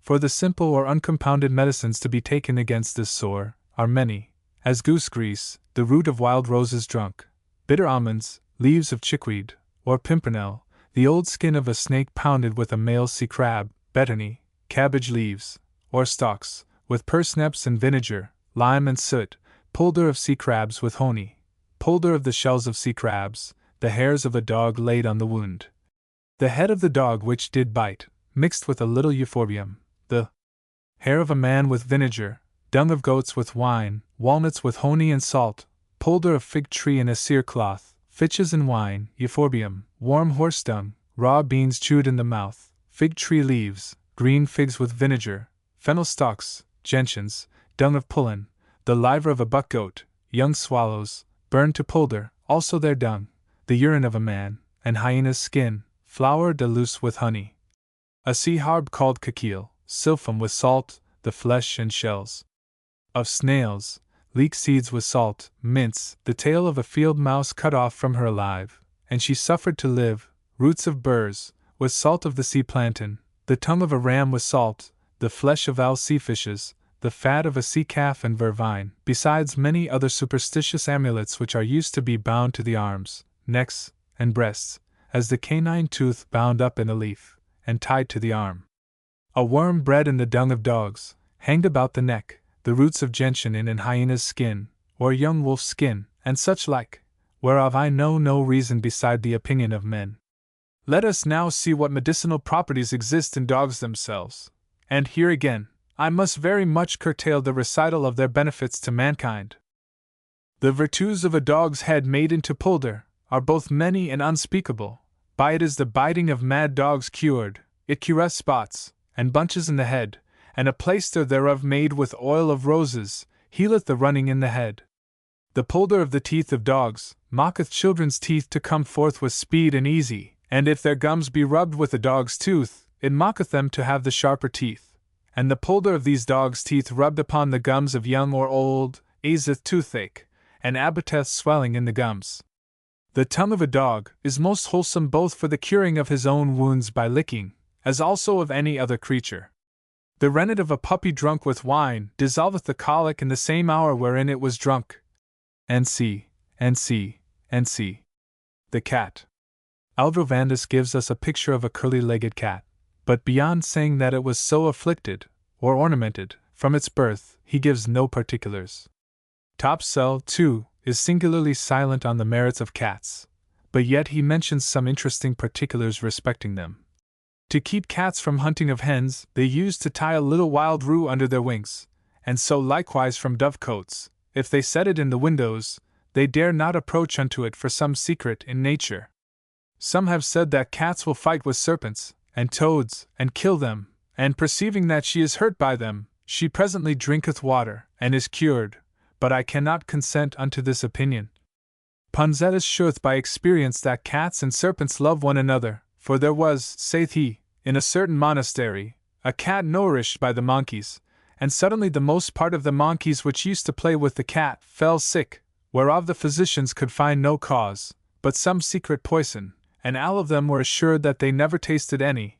At the last a poor labouring man came unto them, affirming that he saw the abbey cat playing with a serpent, which the physicians, understanding, presently conceived that the serpent had emptied some of her poison upon the cat, which brought the same to the monkeys, and they by stroking and handling the cat were infected therewith. And whereas there remained one difficulty, namely, how it came to pass the cat herself was not poisoned thereby, it was resolved that, forasmuch as the serpent's poison came from him but in play and sport, and not in malice and wrath, that therefore the venom thereof being lost in play, neither harmed the cat at all, nor much endangered the monkeys. And the very like is observed of mice that will play with serpents. Those which will keep their cats within doors, and from hunting birds abroad, must cut off their ears, for they cannot endure to have drops of rain distill into them, and therefore keep themselves in harbour. They cannot abide the savour of ointments, but fall mad thereby. They are sometimes infected with the fallen evil, but are cured with gobium. The lion. Of the great cat, the lion, the ancients give many wonderful stories, some of them not altogether redounding to his character for bravery. A serpent, or snake doth easily kill a lion, whereof Ambrosius writeth very elegantly. Eximia leonis pulchritudo, per comantis services tauros excutitor, cum subito a serpent os pector tenus attalitor, itac calibur servum fugit sed leonum interficit. The splendent both eye of a lion in his long curled mane is quickly abated, and allayed, when the serpent doth but lift up his head to his breast. For such is the ordinance of God, that the snake, which runneth from a fearful heart, should without all fear kill a courageous lion.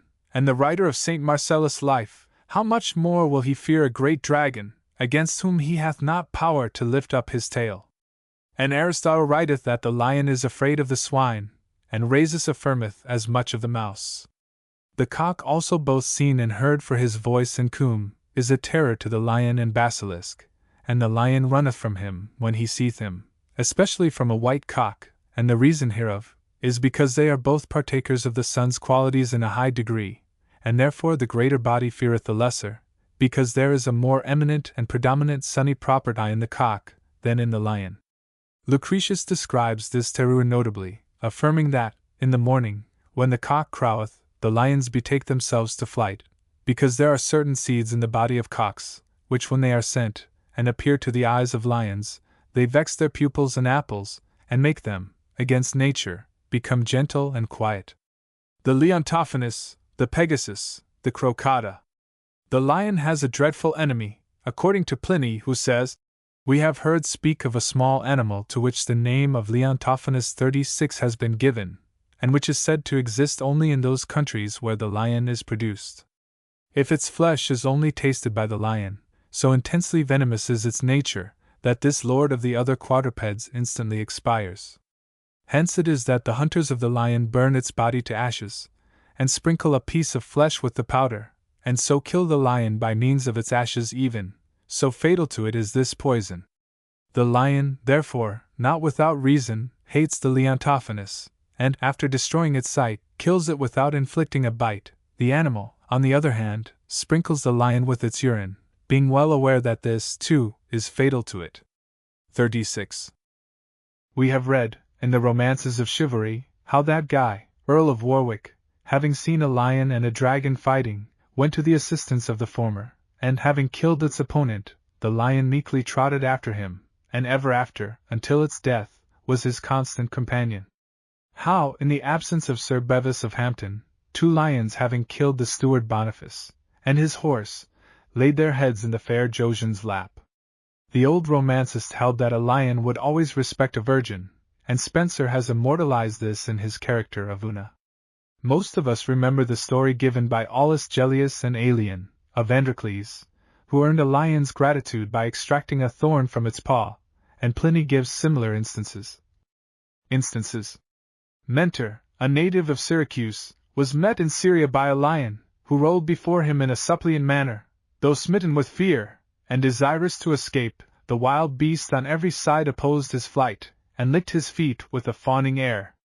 Upon this, Mentor observed on the paw of the lion a swelling and a wound, from which, after extracting a splinter, he relieved the creature's pain. In the same manner, too, Elpis, a native of Samos, on landing from a vessel on the coast of Africa, observed a lion near the beach, opening his mouth in a threatening manner, upon which he climbed a tree in the hope of escaping, while, at the same time, he invoked the aid of fatherly bear, Bacchus, for it is the appropriate time for invocations where there is no room left for hope. The wild beast did not pursue him when he fled, although he might easily have done so, but, lying down at the foot of the tree, by the open mouth which had caused so much terror, tried to excite his compassion. A bone, while he was devouring his food with too great avidity, had stuck fast between his teeth, and he was perishing with hunger. Such being the punishment inflicted upon him by his own weapons, every now and then he would look up, and supplicate him, as it were, with mute entreaties. Elpis, not wishing to risk trusting himself to so formidable a beast, remained stationary for some time, more at last from astonishment than from fear. At length, however, he descended from the tree, and extracted the bone. The lion, in the meanwhile, extending his head, and aiding in the operation as far as it was necessary for him to do. The story goes on to say, that as long as the vessel remained off that coast, the lion shewed his sense of gratitude by bringing whatever he had chanced to procure in the chase. The same author mentions two curious animals, the lucrocata, and the eel, which are noticeable among other wonders. Ethiopia produces the lynx in abundance, and the sphinx, which has brown hair and two mammae on the breast, as well as many monstrous kinds of a similar nature, horses with wings, and armed with horns, which are called pegasi, the crocata, an animal which looks as though it had been produced by the union of the wolf and the dog, for it can break anything with its teeth, and, instantly, on swallowing it, it digests it with the stomach. Monkeys, too, with black heads, the hair of the ass, and a voice quite unlike that of any other animal. The lucrocata, the eel, cattle feeding backwards.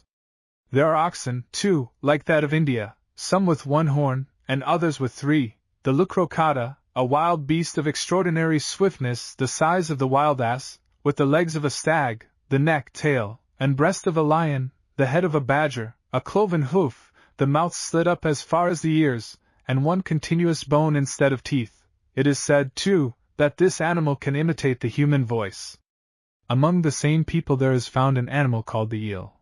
It is the size of the river horse, has the tail of the elephant, and is of a black or tawny color. It has, also, the jaws of the wild boar and horns that are movable, and more than a cubit in length, so that, in fighting, it can employ them alternately, and vary their position by presenting them directly, or obliquely, according as necessity may dictate.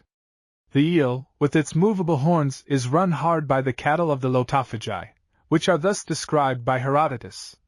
From the Audiobook at the end of another 10 days' journey is another hill of salt and water, and many fruit-bearing palm trees, as also in other places, and men inhabit it, who are called Gavamantes, a very powerful nation. They lay earth upon the salt, and then sow their ground. From these to the Lotophagi, the shortest route is a journey of 30 days. Amongst them the kind that feed backwards are met with. They feed backwards for this reason. They have horns that are bent forward, therefore they draw back as they feed, for they are unable to go forward, because their horns would stick in the ground. They differ from other kind in no other respect than this, except that their hide is thicker and harder. Animal medicine. We have already seen some of the wonderfully curative properties of animals. Let us learn something of their own medical attainments, as described by Pliny. The hippopotamus has even been our instructor in one of the operations of medicine. When the animal has become too bulky, by continued overfeeding, it goes down to the banks of the river, and examines the reeds which have been newly cut. As soon as it has found a stump that is very sharp, it presses its body against it, and so wounds one of the veins in the thigh, and by the flow of blood thus produced, the body, which would otherwise have fallen into a morbid state, is relieved, after which it covers up the wound with mud. The bird, also, which is called the ibis, a native of the same country of Egypt, has shown us some things of a similar nature. By means of its hooked beak, it laves the body through that part by which it is especially necessary for health, that the residuous food should be discharged. Nor, indeed, are these the only inventions which have been borrowed from animals to prove of use to man. The power of the herb dittany, in extracting arrows, was first disclosed to us by stags that had been struck by that weapon, the weapon being discharged on their feeding upon this plant. The same animals, too, when they happen to have been wounded by the phalangium, a species of spider, or by any insect of a similar nature, cure themselves by eating crabs. One of the very best remedies for the bite of the serpent is the plant with which lizards treat their wounds when injured in fighting with each other. The swallow has shown us that the Chelidonia is very serviceable to the sight, by the fact of its employing it for the cure of its young, when their eyes are affected. The tortoise recruits its powers of effectually resisting serpents by eating the plant which is known as Quinau bubula, and the weasel feeds on rue, when it fights with the serpent in pursuit of mice. The stork cures itself of its diseases, with wild marjoram, and the wild boar with ivy, as also by eating crabs, and more particularly, those that have been thrown up by the sea. The snake, when the membrane which covers its body has been contracted by the cold of winter, throws it off in the spring, by the aid of the juices of fennel, and thus becomes sleek and youthful in appearance. First of all it disengages the head, and then it takes no less than a day and a night in working itself out, and divesting itself of the membrane in which it has been enclosed. The same animal, too, on finding its sight weakened during its winter retreat, anoints and refreshes its eyes by rubbing itself on the plant called fennel, or marathrum, but if any of the scales are slow in coming off, it rubs itself against the thorns of the juniper. The dragon relieves the nausea which affects it in spring, with the juices of the lettuce. The barbarous nations go to hunt the panther, provided with meat that has been rubbed with aconite, which is a poison. Immediately on eating it, compression of the throat overtakes them, from which circumstance it is that the plant has received the name of Pardalianx, pard strangler. The animal, however, has found an antidote against this poison in human excrements, besides which, it is so eager to get at them, that the shepherds purposely suspend them in a vessel, placed so high, that the animal cannot reach them, even by leaping, when it endeavors to get at them. Accordingly, it continues to leap, until it has quite exhausted itself, and at last expires. Otherwise, it is so tenacious of life that it will continue to fight, long after its intestines have been dragged out of its body. When an elephant has happened to devour a chameleon, which is of the same color with the herbage, it counteracts this poison by means of the wild olive. Bears, when they have eaten of the fruit of the mandrake, lick up numbers of ants. The stag counteracts the effect of poisonous plants by eating the artichoke. Wood pigeons, jackdaws, blackbirds, and partridges purge themselves once a year by eating bay leaves. Pigeons, turtledoves, and poultry, with wall pellitory or halcyon, ducks, geese, and other aquatic birds of a similar nature, with the bulrush. The raven, when it has killed the chameleon, a contest in which even the conqueror suffers, counteracts the poison by means of laurel. The Sioux. Topsell mentions a fearful beast called the Sioux. There is a region in the New-Found World, called Gigantes, and the inhabitants thereof are called Patagons. Now, because their country is cold, being far in the south, they clothe themselves with the skins of a beast called in their own tongue Sioux, for by reason that this beast liveth for the most part near the waters, therefore they call it by the name of Sioux, which signifieth water. The true image thereof, as it was taken by Thenestus, I have here inserted, for it is of a very deformed shape, and monstrous presence, a great ravener, and an untamable wild beast. When the hunters that desire her skin set upon her, she flieth very swift, carrying her young ones upon her back, and covering them with her broad tail. Now, for so much as no dog or man dareth to approach near unto her, because such is the wrath thereof, that in the pursuit she killeth all that cometh near her. The hunters dig several pits or great holes in the earth, which they cover with boughs, sticks, and earth, so weakly, that if the beast chance at any time to come upon it, she and her young ones fall down into the pit, and are taken.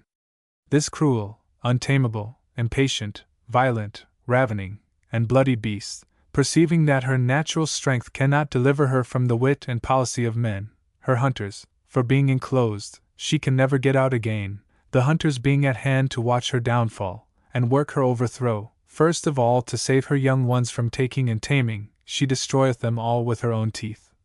For there was never any of them taken alive, and when she seeth the hunters come about her, she roareth, crieth, howleth, brayeth, and uttereth such a fearful, noisome, and terrible clamour, that the men which watch to kill her are not thereby a little amazed, but, at last, being animated, because there can be no resistance, they approach, and with their darts and spears, wound her to death, and then take off her skin, and leave the carcass in the earth. And this is all that I find recorded of this most strange beast, the lamb tree. As a change from this awful animal, let us examine the Planta tartarica boromets, which was so graphically delineated by Jonas Zahn in 1696. Although this is by no means the first picture of it, yet it is the best of any I have seen. A most interesting book 37 on the vegetable lamb of Tartary has been written by the late Henry Lee, Esq., at one time naturalist of the Brighton Aquarium, and I am much indebted to it for matter on the subject, which I could not otherwise have obtained. 37. The word boromets is supposed to be derived from a Tartar word signifying a lamb, and this plant animal was thoroughly believed in, many centuries ago. But there seem to have been two distinct varieties of plant, that on which little lambs were found in pods, and that as represented by Zahn, with a living lamb attached by its navel to a short stem. This stalk was flexible, and allowed the lamb to graze within its limits, but when it had consumed all the grass within its reach, or if the stalk was severed, it died. This lamb was said to have the actual body, blood, and bones of a young sheep, and wolves were very fond of it, but, luckily for the lamb tree, these were the only carnivorous animals that would attack it. In his Histoire admirable de plants, 1605, Claude Duret of Moulins treats of the boromets, and says, I remember to have read some time ago, in a very ancient Hebrew book entitled in Latin the Talmud Yerusalimitanum, and written by a Jewish Rabbi Jochanan, assisted by others, in the year of salvation 436, that a certain personage named Moses Chusensis, he being a native of Ethiopia, affirmed, on the authority of Rabbi Simeon, that there was a certain country of the earth which bore a zoophyte, or plant animal, called in the Hebrew Jedua. It was in form like a lamb, and from its navel grew a stem or root by which this zoophyte, or plant animal, was fixed attached, like a gourd, to the soil below the surface of the ground, and according to the length of its stem or root, it devoured all the herbage which it was able to reach within the circle of its tether. The hunters who went in search of this creature were unable to capture or remove it, until they had succeeded in cutting the stem by well-aimed arrows, or darts, when the animal immediately fell prostrate to the earth, and died. Its bones being placed with certain ceremonies and incantations in the mouth of one desiring to foretell the future, he was instantly seized with a spirit of divination, and endowed with the gift of prophecy. Mr. Lee then says, as I was unable to find in the Latin translation of the Talmud of Jerusalem the passage mentioned by Claude Duret, and was anxious to ascertain whether any reference to this curious legend existed in the Talmudical books, I sought the assistance of learned members of the Jewish community, and amongst them, of the Rev. Dr. Hermann Adler, Chief Rabbi Delegate of the United Congregations of the British Empire. He most kindly interested himself in the matter, and wrote to me as follows, It affords me much gratification to give you the information you desire on the boromets. In the Mishnah Kilayim, Chapter 8, Section 5, a portion of the Talmud, the passage occurs. Creatures called Adni Hasada, literally lords of the field, are regarded as beasts. There is a variant reading, Abni Hasada, stones of the field. A commentator, Rabbi Simeon of Sens, died about 1235, writes as follows on this passage. It is stated in the Jerusalem Talmud that this is a human being of the mountains. It lives by means of its navel. If its navel be cut, it cannot live. I have heard in the name of Rabbi Meir, the son of Kalonimos of Spire, that this is the animal called Jedua. This is the Jed we mentioned in Scripture, lit. Wizard Lev. 1931. With its bones witchcraft is practiced. A kind of large stem issues from a root in the earth on which this animal, called Jedua, grows, just as gourds and melons. Only the jaguar has, in all respects, a human shape, in face, body, hands, and feet. By its navel it is joined to the stem that issues from the root. No creature can approach within the tether of the stem, for it seizes and kills them. Within the tether of the stem it devours the herbage all around. When they want to capture it, no man dares approach it, but they tear at the stem until it is ruptured, whereupon the animal dies. Another commentator, Rabbi Obadja, of Bourbonoro, gives the same explanation, only substituting they aim arrows at the stem until it is ruptured, and c. The author of an ancient Hebrew work, Mastobia, Venice, 1705, gives an interesting description of this animal. In Part 4, c. 10, page 786, he mentions the boromets found in Great Tartary. He repeats the description of Rabbi Simeon, and adds that he has found, in a new work on geography, namely, that the Africans sick in Great Tartary, in the province of Sambulala, are enriched by means of seeds, like the seeds of gourds, only shorter in size, which grow and blossom like a stem to the navel of an animal which is called boromets in their language, i.e. lamb. On account of its resembling a lamb in all its limbs, from head to foot, its hoofs are cloven, its skin is soft, its wool is adapted for clothing, but it has no horns, only the hairs of its head, which grow, and are intertwined like horns. Its height is half a cubit and more. According to those who speak of this wondrous thing, its taste is like the flesh of fish, its blood as sweet as honey, and it lives as long as there is herbage within reach of the stem, from which it derives its life. If the herbage is destroyed or perishes, the animal also dies away. It has rest from all beasts and birds of prey, except the wolf, which seeks to destroy it. The author concludes by expressing his belief that this account of the animal having the shape of a lamb is more likely to be true than it is of human form.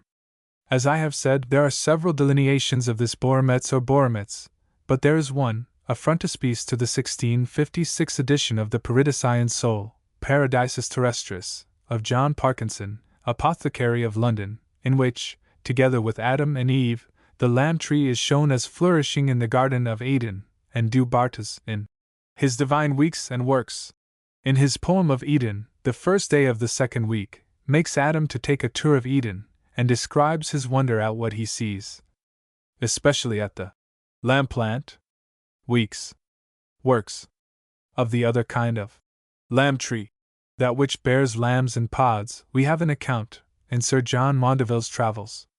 Whoso goeth from Cathay to Ind, the high and the low, he shall go through a kingdom that men call Cadisan, and it is a great land, there groweth a manner of fruit as it were gourds, and when it is ripe men cut it asunder, and men find therein a beast as it were of flesh and bone and bloud, as it were a little lamb without wall, and men eat the beast and fruit also, and sure it seemeth very strange.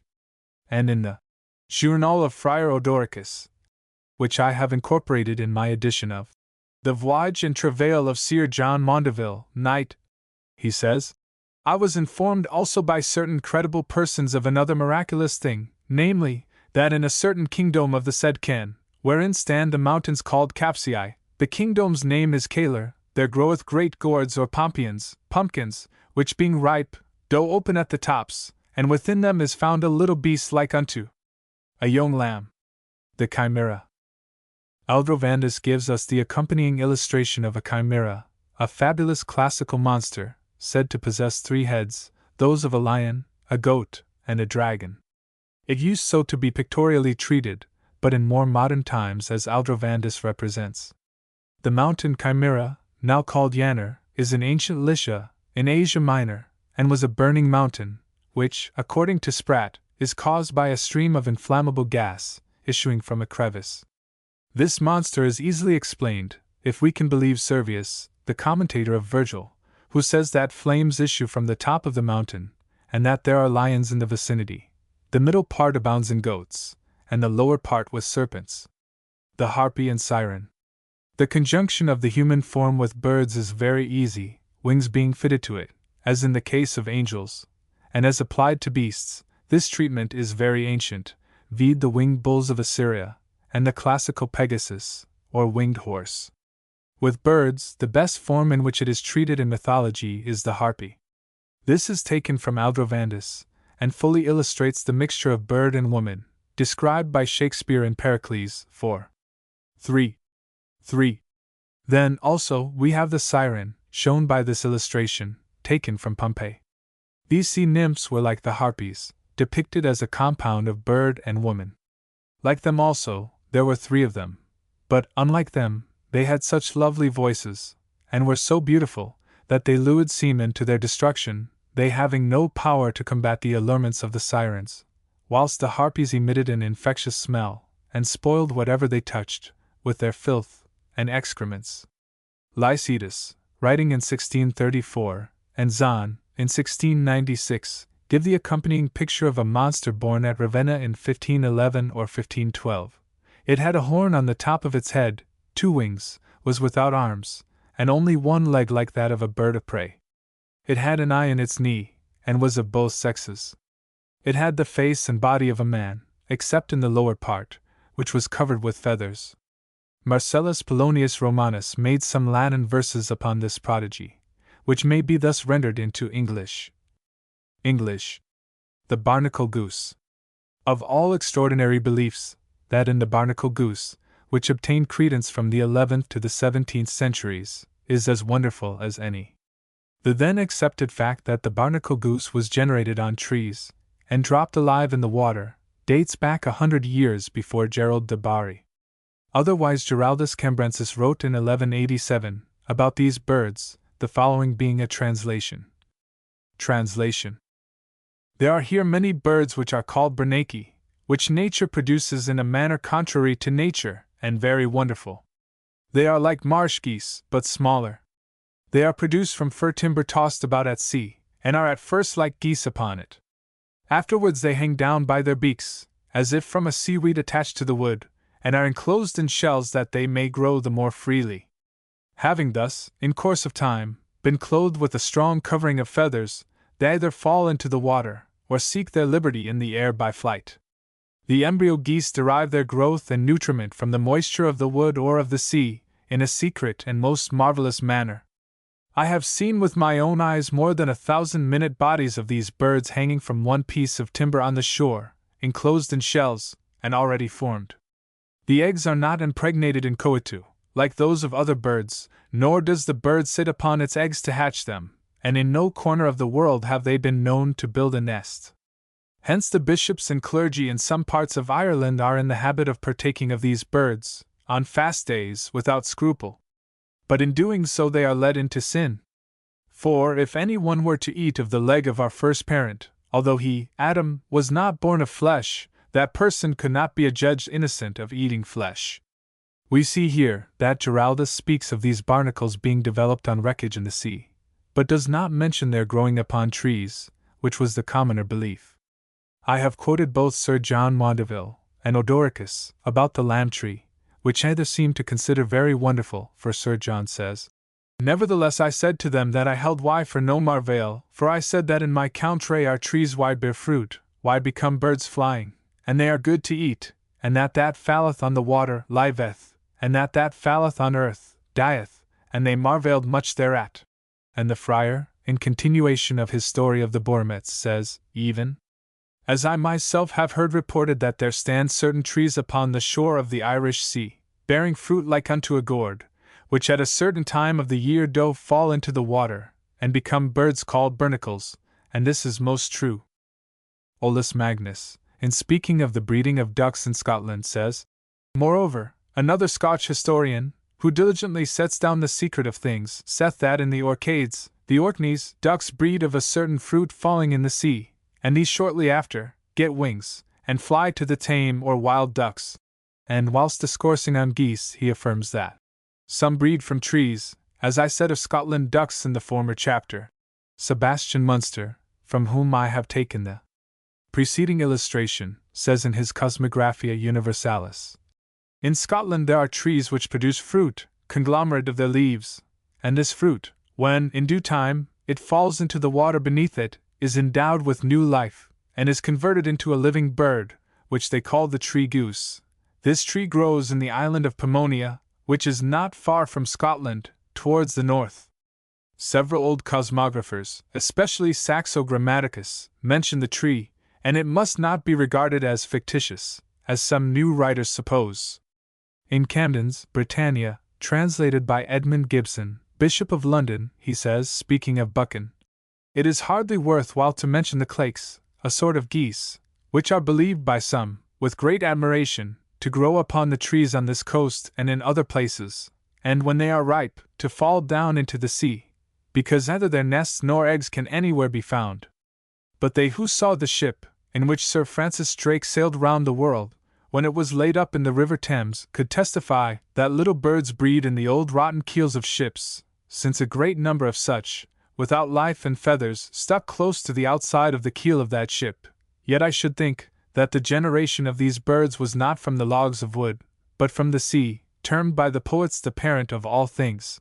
In Purchas, his pilgrimage is the voyage of Gerard de Vere to China and C.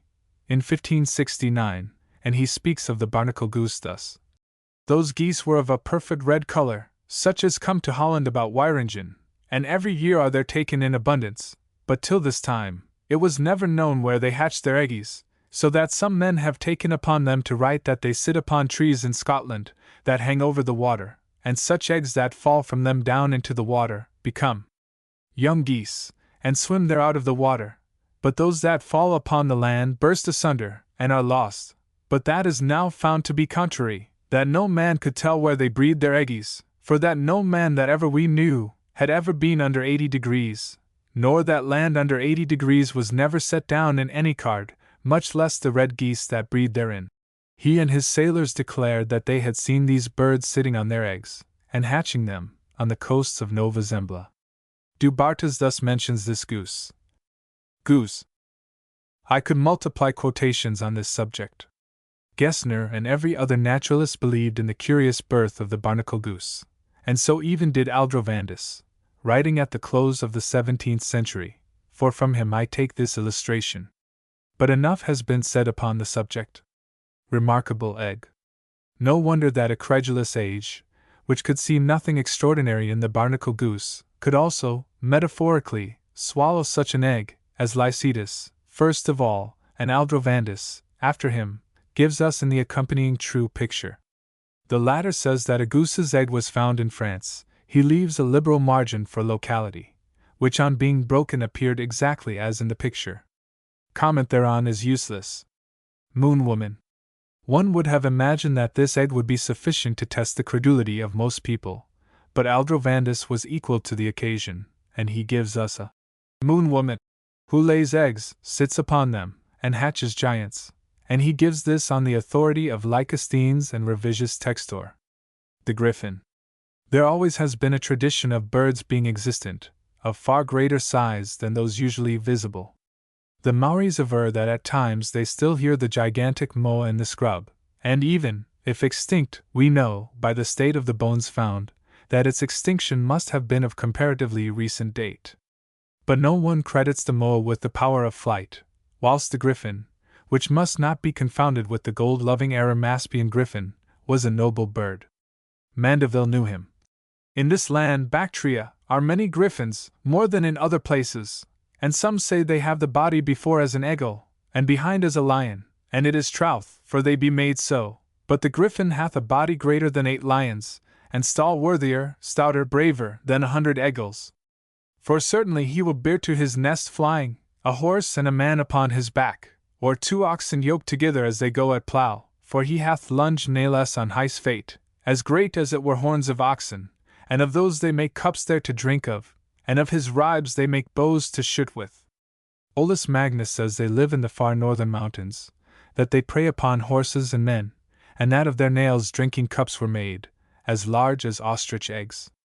These enormous birds correspond in many points to the eastern ruck or rook, or the rock of the Arabian Nights, of whose mighty powers of flight Sinbad took advantage. Sir Marco Polo, speaking of Madagascar, says, "'Tis said that in those other islands to the south, which the ships are unable to visit because this strong current prevents their return, is found the bird griffin, which appears there at certain seasons. The description given of it is, however, entirely different from what our stories and pictures make it. 4 persons who had been there and had seen it told Messer Marco Polo that it was for all the world like an eagle, but one indeed of enormous size, so big in fact that its wings covered an extent of 30 paces, and its quills were 12 paces long, and thick in proportion. And it is so strong that it will seize an elephant in its talons, and carry him high into the air, and drop him so that he is smashed to pieces. Having so killed him, the bird griffin swoops down on him, and eats him at leisure. The people of those isles call the bird ruck, and it has no other name. So I wot not if this be the real griffin, or if there be another manner of bird as great. But this I can tell you for certain, that they are not half lion and half bird, as our stories do relate. But enormous as they be, they are fashioned just like an eagle.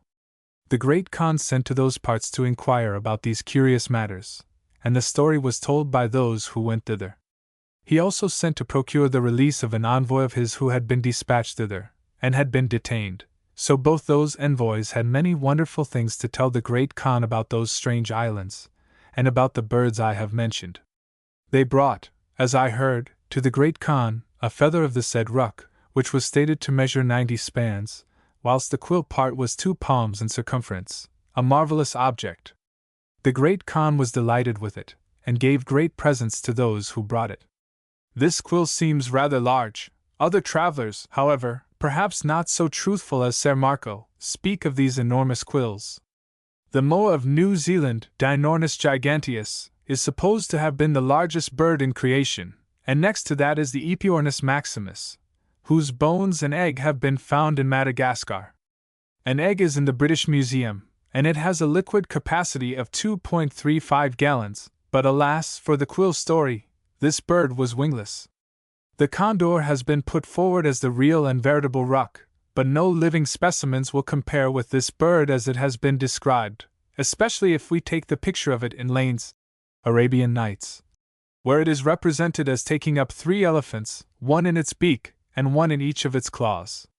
The Japanese have a legend of a great bird which carried off men, and there is a very graphic picture now on view at the White Wing of the British Museum, where one of these birds, having seized a man, frightens, very naturally, the whole community. The phoenix. Pliny says of the phoenix, Ethiopia and India, more especially, produce birds of diversified plumage, and such as quite surpass all description. In the front rank of these is the phoenix, that famous bird of Arabia, though I am not sure that its existence is not a fable. It is said that there is only one in existence in the whole world, and that one has not been seen very often. We are told that this bird is of the size of an eagle, and has a brilliant golden plumage around the neck, whilst the rest of the body is a purple color, except the tail, which is azure, with long feathers intermingled, of a roseate hue. The throat is adorned with a crest, and the head with a tuft of feathers.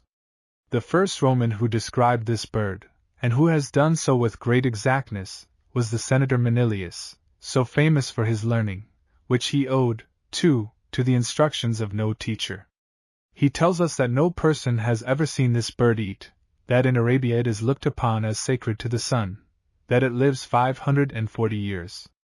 That when it is old it builds a nest of cassia and sprigs of incense, which it fills with perfumes, and then lays its body down upon them to die, that from its bones and marrow there springs at first a sort of small worm, which, in time, changes into a little bird, that the first thing it does is to perform the obsequies of its predecessor, and to carry the nest entire to the city of the sun near Panchaea, and there deposit it upon the altar of that divinity.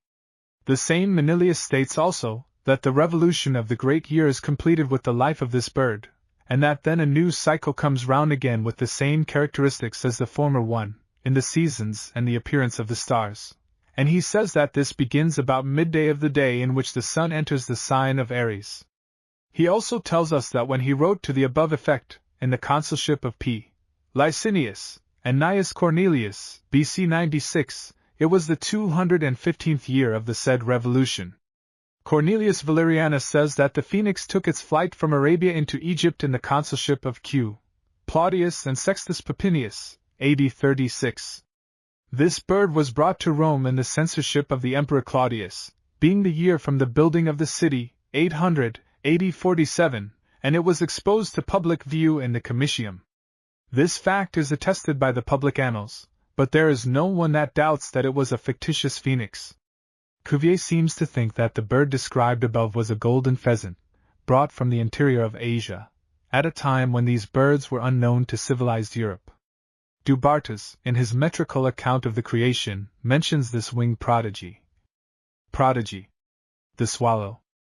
Olaus Magnus answered this question, according to his lights, and when, discoursing on the migration of swallows, he says, "Though many writers of natural histories have written that swallows change their stations, that is, when cold winter begins to come, they fly to hotter climats, yet oft-times, in the northern countries, swallows are drawn forth, by chance by fishermen, like a lump cleaving together, where they went amongst the reeds, after the beginning of autumn, and there fasten themselves bill to bill, wing to wing, feet to feet. For it is observed that they, about that time ending their most sweet note, do so descend, and they fly out peaceably after the beginning of the spring, and come to their old nests, or else they build new ones by their natural care. Now that lump being drawn forth by ignorant young men, for the old fishermen that are acquainted with it, put it in again, is carried and laid on the sea shore, and by the heat of the sun, the lump is dissolved, and the swallows begin to fly, but they last but a short time because they were not set at liberty by being taken so soon, but they were made captive by it. It happeneth also in the spring, when they return freely, and come to their old nests, or make new ones, if a very cold winter come upon them, and much snow fall, they will all die, that all that summer you shall see none of them upon the houses, or banks, or rivers, but a very few that came later out of the waters, or from other parts, which by nature come flying thither, to repair their issue. Winter being fully ended in May, for husbandmen, from their nests, built higher or lower, take their prognostications, whether they shall sow in valleys, or mountains or hills, according as the rain shall increase or diminish. Also the inhabitants hold it an ill sign, if the swallows refuse to build upon their houses, for they fear those housetops are ready to fall. This is proper, and good, and what we might expect from Olaus Magnus, but it is somewhat singular to see, printed in notes and queries for October 22, 1864, the following. The Duc d'Ar related to me, a few days ago, that in Sweden the swallows, as soon as the winter begins to approach, plunge themselves into the lakes, where they remain asleep and hidden under the ice till the return of the summer, when, revived by the new warmth, they come out from the water, and fly away as formerly. While the lakes are frozen, if somebody will break the ice in those parts where it appears darker than in the rest, he will find masses of swallows, cold, asleep, and half dead, which, by taking out of their retreat, and warming, he will see gradually to vivify again and fly. In other countries they retire very often to the caverns, under the rocks. As many of these exist between the city of Cannes and the sea, on the banks of the river Orne, there are found sometimes, during the winter, piles of swallows suspended in these vaults, like bundles of grapes. I witnessed the same thing, myself, in Italy, where, as well as in France, it is considered, as I have heard, very lucky by the inhabitants when swallows build nests on their habitations. Rhodokanakis. Of course, these stories of curious hibernation were pooh-poohed, although it could not be denied that the subaqueous hibernation of swallows is given in Goldsmith's Animated Nature, and many other natural histories, which succeeded his. The wintering of swallows in caverns has another eyewitness in Edward Williams, Iolo Morganwg, who in his Poems, Lyrics, and Pastorals, published 1794, says, "About the year 1768, the author, with 2 or 3 more, found a great number of swallows in a torpid state, clinging in clusters to each other by their bills, in a cave of the sea cliffs near Dunraven Castle, in the county of Glamorgan. They revived after they had been some hours in a warm room, but died a day or 2 after, though all possible care had been taken of them." The martlet and footless birds. Of the martin, or, as in heraldry it is written, martlet, Gillam thus writes: "The martlet, or martinet, saith Bekenhall, hath legs so exceeding short that they can by no means go, walk, and thereupon, it seemeth, the Grecians do call them apods, quasi sine pedibus, not because they do want feet, but because they have not such use of their feet, as other birds have. And if perchance they fall upon the ground, they cannot raise themselves upon their feet, as others do, and prepare themselves to flight. For this cause they are accustomed to make their nests upon rocks and other high places, from whence they may easily take their flight, by means of the support of the air. Hereupon it came, that this bird is painted in arms without feet, and for this cause it is also given for a difference of younger brethren, to put them in mind to trust to their wings of virtue and merit, to raise themselves, and not to their legs, having little land to put their foot on. The Ilarion is a small bird of the eagle tribe, heraldically depicted as without beak or feet. Butler in Hudibras writes, "The bird of paradise was unknown to the ancients, and one of the earliest notices of this bird is given in Magalhaen's voyage in 1521. The king of Bacchian, one of the Molucca Islands, sent 2 dead birds preserved, which were of extraordinary beauty. In size they were not larger than the thrush, the head was small, with a long bill, the legs were of the thickness of a common quill, and a span in length. The tail resembled that of the thrush. They had no wings, but in the place where wings usually are, they had tufts of long feathers, of different colors. All the other feathers were dark. The inhabitants of the Moluccas had a tradition that this bird came from paradise, and they call it Bulindinata, which signifies the bird of God. By and by, as trade increased, the skins of this bird were found to have a high market value, but the natives always brought them, when they came to trade, with their legs cut off. Thence sprang the absurd rumor that they had no legs, although in the early account just quoted, their legs are expressly mentioned. Linnaeus called the emerald birds of paradise apoda or legless, whilst Tavernier says that these birds, getting drunk on nutmegs, fall helpless to the ground, and then the ants eat off their legs. Snow birds. But we must leave warm climes, and birds of paradise, and speak of birds shut up under the snow. There are in the northern countries woodcocks, like to pheasant for bigness, but their tails are much shorter, and they are coal black all over their bodies, with some white feathers at the end of their tails and wings. The males have a red comb standing upright. The females have one that is low and large, and the color is gray. These birds are of an admirable nature to endure huge cold in the woods, as the ducks in the waters. But when the snow covers the superficies of the earth, like to hills, all over, and for a long time press down the boughs of the trees with their weight, they eat certain fruits of the birch tree, called in Italian, gacciolo, like to a long pear, and they swallow them whole, and that in so great quantity, and so greedily, that their throat is stuffed, and seems greater than all their body. Then they part their companies, and thrust themselves all over into the snow, especially in January, February, and March, when snow and whirlwinds, storms, and grievous tempests descend from the clouds. And when they are covered all over, that not one of them can be seen, lying all in heaps, for certain weeks they live, with meat collected in their throats, and cast forth, and resumed. The hunters' dogs cannot find them, yet by the cunning of the crafty hunters it falls out, that when the dogs err in their scent, they, by signs, will catch a number of living birds, and will draw them forth to their great profit. But they must do that quickly, because when they hear the dogs bark, they presently rise like bees, and take up on the wing, and fly aloft. But if they perceive that the snow will be greater, they devour the foresaid fruit again, and take a new dwelling, and there they stay till the end of March, or, if the snow melt sooner, when the sun goes out of Aries, for then the snow melting, by an instinct of nature, as many other birds, they rise out of their holes to lay eggs, and produce young ones, and this in mountains where briars are, and thick trees. Males and females sit on the eggs by turns, and both of them keep the young, and chiefly the male, that neither the eagle nor fox may catch them. These birds fly in great shoals together, and they remain in high trees, chiefly birch trees, and they come not down, but for propagation, because they have food enough on the top of their trees.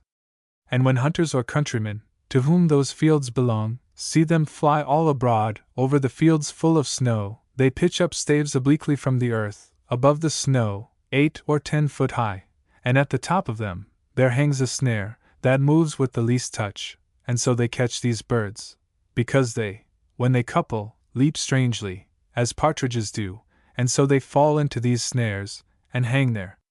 And when one seems to be caught in the gin, the others fly to free her, and are caught in the like snare. There is also another way to catch them, namely with arrows and stalking horses, that they may not suspect it.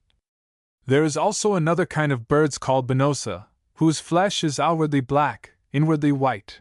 They are as delicate good meat as partridges, yet as great as pheasants. At the time of propagation, the male runs with open mouth till he foam, then the female runs and receives the same, and from thence she seems to conceive, and bring forth eggs, and to produce her young. The swan.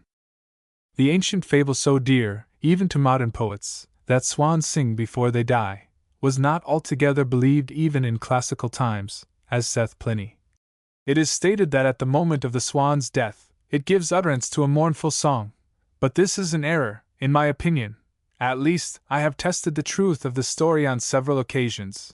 That some swans have a kind of voice, and can change a note or two, no one who has met with a flock or two of whoopers, or wild swans, can deny. Olaus Magnus relates the fable, and quotes Plato, that the swan sings at its death, not from sorrow, but out of joy, at finishing its life. He also gives us a graphic illustration of how swans may be caught by playing to them on a lute or other stringed instrument, and also that they were to be caught by men, playing music, with stalking horses, in the shape of oxen, or horses.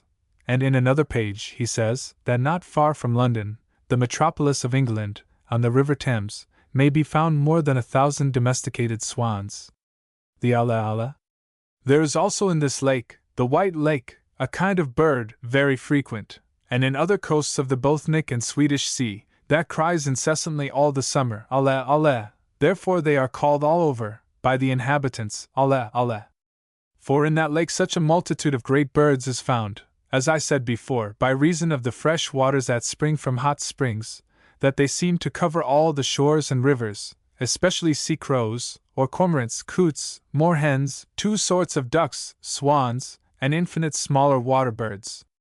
These crows, and other devouring birds, the hunters can easily take, because they fly slowly, and not above 2 or 4 cubits above the water. Thus they do it on the narrow rocks, as in the gates of islands. On the banks of them, they hang black nets, or dyed of a watery color upon spears, and these, with pulleys, will quickly slip up or down, that in great shoals they catch the birds that fly thither by letting the nets fall upon them.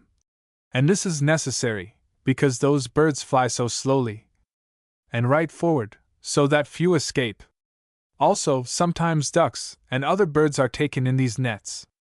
Wherefore these black, or slow birds, whether they swim or fly, are always crying alle, alle, which in Latine signifies all, omnes, and so they do when they are caught in the nets, and this voice the cunning fowler interprets thus, that he hath not, as yet, all of them in his nets, nor ever shall have, though he had 600 nets. The hoopoe and lapwing. Whether the following bird is meant for the hoopoe, or the lapwing, I know not. The Latin version has de upupis, which clearly means hoopoes, and the translation says, of the hoops or lapwings. I follow the latter. Lapwings, when at a set time they come to the northern countries from other parts, they foreshow the nearness of the spring coming on. It is a bird that is full of crying and lamentation, to preserve her eggs, or young. By importunate crying, she shews that foxes lie hid in the grass, and so she cries out in all places, to drive away dogs and other beasts. They fight with swallows, pies, and jackdaws. On hillocks and lakes she lays her eggs, and hatcheth her young ones. Made tame she will clean a house of flies, and catch mice. She foreshows rain when she cries, which also field scorpions do, called mares cuckoos, who by flying over thwart, and crying loudly, foreshow rain at hand. Also the larger scorpions, with huge long snouts, for signify rain, so do woodpeckers.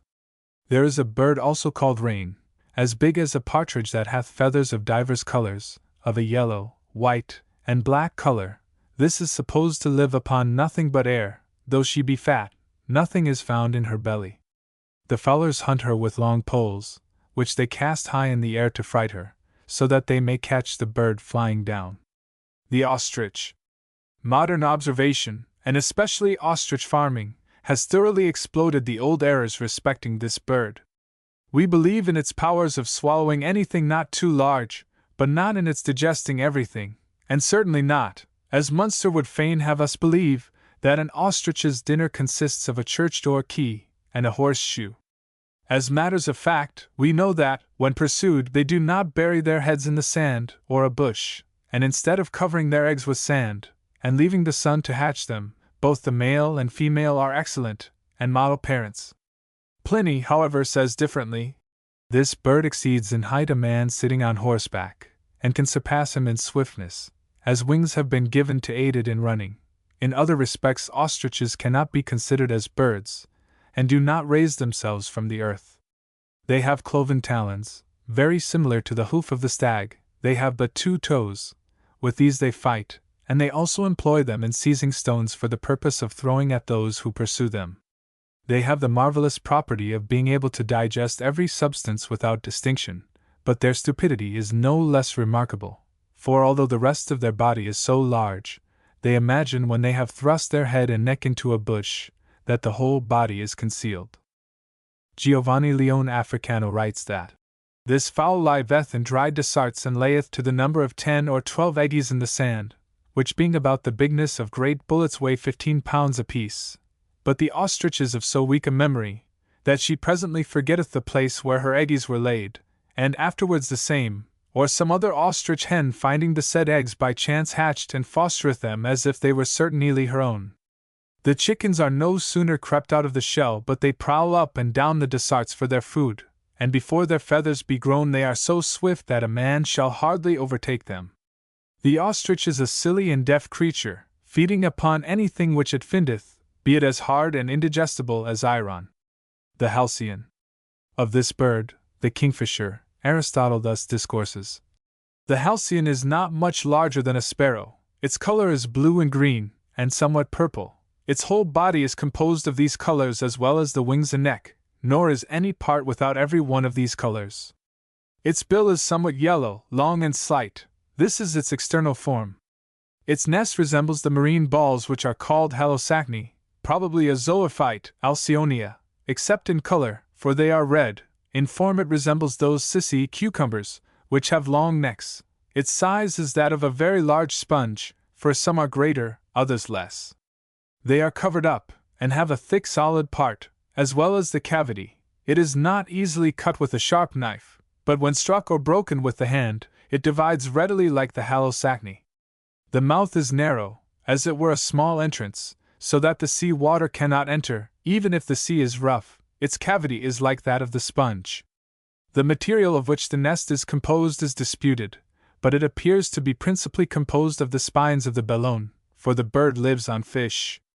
Pliny says, it is a thing of very rare occurrence to see a halcyon, and then it is only about the time of the setting of the Virgilii, and the summer and winter solstices, when one is sometimes to be seen to hover about a ship, and then immediately disappear.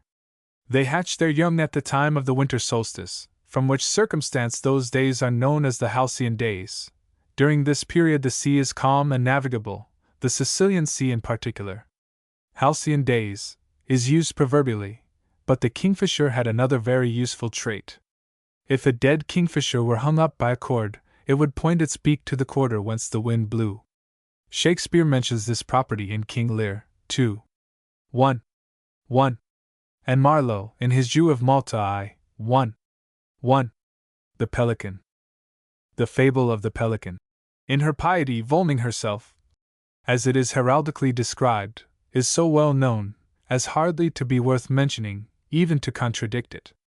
In the first place, the heraldic bird is as unlike the real one as it is possible to be, but the legend seems to have had its origin in Egypt, where the vulture was credited with this extraordinary behavior, and this bird is decidedly more in accordance with the heraldic ideal.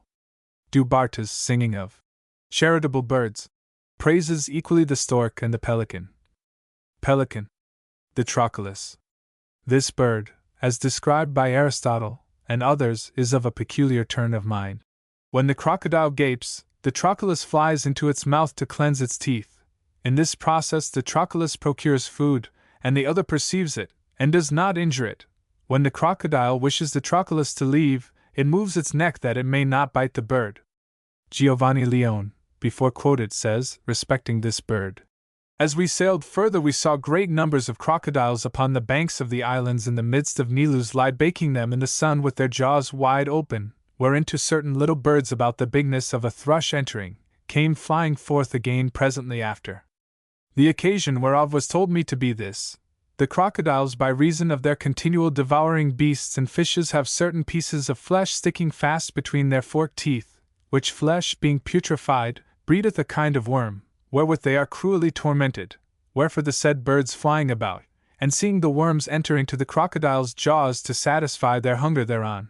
But the crocodile, perceiving himself freed from the worms of his teeth, offereth to shut his mouth, and to devour the little bird that did him so good a turn, but being hindred from his ungrateful attempt by a prick which groweth upon the bird's head, he is constrained to open his jaws, and to let her depart. Du Bartas gives another color to the behavior of the Trochilus. Trochilus. Woolly hens. Sir John Maundeville saw in the kingdom named Mansi, which is the best kingdom of the world, Manzi, that part of China south of the river Hong Ho, white hennes, and they bear no feathers, but wall as sheep doe in our land. Two-headed wild geese. Near the land of the cynocephaly or dog-headed men, there were many islands, and also in this eel, and in many eels thereabout are many wild geese with 2 heads. But these were not the only extraordinary breed of wild geese extant. Aristotle mentions the crane as another stone-bearing bird. Among birds, as it was previously remarked, the crane migrates from one extremity of the earth to the other, and they fly against the wind. As for the story of the stone, it is a fiction, for they say that they carry a stone as ballast, which is useful as a touchstone for gold, after they have vomited it up. Four-footed duck. Gessner describes a four-footed duck, which he says is like the English puffin, except in the number of its feet, but Aldrovandus out Herod's Herod, when he gives us a monstrous cock with serpent's tail. If we can believe Pliny, there are places where certain birds are never found.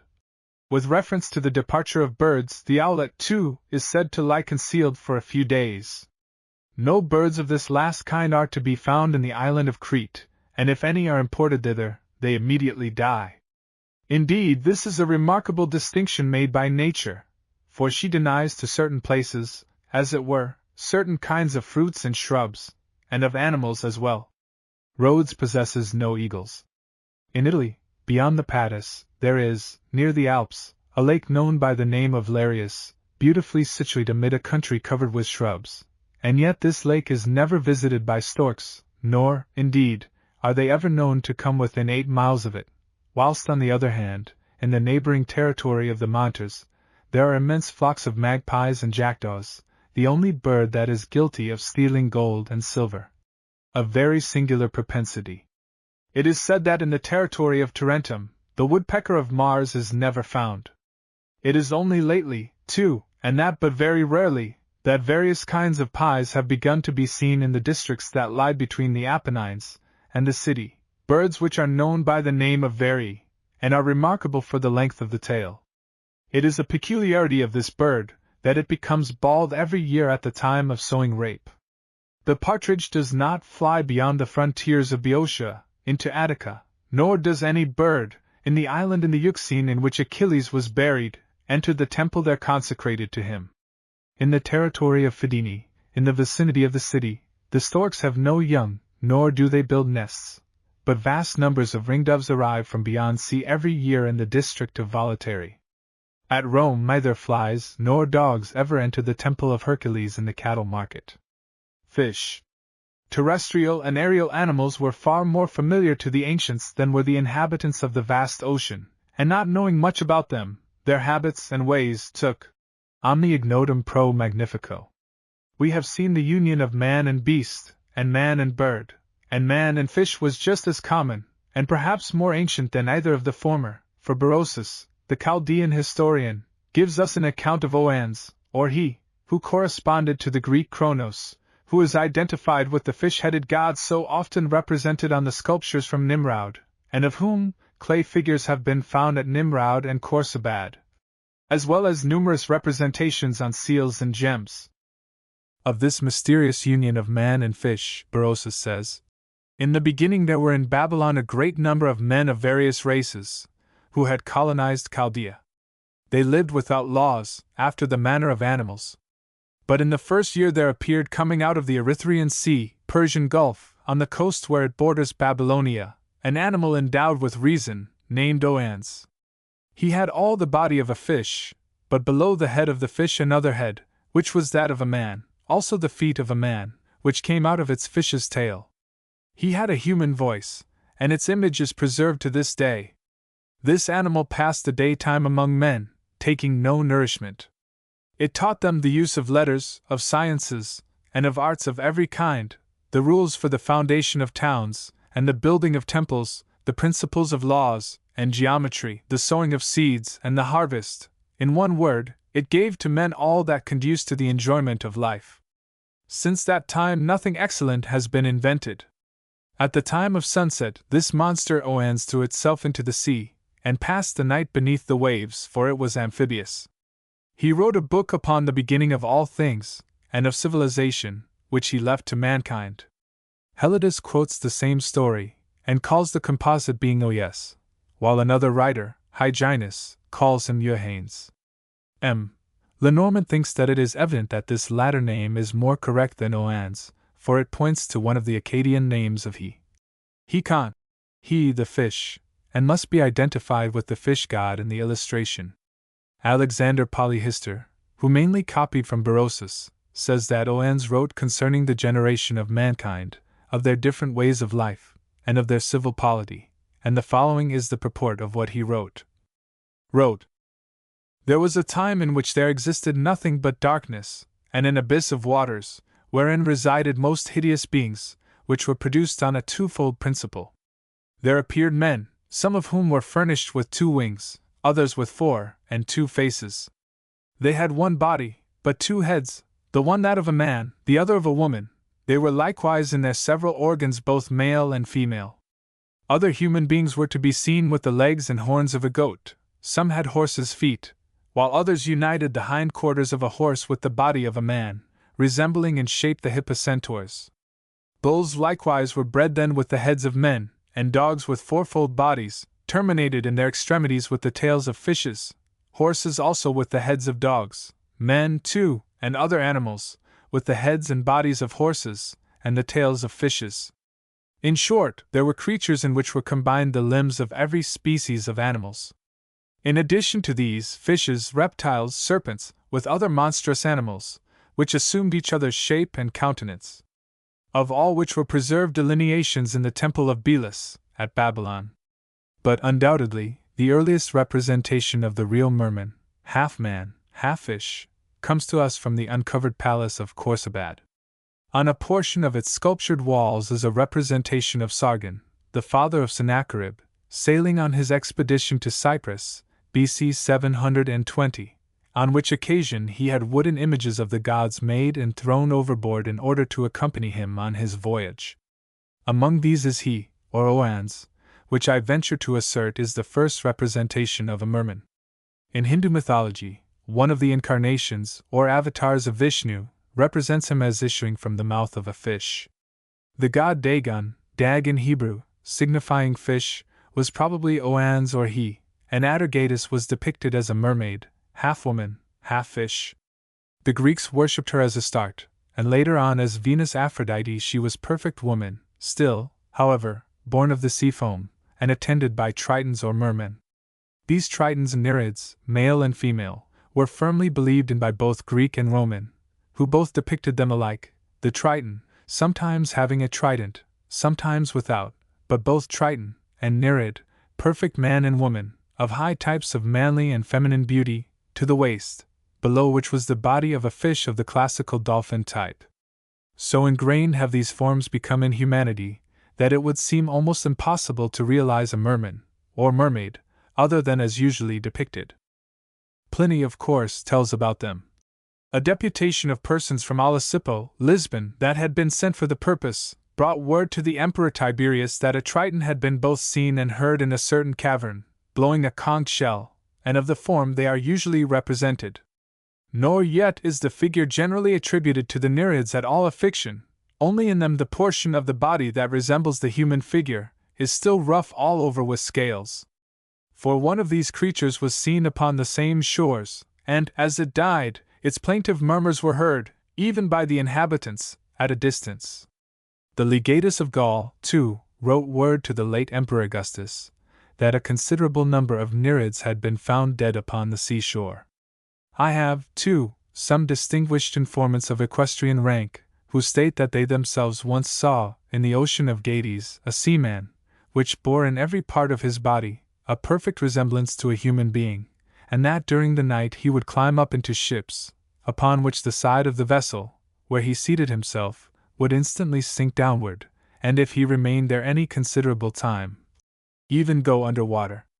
Aelian tells us that it is reported that the great sea which surrounds the island of Taprobana, Ceylon, contains an immense multitude of fishes and whales, and some of them have the heads of lions, panthers, rams, and other animals, and which is more wonderful still, some of the cetaceans have the form of satyrs.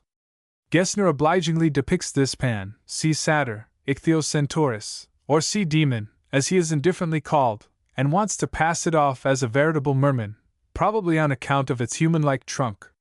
He also quotes Aelian as to the authenticity of this monster, and he gives a picture of another manfish, which he says was seen at Rome on the 3rd of November, 1523.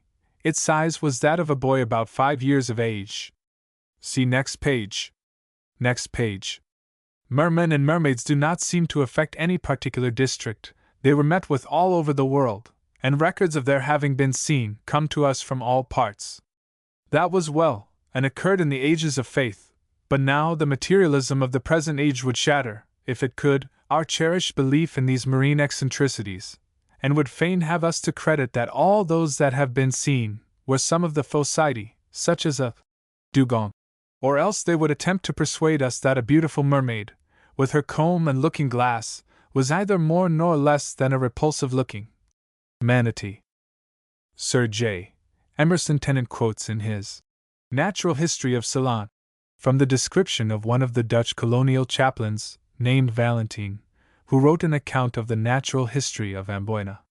He says that in 1663, a lieutenant in the Dutch army was with some soldiers on the sea beach at Amboina, when they all saw mermen swimming near the beach. He described them as having long and flowing hair, of a color between gray and green. And he saw them again, after an interval of 6 weeks, when he was in company with some 50 others. He also says that these marine curiosities, both male and female, have been taken at Amboina, and he cites a special one, of which he gives a portrait, that was captured by a district visitor of the church, and presented by him to the governor. This last animal enjoyed European fame, as in 1716, whilst Peter the Great was the guest of the British ambassador at Amsterdam. The latter wrote to Valentine, asking that the marvel should be sent over for the Tsar's inspection, but it came not. Valentine also tells how, in the year 1404, a mermaid, tempest-tossed, was driven through a breach in a dike at Edam, in Holland, and was afterwards taken alive in the Lake of Parmen, whence she was carried to Haarlem.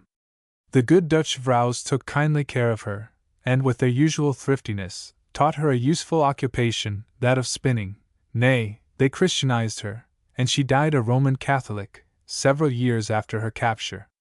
The authentic records, if trust can be placed in them, are various and many, but are hardly worth recapitulating because of their sameness, and the smile of incredulity which their recital provokes. Let us therefore turn to the monarch of the deep, the whale, and of this creature we get curious glimpses from the northern naturalists. But before investigating this authentic denizen of ocean, we will examine some whose title to existence is not quite so clearly made out. Olaus Magnus gives us an introduction to some of the horrible monsters of the coast of Norway.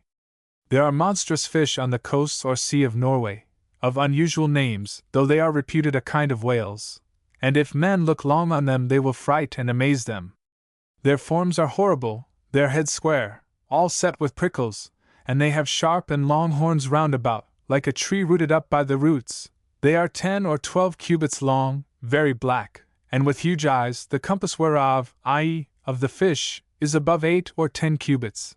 The apple of the eye is of 1 cubit, and is red and fiery colored, which in the dark night appears to fishermen afar off under waters as a burning fire, having hairs like goose feathers, thick and long, like a beard hanging down. The rest of the body, for the greatness of the head, which is square, is very small, not being above 14 or 15 cubits long. One of these sea monsters will drown easily many great ships, provided with many strong mariners. He also speaks of a cetacean, called a physeter. The whirlpool, or prister, is of the kind of whales, 200 cubits long, and is very cruel. For, to the danger of seamen, he will sometimes raise himself beyond the sail yards, and cast such floods of waters above his head, which he had sucked in, that with a cloud of them, he will often sink the strongest ships, or expose the mariners to extreme danger. This beast hath also a long and large round mouth like a lamprey, whereby he sucks in his meat or water, and by his weight cast upon the fore or hinder deck he sinks, and drowns a ship. Sometimes, not content to do hurt by water only, as I said, he will cruelly overthrow the ship like any small vessel, striking it with his back, or tail. He hath a thick black skin, all his body over, long fins, like to broad feet, and a forked tail 15 or 20 foot broad, wherewith he forcibly binds any parts of the ship, he twists it about. A trumpet of war is the fit remedy against him, by reason of the sharp noise, which he cannot endure, and by casting out huge great vessels, that hinders this monster's passage, or for him to play withal, or with strong cannon and guns, with the sound thereof he is more frighted than with a stone, or iron bullet, because this ball loseth its force, being hindered by his fat, or by the water, or wounds but a little. His most vast body, that hath a rampart of mighty fat to defend it.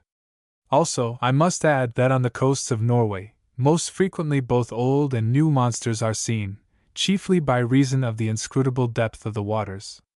Moreover, in the deep sea, there are many kinds of fishes that are seldom or never seen by man. We have the saying, throw a tub to the whale. And we not only find that it is the proper treatment to conciliate visitors, but Gessner shows us the real thing applied to whales, trumpet and all complete, and he also shows us the close affinity between the whale and the visitor, in the accompanying illustration, which depicts a whale uprearing, and coming down again on an unfortunate vessel. There is another whale, described by Gessner, which he calls the troll whale, or in German, Teufelwal, or devil whale. This whale lies asleep on the water, and is of such a deceptive appearance that seamen mistake it for an island, and cast anchor into it, a proceeding which this peculiar class of whale does not appear to take much heed of. But when it comes to lighting a fire upon it, and cooking thereon, it naturally wakes up the whale. It is of this Teufelwal that Milton writes, Paradise Lost, BKIL 200. And the same story is told in the first voyage of Sinbad the Sailor, or, as Mr. Lane, whose translation, edition 1883, I use, calls him, yes, Sindbad of the sea. We continued our voyage until we arrived at an island like one of the gardens of paradise, and at that island the master of the ship brought her to anchor with us. He cast the anchor, and put forth the landing plank, and all who were in the ship landed upon that island. They had prepared for themselves firepots, and they lighted the fires in them, and their occupations were various. Some cooked, others washed, and others amused themselves. I was among those who were amusing themselves upon the shores of the island, and the passengers were assembled to eat and drink, and play and sport. But while we were thus engaged, lo, the master of the ship, standing upon its side, called out with his loudest voice, O ye passengers, whom may God preserve! Come up quickly into the ship, hasten to embark, and leave your merchandise, and flee with your lives, and save yourselves from destruction, for this apparent island upon which ye are, is not, in reality, an island, but it is a great fish that hath become stationary in the midst of the sea, and the sand hath accumulated upon it, so that it hath become like an island, and trees have grown upon it, since times of old, and, when ye lighted upon it the fire, it felt the heat, and put itself in motion, and now it will descend with you into the sea, and you will all be drowned. Then seek for yourselves escape before destruction, and leave the merchandise. The passengers, therefore, hearing the words of the master of the ship, hastened to go up into the vessel, leaving the merchandise, and their other goods, and their copper cooking pots, and their fire pots, and some reached the ship, and others reached it not. The island had moved, and descended to the bottom of the sea, with all that were upon it, and the roaring sea, agitated with waves, closed over it. Olus Magnus, too, tells of sleeping whales being mistaken for islands. The whale hath upon its skin a superficies like the gravel that is by the seaside, so that oft times when he riseth his back above the waters, sailors take it to be nothing else but an island, and sail unto it, and go down upon it, and they strike in piles upon it, and fasten them to their ships.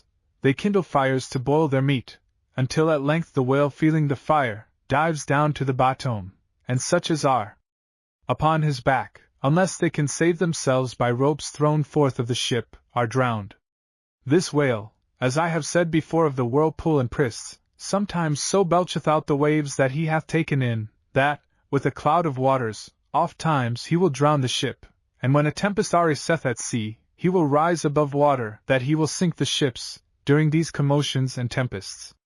Sometimes he brings up sand on his back, upon which, when a tempest comes, the mariners are glad that they have found land, cast anchor, and are secure on a false ground, and when as they kindle their fires, the whale, so soon as he perceives it, he sinks down suddenly into the depth, and draws both men and ships after him, unless the anchors break.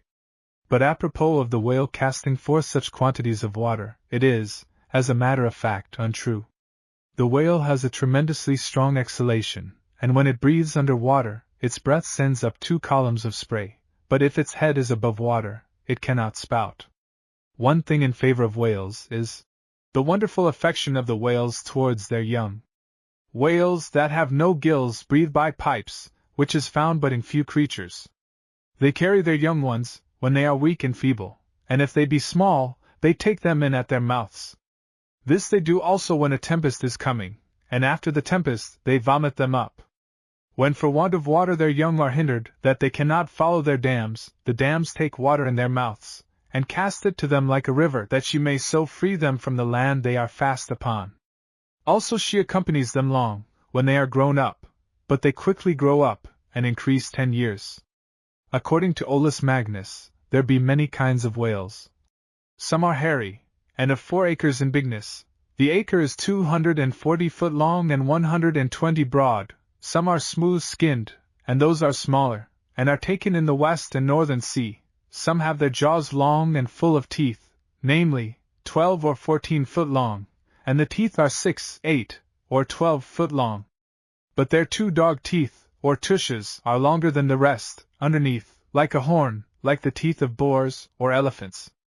This kind of whale hath a fit mouth to eat, and his eyes are so large, that 15 men may sit in the room of each of them, and sometimes 20, or more, as the beast is in quantity. His horns are 6 or 7 foot long, and he hath 250 upon each eye, as hard as horn, that he can stir stiff or gentle, either before or behind.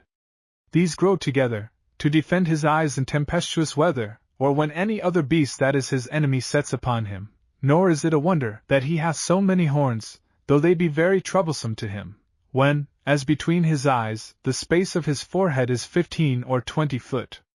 The spermaceti whale, Physeter macrocephalus, is the subject of a curious story, according to Olus Magnus. He declares ambergris is the sperm of the male whale, which is not received by the female. It is scattered wide on the sea, in diverse figures, of a blue color, but more tending to white, and these are glued together, and this is carefully collected by mariners, as I observed, when, in my navigation I saw it scattered here and there. This they sell to physicians, to purge it, and when it is purged, they call it ambergris, and they use it against the dropsy and palsy, as a principal and most precious unguent. It is white, and if it be found that is of the color of gyp, it is the better. It is sophisticated with the powder of lignum, aloes, styrax, musk, and some other things. But this is discovered because that which is sophisticated will easily become soft as wax, but pure ambergris will never melt so. It hath a corroborating force, and is good against swindings and the epilepsy. As a matter of fact, it is believed to be a morbid secretion in the intestinal canal of the whale, originating in its bile. It is found in its bowels, and also floating on the sea, gray-colored, in lumps weighing from half an ounce to 100 pounds. Its price is about 3 pounds per ounce. It is much used in perfumery, but not in medicine, at least in Europe. But in Asia and Africa, it is, in some parts, so used, and also in cookery. Olaus Magnus, too, tells us of the benefits the whale confers on the inhabitants of the cold and dreary north. How they salt the flesh for future eating, and the usefulness of the fat for lighting and warming through the long Arctic winter, while the small bones are used as fuel. Of the skin of this useful mammal, they make belts, bags, and ropes, whilst the whole skin will clothe 40 men. But these are not all its uses. Having spoken that the bodies of whales are very large, for their head, teeth, eyes, mouth, and skin, the bones require a place to be described, and it is thus. Because the vehemency of cold in the farther parts of the north, and horrid tempests there, will hardly suffer trees to grow up tall, whereof necessary houses may be builded, therefore provident nature hath provided for the inhabitants, that they may build their houses of the most vast ribs of sea creatures, and other things belonging thereunto.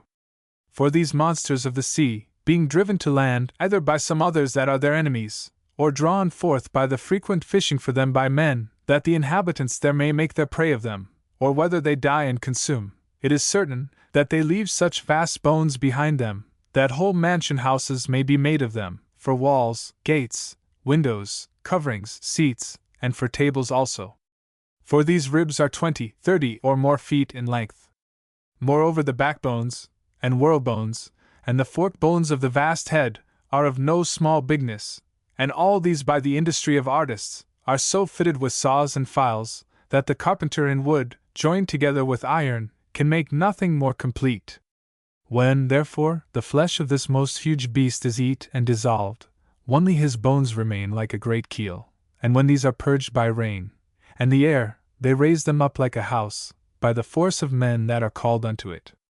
Then by the industry of the master builder, windows being placed on the top of the house, or sides of the whale, it is divided into many convenient habitations, and gates are made of the same beast's skin, that is taken off long before, for that and some other use, and is hardened by the sharpness of the winds.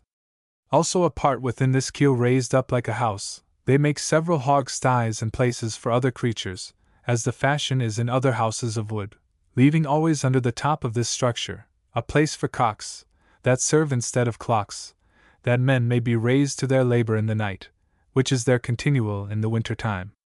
They that sleep between these ribs see no other dreams than as if they were always toiling in the sea waves, or were in danger of tempests, to suffer shipwreck.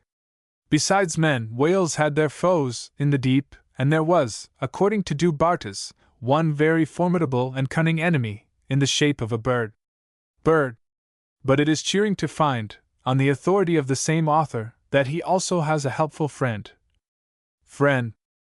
But we have only spoken of a very few varieties of whales. Some yet remain, which may be styled fancy whales. At all events, they are lost to our times. Herodotus tells us that in the Borysthenes, Dnieper, were large whales without any spinal bones, which they call anticae, fit for salting. Then, Gessner gives us varieties of whales, of which we know nothing.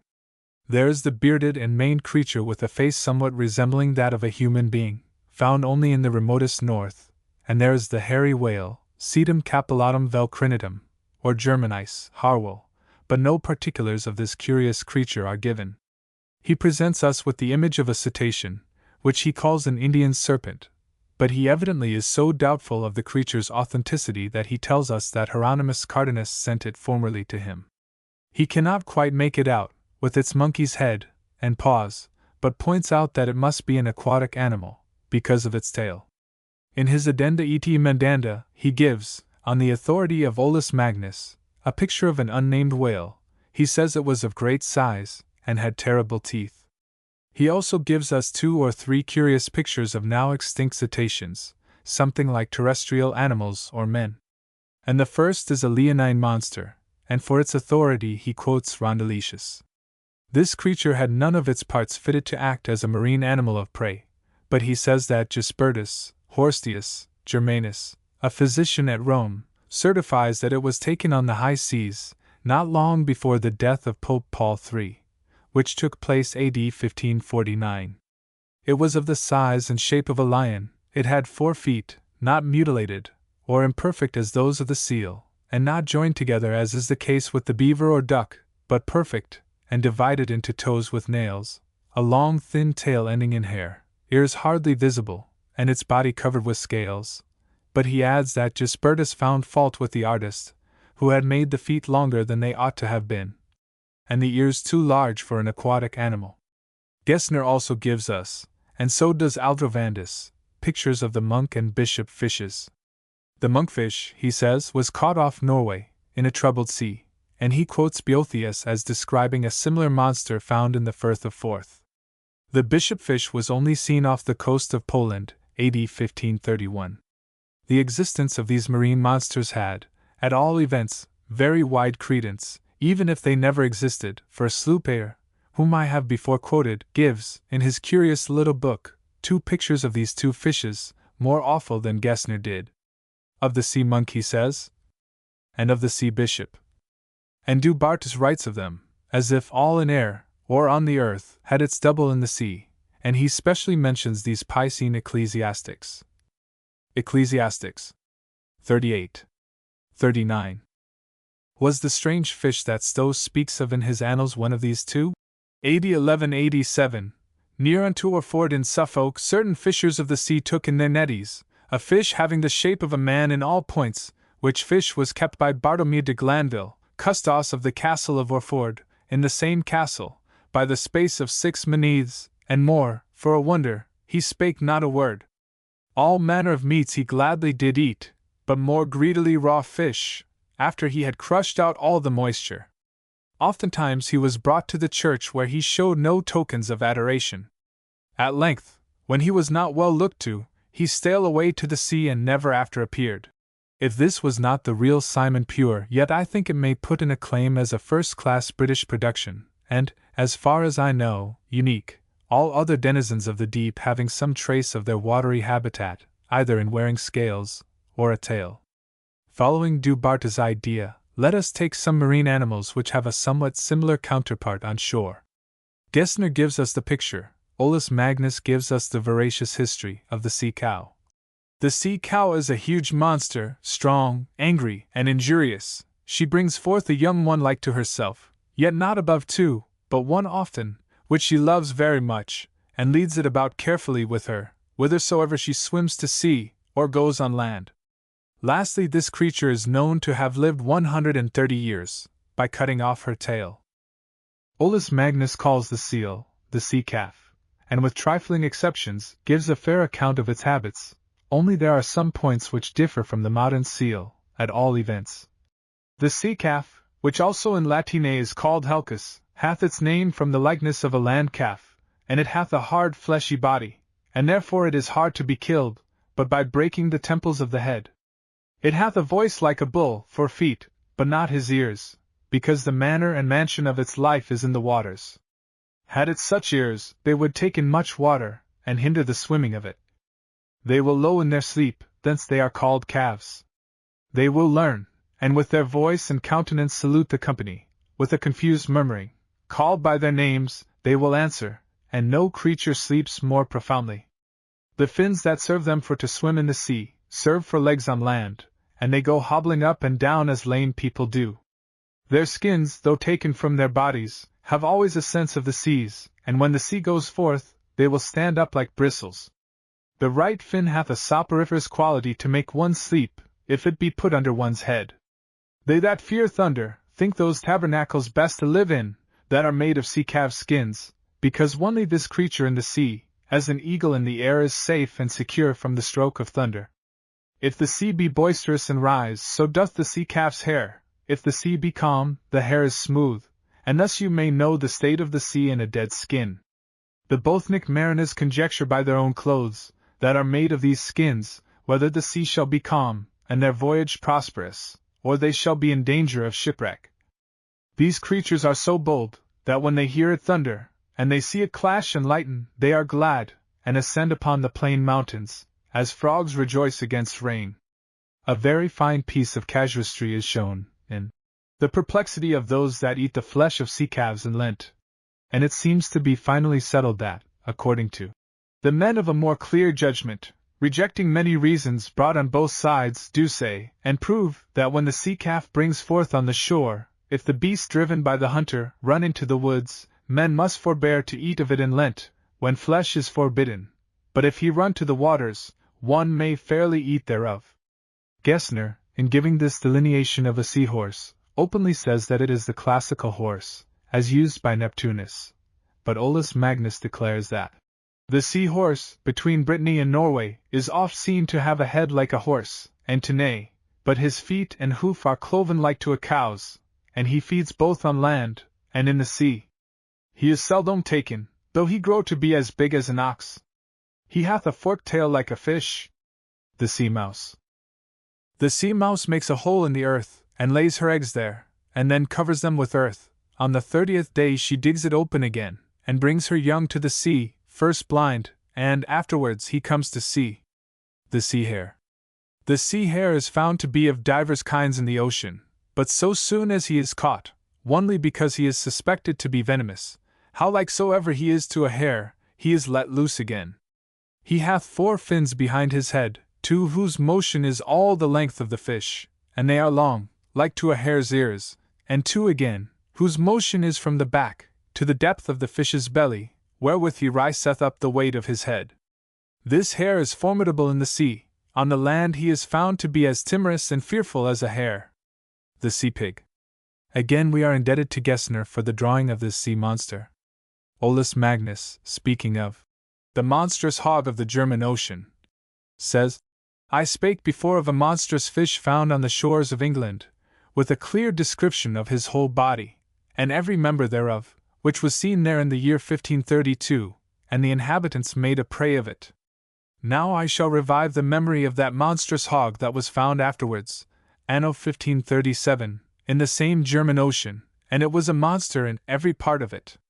For it had a hog's head, and a quarter of a circle, like the moon, in the hinder part of its head, 4 feet like a dragon's, 2 eyes on both sides in his loins, and a third in his belly inclining towards his navel. Behind he had a forked tail, like to other fish commonly. The walrus. Of the walrus, Rasmuris, or Morse, Gessner draws, and Olaus Magnus writes thus: The Norway coast, toward the more northern parts, hath a great fish, as big as elephants, which are called morsi, or rosmari, maybe they are called so from their sharp biting, for, if they see any man on the seashore, and can catch him, they come suddenly upon him, and rend him with their teeth, that they will kill him in a trice. Therefore these fish called rosmari, or morsi, have heads fashioned like to an ox's, and a hairy skin, and hair growing as thick as straw or corn reeds, that lie loose very largely.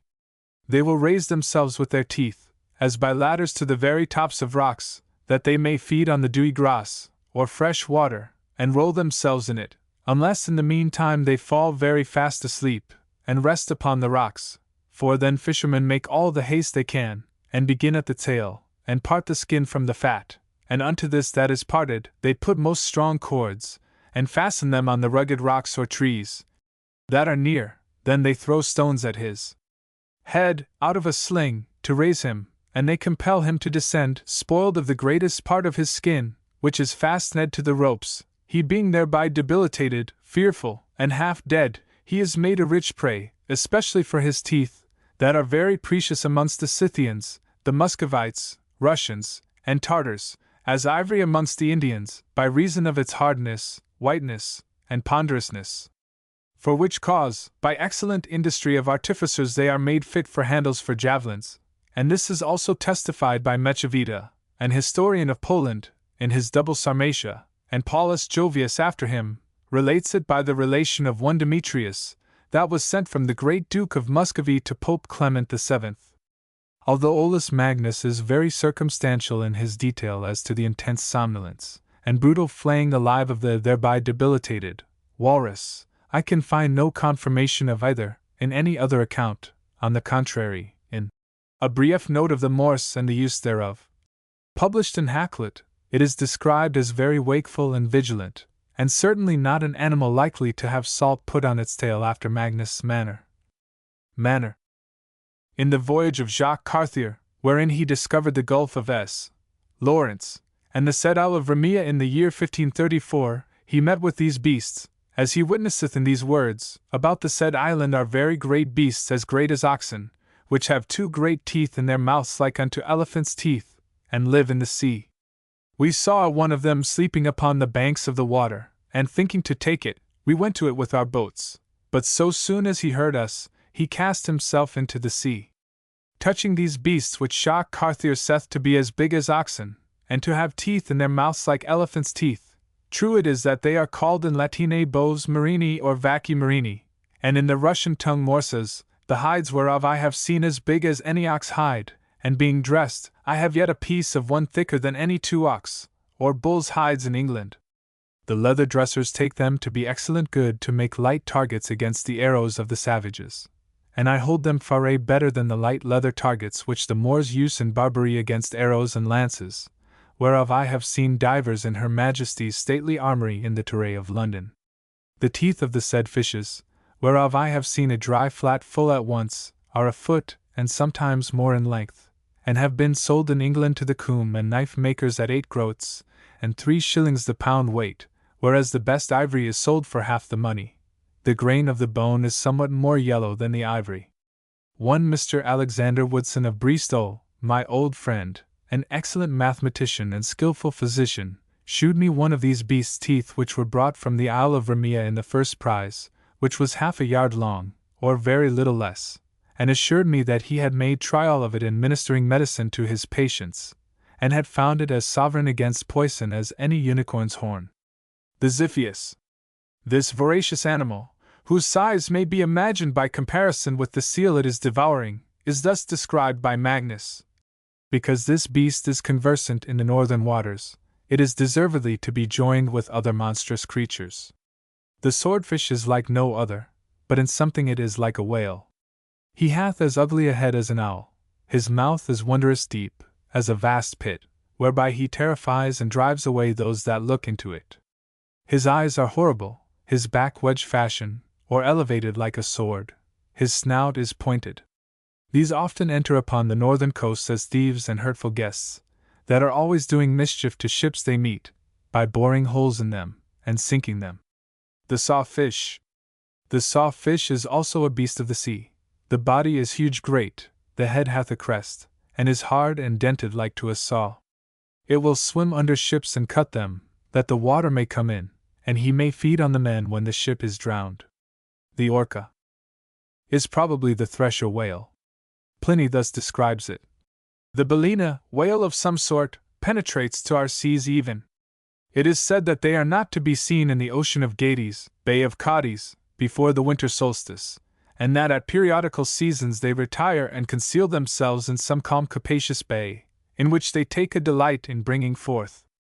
This fact, however, is known to the orca, an animal which is particularly hostile to the balaena, and the form of which cannot be in any way accurately described, but as an enormous mass of flesh, armed with teeth. This animal attacks the balaena in its place of retirement, and with its teeth tears its young, or else attacks the females which have just brought forth, and indeed, while they are still pregnant, and, as they rush upon them, it pierces them just as though they had been attacked by the beak of a Liburnian galley. The female balaenae, devoid of all flexibility, without energy to defend themselves, and overburdened by their own weight, weakened, too, by gestation, or else the pains of recent parturition, are well aware that their only resource is to take flight in the open sea, and to range over the whole face of the ocean, while the orcae, on the other hand, do all in their power to meet them in their flight, throw themselves in their way, and kill them either cooped up in a narrow passage, or else drive them on a shoal, or dash them to pieces against the rocks. When these battles are witnessed, it appears just as though the sea were infuriate against itself. Not a breath of wind is there to be felt in the bay, and yet the waves, by their pantings and their repeated blows, are heaved aloft in a way which no whirlwind could effect. An orca has been seen even in the port of Ostia, where it was attacked by the Emperor Claudius. It was while he was constructing the harbor there that this orca came, attracted by some hides, which, having been brought from Gaul, had happened to fall overboard there. By feeding upon these for several days it had quite glutted itself, having made for itself a channel in the shoaly water. Here, however, the sand was thrown up by the action of the wind to such an extent that the creature found it quite impossible to turn round, and while in the act of pursuing its prey, it was propelled by the waves towards the shore, so that its back came to be perceived above the level of the water, very much resembling in appearance the keel of a vessel turned bottom upwards. Upon this, Caesar ordered a number of nets to be extended at the mouth of the harbor, from shore to shore, while he himself went there with the praetorian cohorts, and so afforded a spectacle to the Roman people. 4 boats assailed the monster, while the soldiers on board showered lances upon it.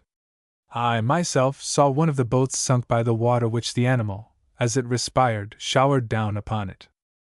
Olaus Magnus thus writes of the fight between the whale and the orca.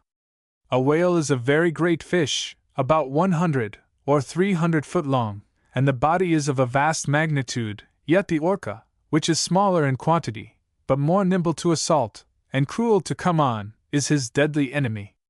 An orca is like a hull turned inwards outward, a beast with fierce teeth, with which, as with the stern of a ship, he rends the whale's guts, and tears its calf's body open, or he quickly runs and drives him up and down with his prickly back, that he makes him run to fords and shores.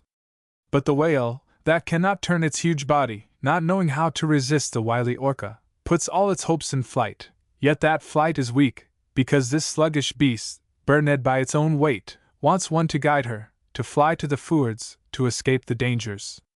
The dolphin. Pliny says, "The dolphin is an animal not only friendly to man, but a lover of music as well. He is charmed by melodious concerts, and more especially by the notes of the water organ.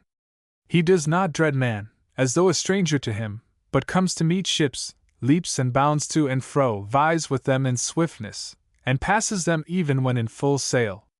In the reign of the late Emperor Augustus, a dolphin which had been carried to the Lucrine lake, conceived a most wonderful affection for the child of a certain poor man, who was in the habit of going that way from Baiae to Puteoli to school, and who used to stop there in the middle of the day, call him by his name of Simo, and would often entice him to the banks of the lake with pieces of bread which he carried for the purpose. At whatever hour of the day he might happen to be called by the boy, and although hidden and out of sight at the bottom of the water, he would instantly fly to the surface, and after feeding from his hand, would present his back for him to mount, taking care to conceal the spiny projection of his fins in their sheath, as it were, and so, sportively taking him up on his back, he would carry him over a wide expanse of sea to the school at Puteoli, and in a similar manner bring him back again. This happened for several years, until, at last, the boy happened to fall ill of some malady, and died. The dolphin, however, still came to the same spot as usual, with a sorrowful air, and manifesting every sign of deep affliction, until at last, a thing of which no one felt the slightest doubt, he died purely of sorrow and regret.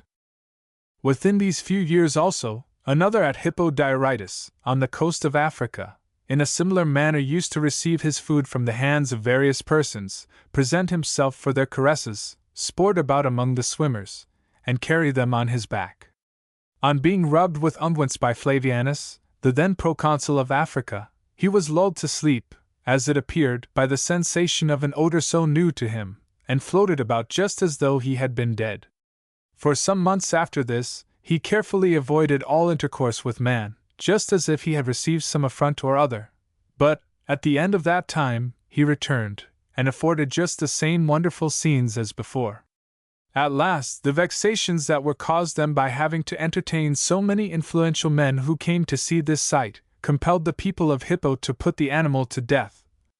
Hegesidemus has also informed us that, in the city of Iasus, the island and city of Caria, there was another boy also, Hermias by name, who in a similar manner used to traverse the sea on a dolphin's back, but that, on one occasion, a tempest suddenly arising, he lost his life, and was brought back dead, upon which, the dolphin, who thus admitted that he had been the cause of his death, would not return to the sea, but lay down upon dry land and there expired. Du Bartas gives us a new trait in the dolphin's character. The narwhal, generally called the monoceros or sea unicorn, is thus shown in one place by Gessner, and rough though it is far more like the narwhal's horn than is the other. Also, in his work, of a sea rhinoceros or narwhal engaged in combat with an outrageous-sized lobster or kraken, I know not which, for, as we shall presently see, the kraken is represented as a crayfish or lobster. It was the long, twisted horn of the narwhal which did duty for ages as the horn of the fabled unicorn, a gift worthy to be presented by an emperor to an emperor. This sketch of Gessner's he describes as a one-horned monster with a sharp nose, devouring a gambrinus. Olaus Magnus dismisses the narwhal very curtly.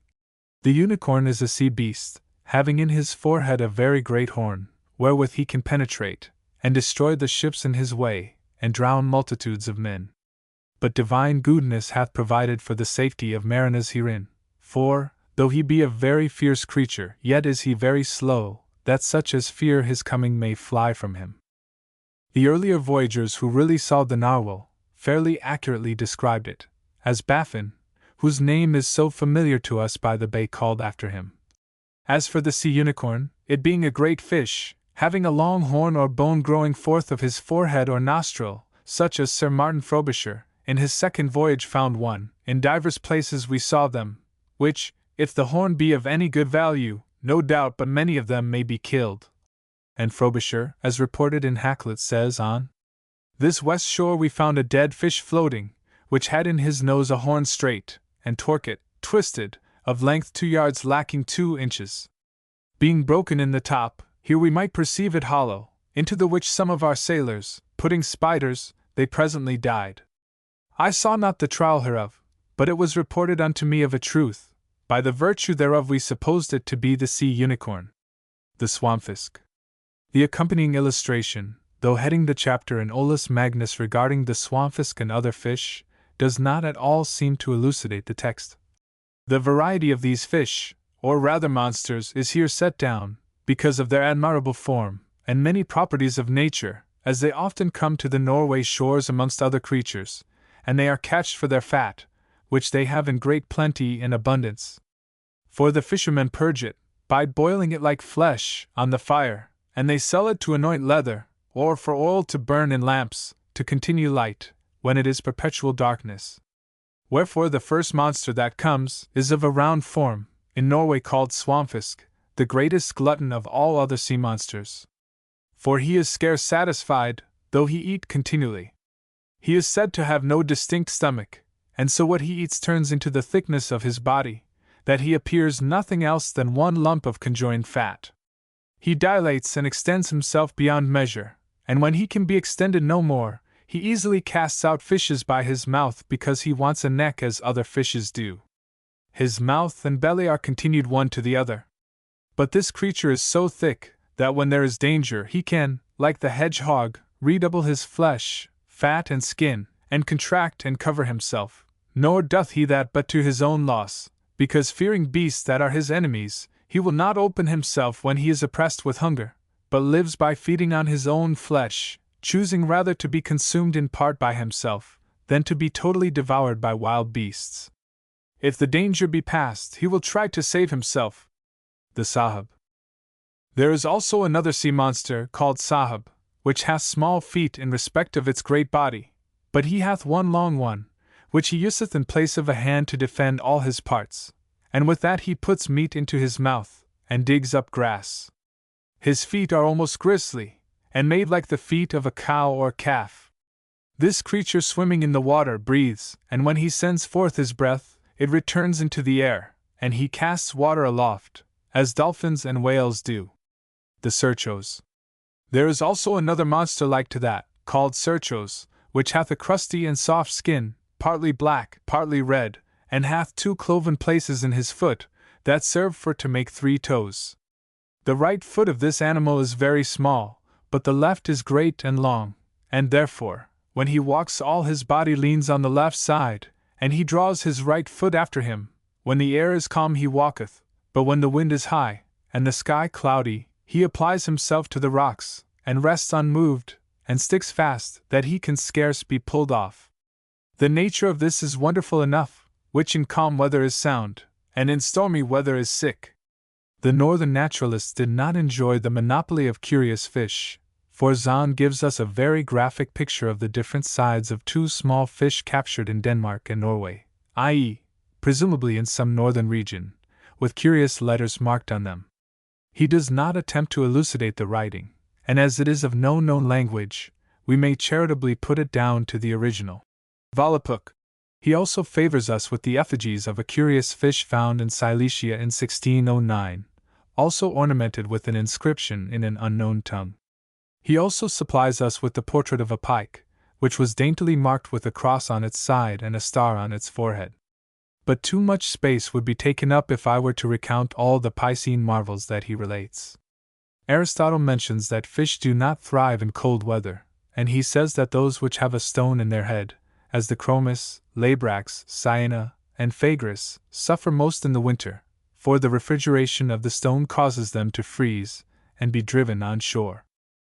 Sir John Mandeville, speaking of the kingdom of Talanac, says, "And that land hath a marvail that is in no other land, for all manner of fishes of the sea cometh there once a year, one after the other, and lieth him near the land, sometime on the land, and so lie 3 days, and men of that land come thither and take of them what he will, and then go these fishes away, and another sort cometh, and lieth also 3 days and men take of them, and do thus all manner of fishes till all have been there, and many have taken what they will, and men wot not the cause why it is so. But they of that country say, that those fishes come so thither to do worship to their king, for they say he is the most worthiest king of the world, for he hath so many wives, and geteth so many children of them." See next page. Next page. I know of no other fish of such an accommodating nature, except it be those of whom Sir Marco Polo speaks, when writing of Armenia. There is in this country a certain convent of nuns called St. Leonard's, about which I have to tell you a very wonderful circumstance. Near the church in question there is a great lake at the foot of a mountain, and in this lake are found no fish, great or small, throughout the year till Lent come. On the first day of Lent they find in it the finest fish in the world, and great store, too, thereof, and these continue to be found till Easter Eve. After that they are found no more till Lent come round again, and so 'tis every year. 'Tis really a passing great miracle. Edward Webby, master gunner, whose travels were printed in 1590, informs us that in the land of Syria there is a river having great store of fish like unto salmon trouts, but no Jew can catch them, though either Christian and Turk shall catch them in abundance, with great ease. Pliny has some curious natural phenomena to tell us about, of showers of milk, blood, flesh, iron, and wool. Nay, he even says that, the year of this woolly shower, when Titus Annius Milo was pleading his own cause, there fell a shower of baked tiles. After this we can swallow Olaus Magnus' story of a rain of fishes very comfortably, especially as he supplements it with showers of frogs and worms. He gives a curious story of the Black River at the New Fort in Finland. There is a fort in the utmost parts of Finland that is under the pole, and it belongs to the kingdom of Sweden, and it is called the New Fort, because it was wonderful cunningly built, and fortified by nature and art, for it is placed on a round mountain, having but one entrance and outlet toward the west, and that by a ship that is tied with great iron chains, which by strong labor and benefit of wheels, by reason of the force of the waters, is drawn to one part of the river by night, by keepers appointed by the King of Sweden, or such as farm it. A vast river runs by this castle, whose depth cannot be found. It ariseth from the White Lake, and falls down by degrees. At the bottom it is black, especially round this castle, where it breeds and holds none but black fish, but of no ill taste, as are salmons, trouts, perch, pikes, and other soft fish. It produceth also the fish Trebius, that is black in summer, and white in winter, who, as Albertus saith, grows lean in the sea, but when he is a foot long, he is 5 fingers fat. This, seasoned with salt, will draw gold out of the deepest waters that it is fallen in, and make it float from the bottom.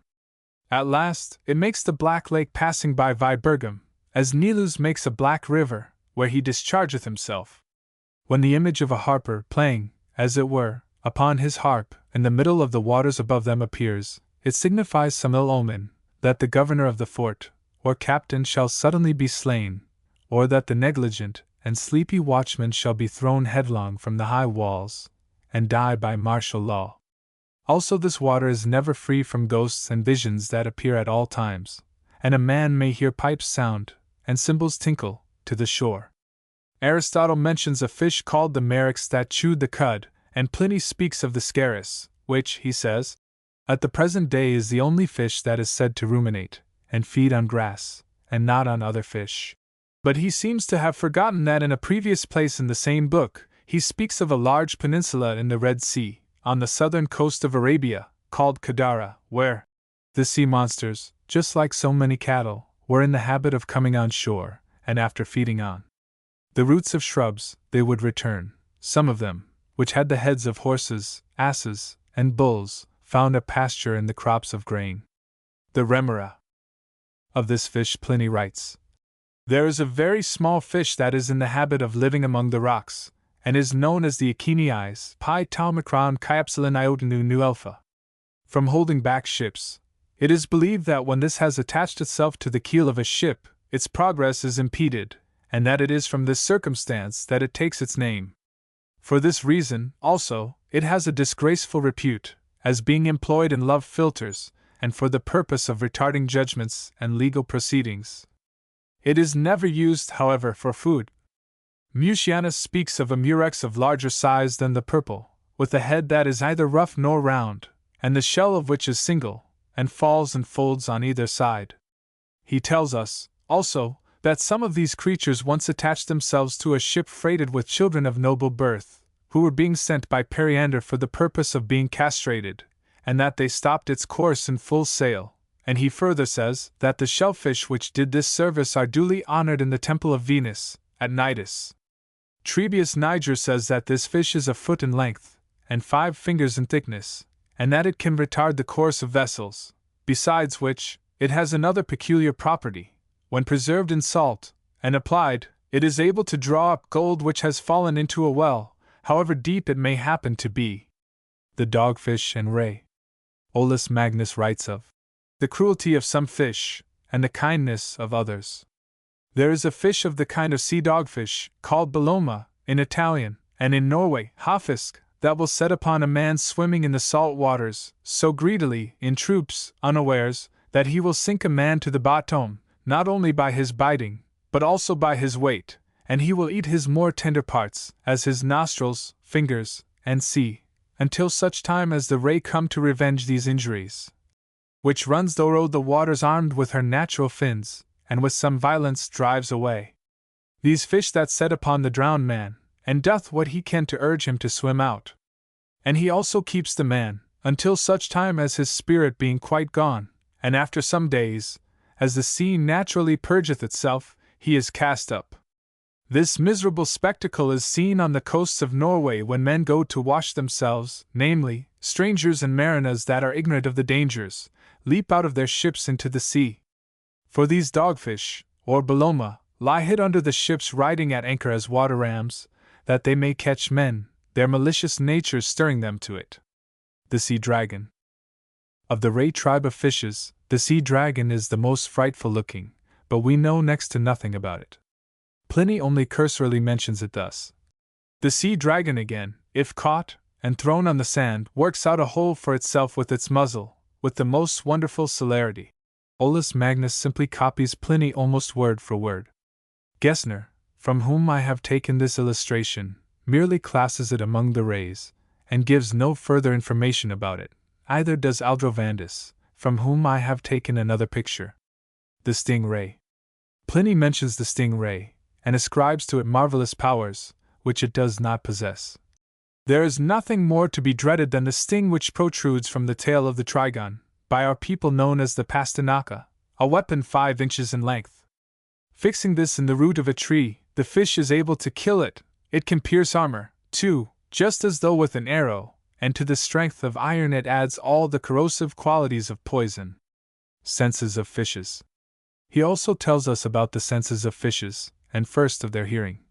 Among the marine animals, it is not probable that oysters enjoy the sense of hearing, but it is said that immediately a noise is made, the solen, razor sheath, will sink to the bottom. It is for this reason, too, that silence is observed by persons while fishing at sea.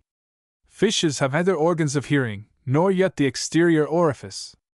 And yet it is quite certain that they do hear, for it is a well-known fact, that in some fish ponds they are in the habit of being assembled to be fed by the clapping of the hands. In the fish ponds, too, that belong to the emperor, the fish are in the habit of coming, each kind, as it hears its name. So, too, It is said the mullet, the wolffish, the salpa, and the chromis have a very exquisite sense of hearing, and that it is for this reason that they frequent shallow water. It is quite manifest that fishes have the sense of smell also, for they are not all to be taken with the same bait, and are seen to smell at it before they seize it. Some, too, that are concealed in the bottom of holes are driven out by the fisherman, by the aid of the smell of salted fish. With this he rubs the entrance of their retreat in the rock, immediately upon which they take to flight from the spot, just as though they had recognized the dead carcasses of those of their kind.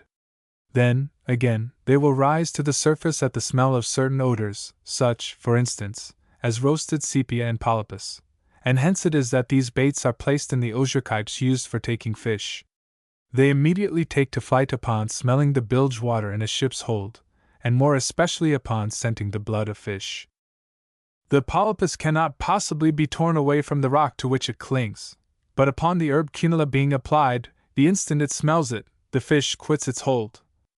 All animals have the sense of touch, those even which have no other sense, for even in the oyster, and among land animals, in the worm, this sense is found. I am strongly inclined to believe, too, that the sense of taste exists in all animals, for why else should one seek one kind of food, and one another? Zoophytes. Writing on the lower phases of marine animal life, he says, "Indeed, for my own part, I am strongly of opinion that there is sense existing in those bodies which have the nature of neither animals nor vegetables, but a third, which partakes of them both, sea nettles, and sponges, I mean. The sea nettle wanders to and fro by night, and at night changes its locality. These creatures are by nature a sort of fleshy branch, and are nurtured upon flesh.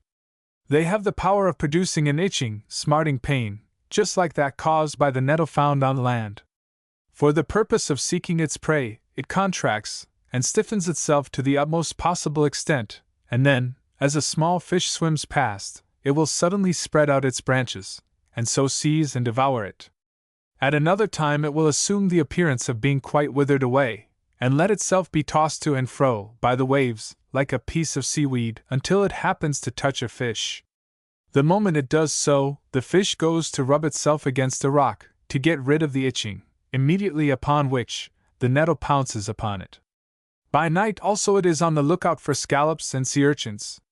When it perceives a hand approaching it, it instantly changes its color, and contracts itself. When touched, it produces a burning sensation, and if ever so short a time is afforded, makes its escape.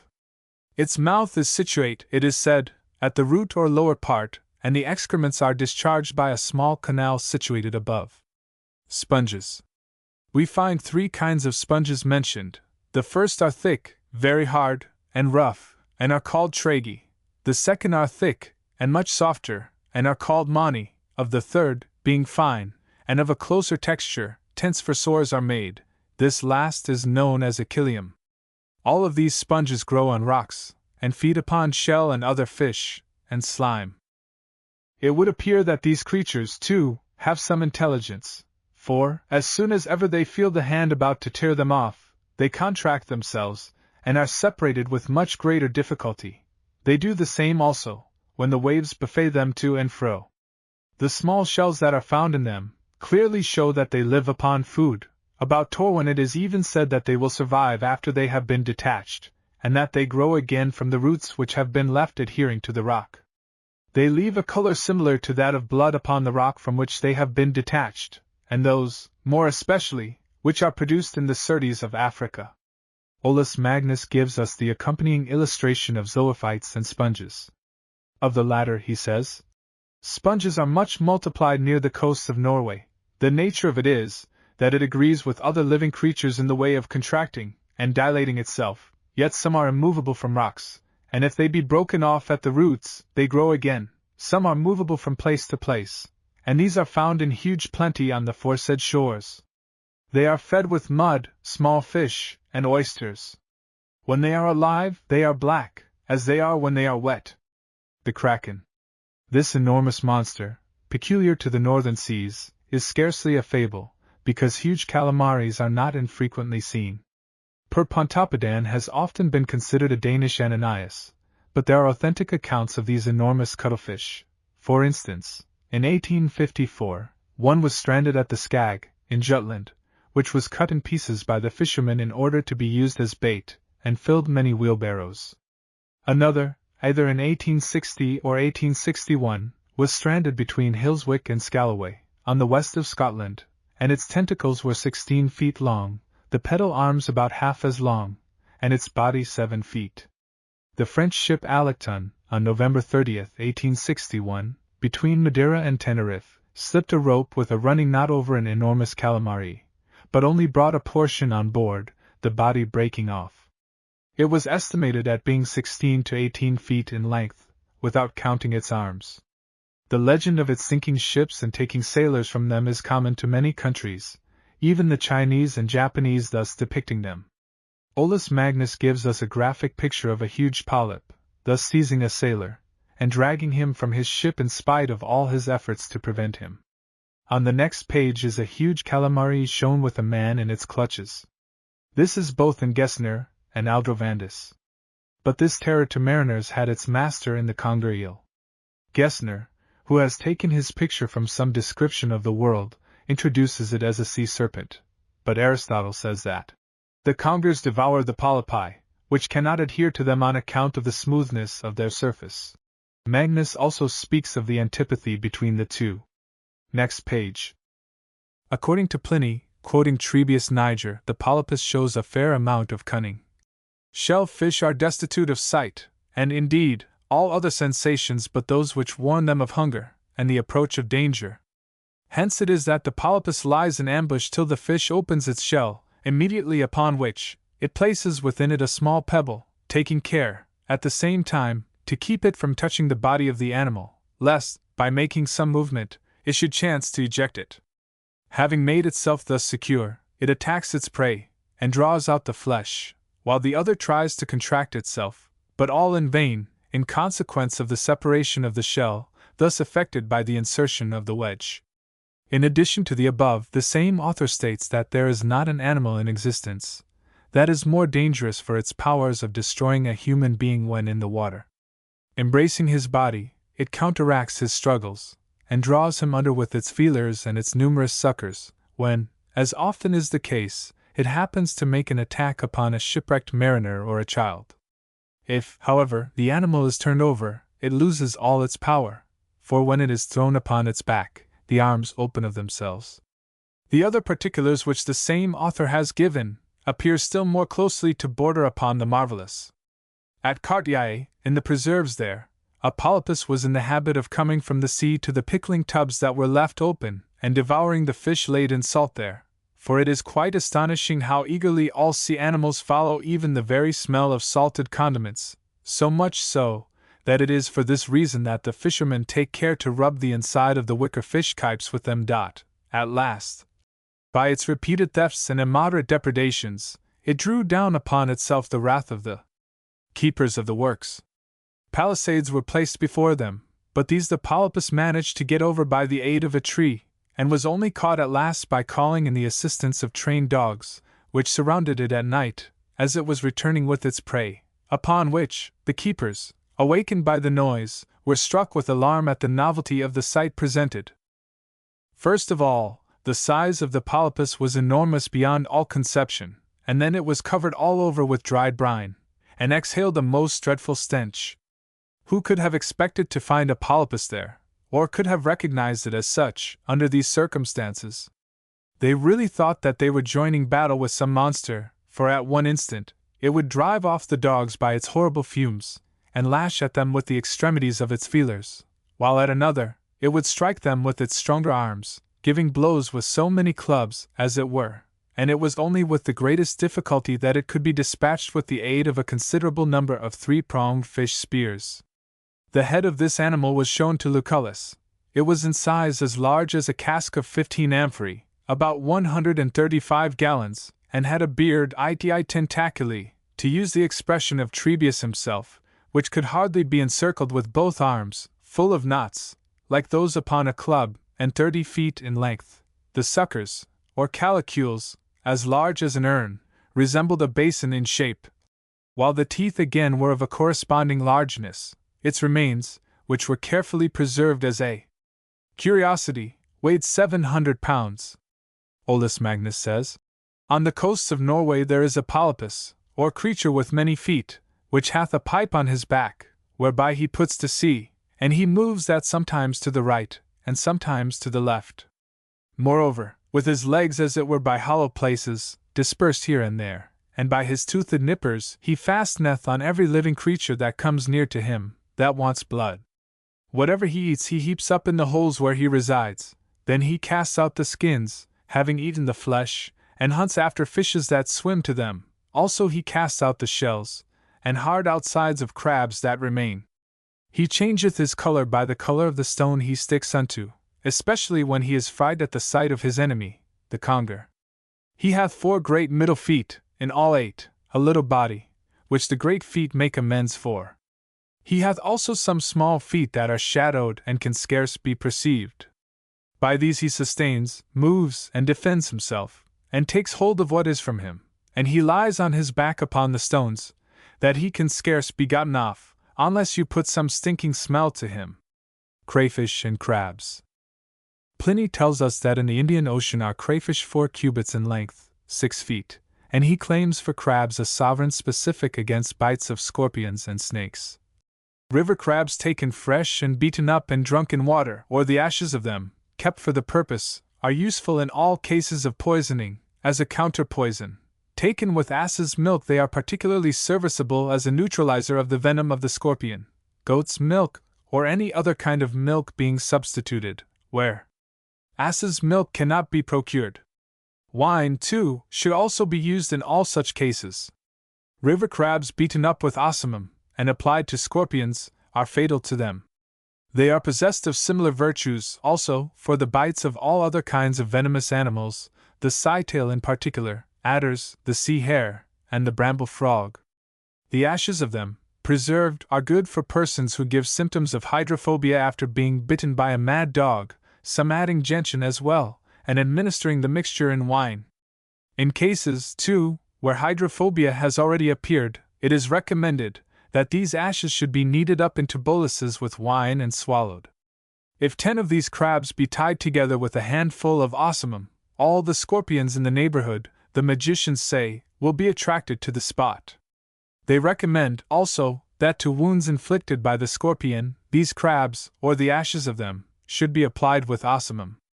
For all these purposes, however, sea crabs, it should be remembered, are not so useful.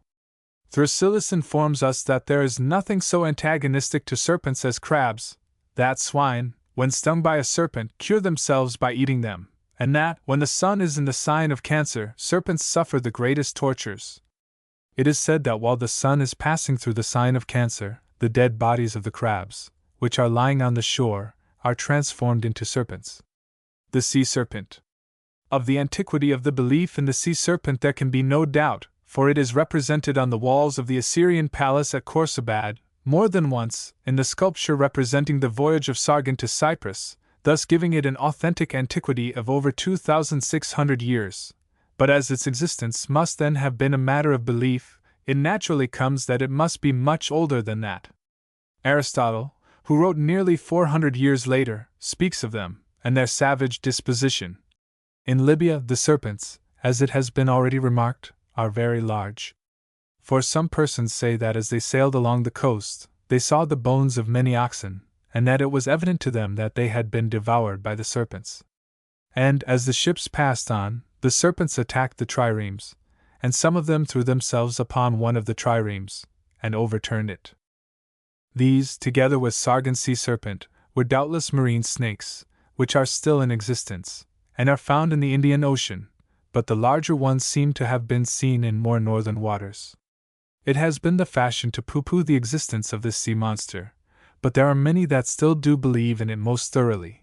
Only, to express that belief would be to certainly expose oneself to ridicule.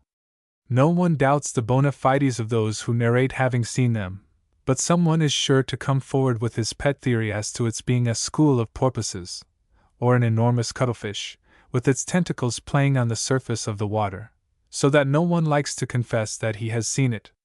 Both Olaus Magnus and Gessner give illustrations of the sea serpent of Norway, and I give that of the latter, as it is the best.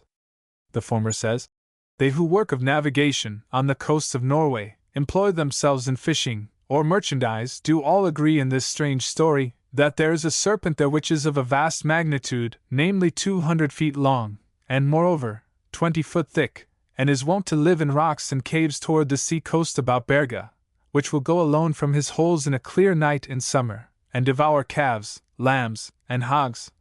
Or else he goes into the sea to feed on polypus, locusts, and all sorts of sea crabs. He hath commonly hair hanging from his neck a cubit long, and sharp scales, and is black, and he hath flaming shining eyes. This snake disquiets the shippers, and he puts up his head on high like a pillar, and catcheth away men, and he devours them, and this happeneth not, but it signifies some wonderful change of the kingdom near at hand, namely, that the princes shall die, or be banished, or some tumultuous wars shall presently follow. There is also another serpent of an incredible magnitude in a town called Moose, of the diocese of Hammer, which, as a comet portends a change in all the world, so that portends a change in the kingdom of Norway, as it was seen, anno 1522, that lifts himself high above the waters, and rowels himself round like a sphere. This serpent was thought to be 50 cubits long by conjecture, by sight afar off. There followed this the banishment of King Christianus, and a great persecution of the bishops, and it shewed also the destruction of the country. Topsell, in his History of Serpents, 1608, does not add much to sea serpent lore, but he adds the picture of another kind of serpent, as does also Aldrovandus, whose illustration I give. See page 272. Eric Pontoppidan, Bishop of Bergen, in his Nederlijke History van Norwegen, gives a picture of the sea serpent, somewhat similar to that previously given by Hans Egede, the Apostle of Greenland. See next page. Pontoppidan tried to sift the wheat from the chaff, in connection with the natural history of the North, but he was not always successful. He gives several cases, one seemingly very well authenticated, of the appearance of sea serpents. Page 272. Next page. But possibly more credence may be given to more modern instances. Sir Walter Scott, in the Notes to the Pirate, says, speaking of Shetland and Orkney fishermen, the sea snake was also known, which, arising out of the depths of the ocean, stretches to the skies his enormous neck, covered with a mane like that of a war-horse, and with his broad glittering eyes raised mast-head high, looks out, as it seems, for plunder or for victims. The author knew a mariner, of some reputation in his class, vouch for having seen the celebrated sea serpent. It appeared, as far as could be guessed, to be about 100 feet long, with the wild mane and fiery eyes which old writers ascribed to the monster, but it is not unlikely the spectator might, in the doubtful light, be deceived by a good Norway log on the water.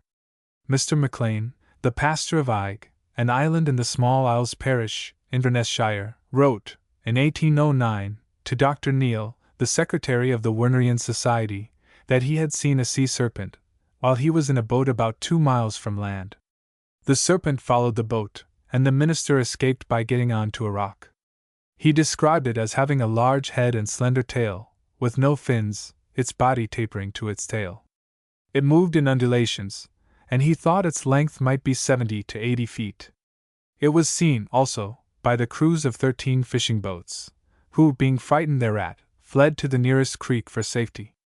A sea serpent, judged to be of the length of about 80 feet, was seen by a party of British officers, in Margaret's Bay, whilst crossing from Halifax to Mahone Bay, on May 15, 1833.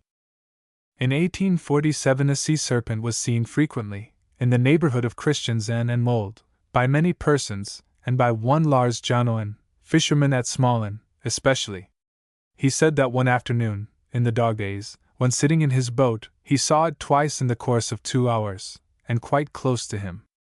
It came, indeed, to within 6 feet of him, and becoming alarmed, he commended his soul to God, and lay down in the boat, only holding his head high enough to enable him to observe the monster. It passed him, disappeared, and returned, but a breeze springing up, it sank, and he saw it no more. He described it as being about 6 fathoms, 36 feet, long, the body, which was as round as a serpent's, 2 feet across, the head as long as a 10-gallon cask, the eyes round, red, sparkling, and about 5 inches in diameter. Close behind the head, a mane, like a fin, commenced along the neck, and spread itself out on both sides, right and left, when swimming. The mane, as well as the head, was of the color of mahogany. The body was quite smooth, its movements occasionally fast and slow. It was serpent-like, and moved up and down. The few undulations which those parts of the body and tail that were out of water made were scarce a fathom in length. His account was confirmed by several people of position, a surgeon, a rector, and a curate, being among those who had seen a sea serpent. But an appearance of the sea serpent, without doubt, is most satisfactorily attested by the captain and officers of HMS Daedalus. The first notice of it was in the Times of October 10, 1848, in which was a paragraph, dated October 7, from Plymouth. Plymouth. When the Daedalus frigate, Captain Amquay, which arrived here on the 4th INST, was on her passage home from the East Indies, between the Cape of Good Hope and St. Helena, her captain, and most of her officers and crew, at 4 o'clock one afternoon, saw a sea serpent. The creature was 20 minutes in sight of the frigate, and passed under her quarter. Its head appeared about 4 feet out of the water, and there was about 60 feet of its body in a straight line on the surface. It is calculated that there must have been under water a length of 30 or 40 feet more, by which it propelled itself at the rate of 15 miles an hour. The diameter of the exposed part of the body was about 16 inches, and when it extended its jaws, which were full of large jagged teeth, they seemed sufficiently capacious to admit of a tall man standing upright between them. The ship was sailing north at the rate of 8 miles an hour. The Daedalus left the Cape of Good Hope on the 30th of July, and reached St. Helena on the 16th of August. Captain Amquay sent the following letter to Admiral Sir W. H. Gage, G.C.H., at Devonport. Devonport. Her Majesty's ship Daedalus, Hamoaze.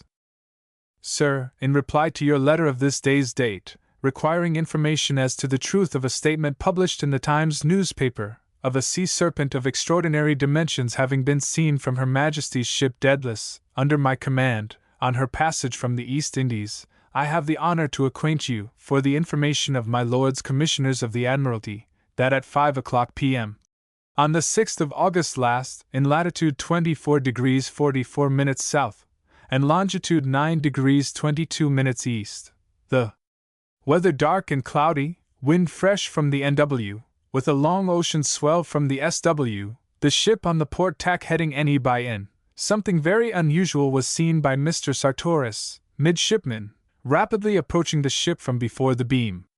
The circumstance was immediately reported by him to the officer of the watch, Lieutenant Edgar Drummond, with whom, and Mr. William Barrett, the master, I was at the time walking the quarterdeck. The ship's company were at supper. Sir, on our attention being called to the object, it was discovered to be an enormous serpent, with head and shoulders kept about 4 feet constantly above the surface of the sea, and, as nearly as we could approximate by comparing it with the length of what our main topsail yard would show in the water, there was, at the very least, 60 feet of the animal off fleur d'eau, no portion of which was, to our perception, used in propelling it through the water, either by vertical or horizontal undulation. It passed rapidly, but so close under our lee quarter that, had it been a man of my acquaintance, I should have easily recognized his features with the naked eye, and it did not, either in approaching the ship or after it had passed our wake, deviate in the slightest degree from its course to the SW, which it held on at the pace of from 12 to 15 miles per hour, apparently on some determined purpose. The diameter of the serpent was about 15 or 16 inches behind the head, which was, without any doubt, that of a snake, and it was never, during the 20 minutes that it continued in sight of our glasses, once below the surface of the water. Its color, a dark brown, with yellowish white about the throat. It had no fins, but something like the mane of a horse, or rather a bunch of seaweed, washed about its back. It was seen by the quartermaster, the boatswain's mate, and the man at the wheel, in addition to myself and officers above mentioned. I am having a drawing of the serpent made from a sketch taken immediately after it was seen, which I hope to have ready for transmission to my Lords Commissioners of the Admiralty by tomorrow's post. I have, and C. Peter M. Quay, Captain. Space will not allow me to chronicle all the other appearances of sea serpents from 1848 to the present time. Suffice it to say, they are not very uncommon, and as for veracity, I will give another instance of its being seen on board the Royal Yacht Osborne, on June 2, 1877, off Cape Vito, Sicily. Lieutenant Haynes made sketches, and wrote a description of it, which was confirmed by the captain and several officers. He wrote, Royal Yacht Osborne, Gibraltar. On the evening of that day, June 2nd, the sea being perfectly smooth, my attention was first called by seeing a ridge of fins above the surface of the water extending about 30 feet, and varying from 5 to 6 feet in height. On inspecting it by means of a telescope, at about 1½ cable's distance, I distinctly saw a head, 2 flappers, and about 30 feet of an animal's shoulder. The head, as nearly as I could judge, was about 6 feet thick, the neck narrower, about 4 or 5 feet, the shoulder about 15 feet across, and the flappers each about 15 feet in length. The movements of the flappers were those of a turtle, and the animal resembled a huge seal, the resemblance being strongest about the back of the head. I could not see the length of the head, but from its crown or top to just below the shoulder, where it became immersed, I should reckon about 50 feet. The tail end I did not see, being under water, unless the ridge of fins to which my attention was first attracted, and which had disappeared by the time I got a telescope, were really the continuation of the shoulder to the end of the object's body. The animal's head was not always above water, but was thrown upwards, remaining above for a few seconds at a time, and then disappearing. There was an entire absence of blowing or spouting. I think the verdict may be given that its existence, although belonging to curious zoology, is not impossible, and can hardly be branded as a falsehood. Serpents. Of Serpents Topsell has written a history, which, if not altogether veracious, is very amusing, and I shall quote largely from it, as it shows us the latest thing out in serpents as believed in, and taught, in the time of James I. He begins, of course, with their creation, and the biblical mention of them, and then passes to the power of man over them in charming and taming them. Of the former he tells the following tale. Aloysius Catamustus, in his description of the New World, telleth an excellent history of a Ligurian young man, being among the Negroes travelling in Afrique, whereby he endeavoureth to prove how ordinary and familiar it is to them to take and charm serpents. The young man being in Afrique among the Negroes, and lodged in the house of a nephew to the Prince of Boudonville, when he was taking himself to his rest, suddenly awakened by hearing the unwonted noise of the hissing of innumerable sorts of serpents, whereat he wondered, and being in some terror, he heard his host, the prince's nephew, to make himself ready to go out of the doors. For he had called up his servants to saddle up his camels. The young man demanded of him the cause why he would go out of doors now so late in the dark night. To whom he answered, I am to go a little way, but I will return again very speedily. And so he went, and with a charm quieted the serpents, and drove them all away, returning again with greater speed than the Ligurian young man, his guest, expected. And when he had returned, he asked his guest if he did not hear the immoderate hissing of the serpents? And he answered that he had heard them to his great terror. Then the prince's nephew, who was called Bisborer, replied, saying, they were serpents which had beset the house, and would have destroyed all their cattle and herds, except he had gone forth to drive them away by a charm, which was very common and ordinary in those parts, wherein were abundance of very hurtful serpents. The Ligurian young man, hearing him say so, marvelled above measure, and said that this thing was so rare and miraculous, that scarcely Christians could believe it. The Negro thought it as strange that the young man should be ignorant hereof, and therefore told him that their prince could work more strange things by a charm which he had, and that this, and such like, were small, vulgar, and not be counted miraculous.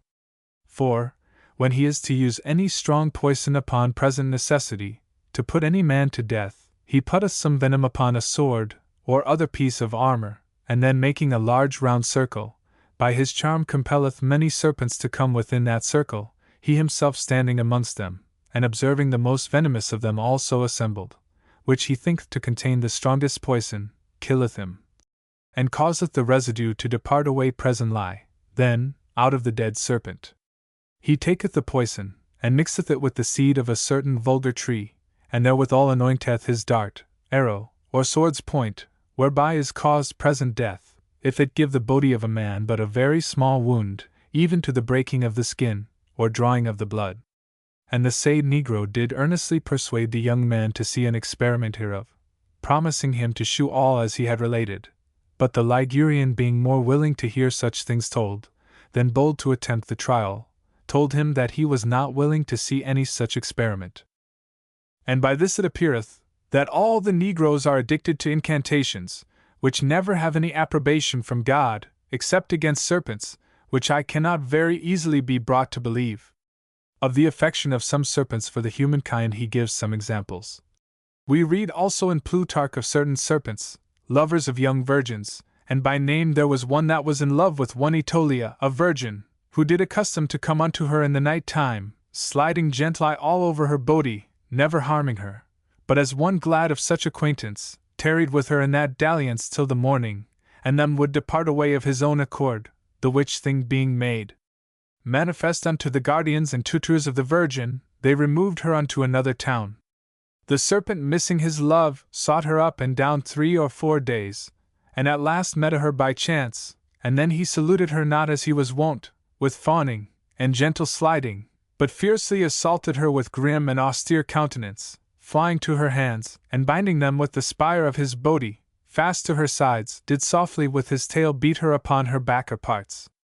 Whereby was collected some token of his chastisement unto her, who had wronged such a lover, with her woeful absence and disappointment. It is also reported by Aelianus that Aegeman in his verses writeth of one Elena, a Thessalian who, feeding his oxen in Thessaly, near the fountain Haemonius, there fell in love with him a serpent of exceeding bigness and quantity, and the same would come unto him, and softly lick his face and golden hair, without doing him any manner of hurt at all. He tells a few more snake stories, and quotes from a little Latine book printed at Vienna, in the year of the Lord 1551.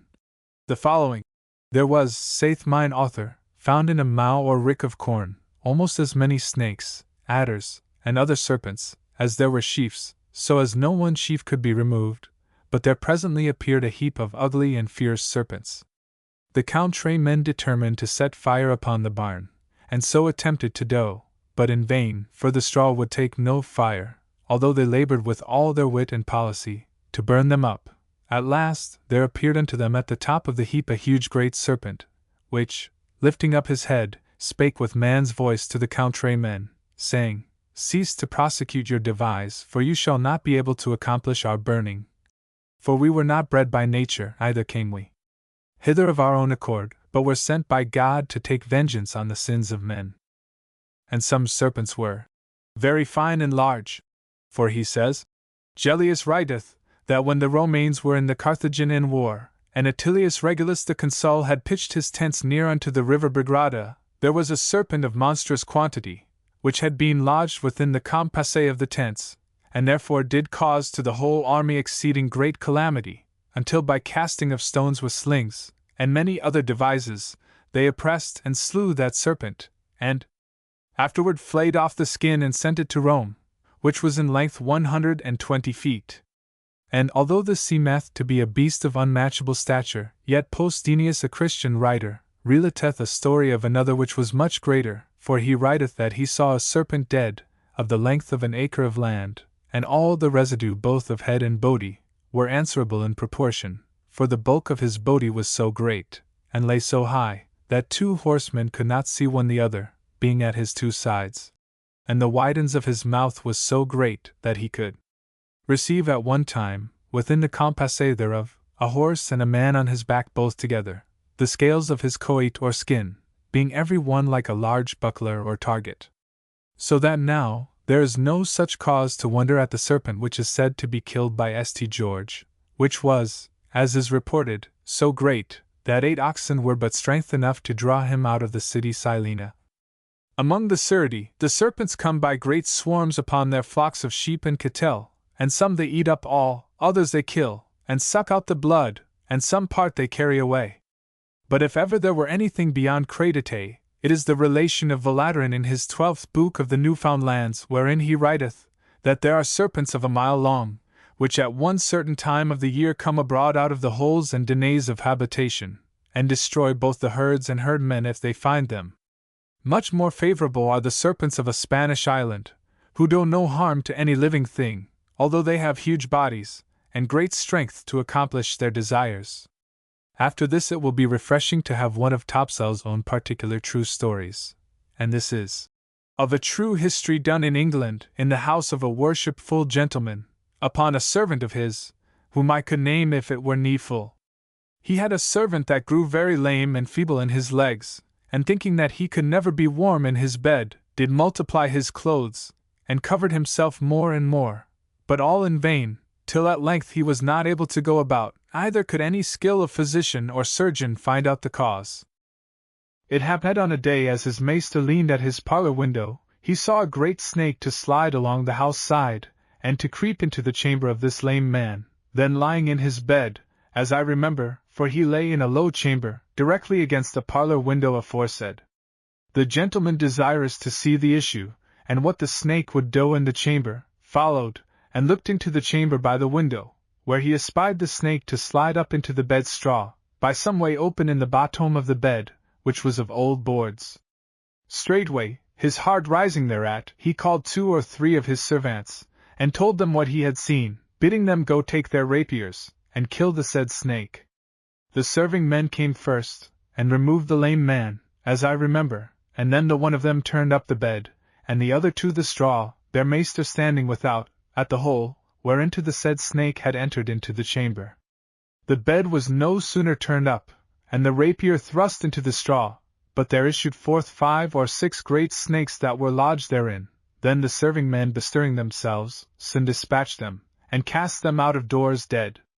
Afterward the lame man's legs recovered, and became as strong as ever they were, whereby did evidently appear the coldness of these snakes or serpents, which came close to his legs every night, did so benumb them, as he could not go.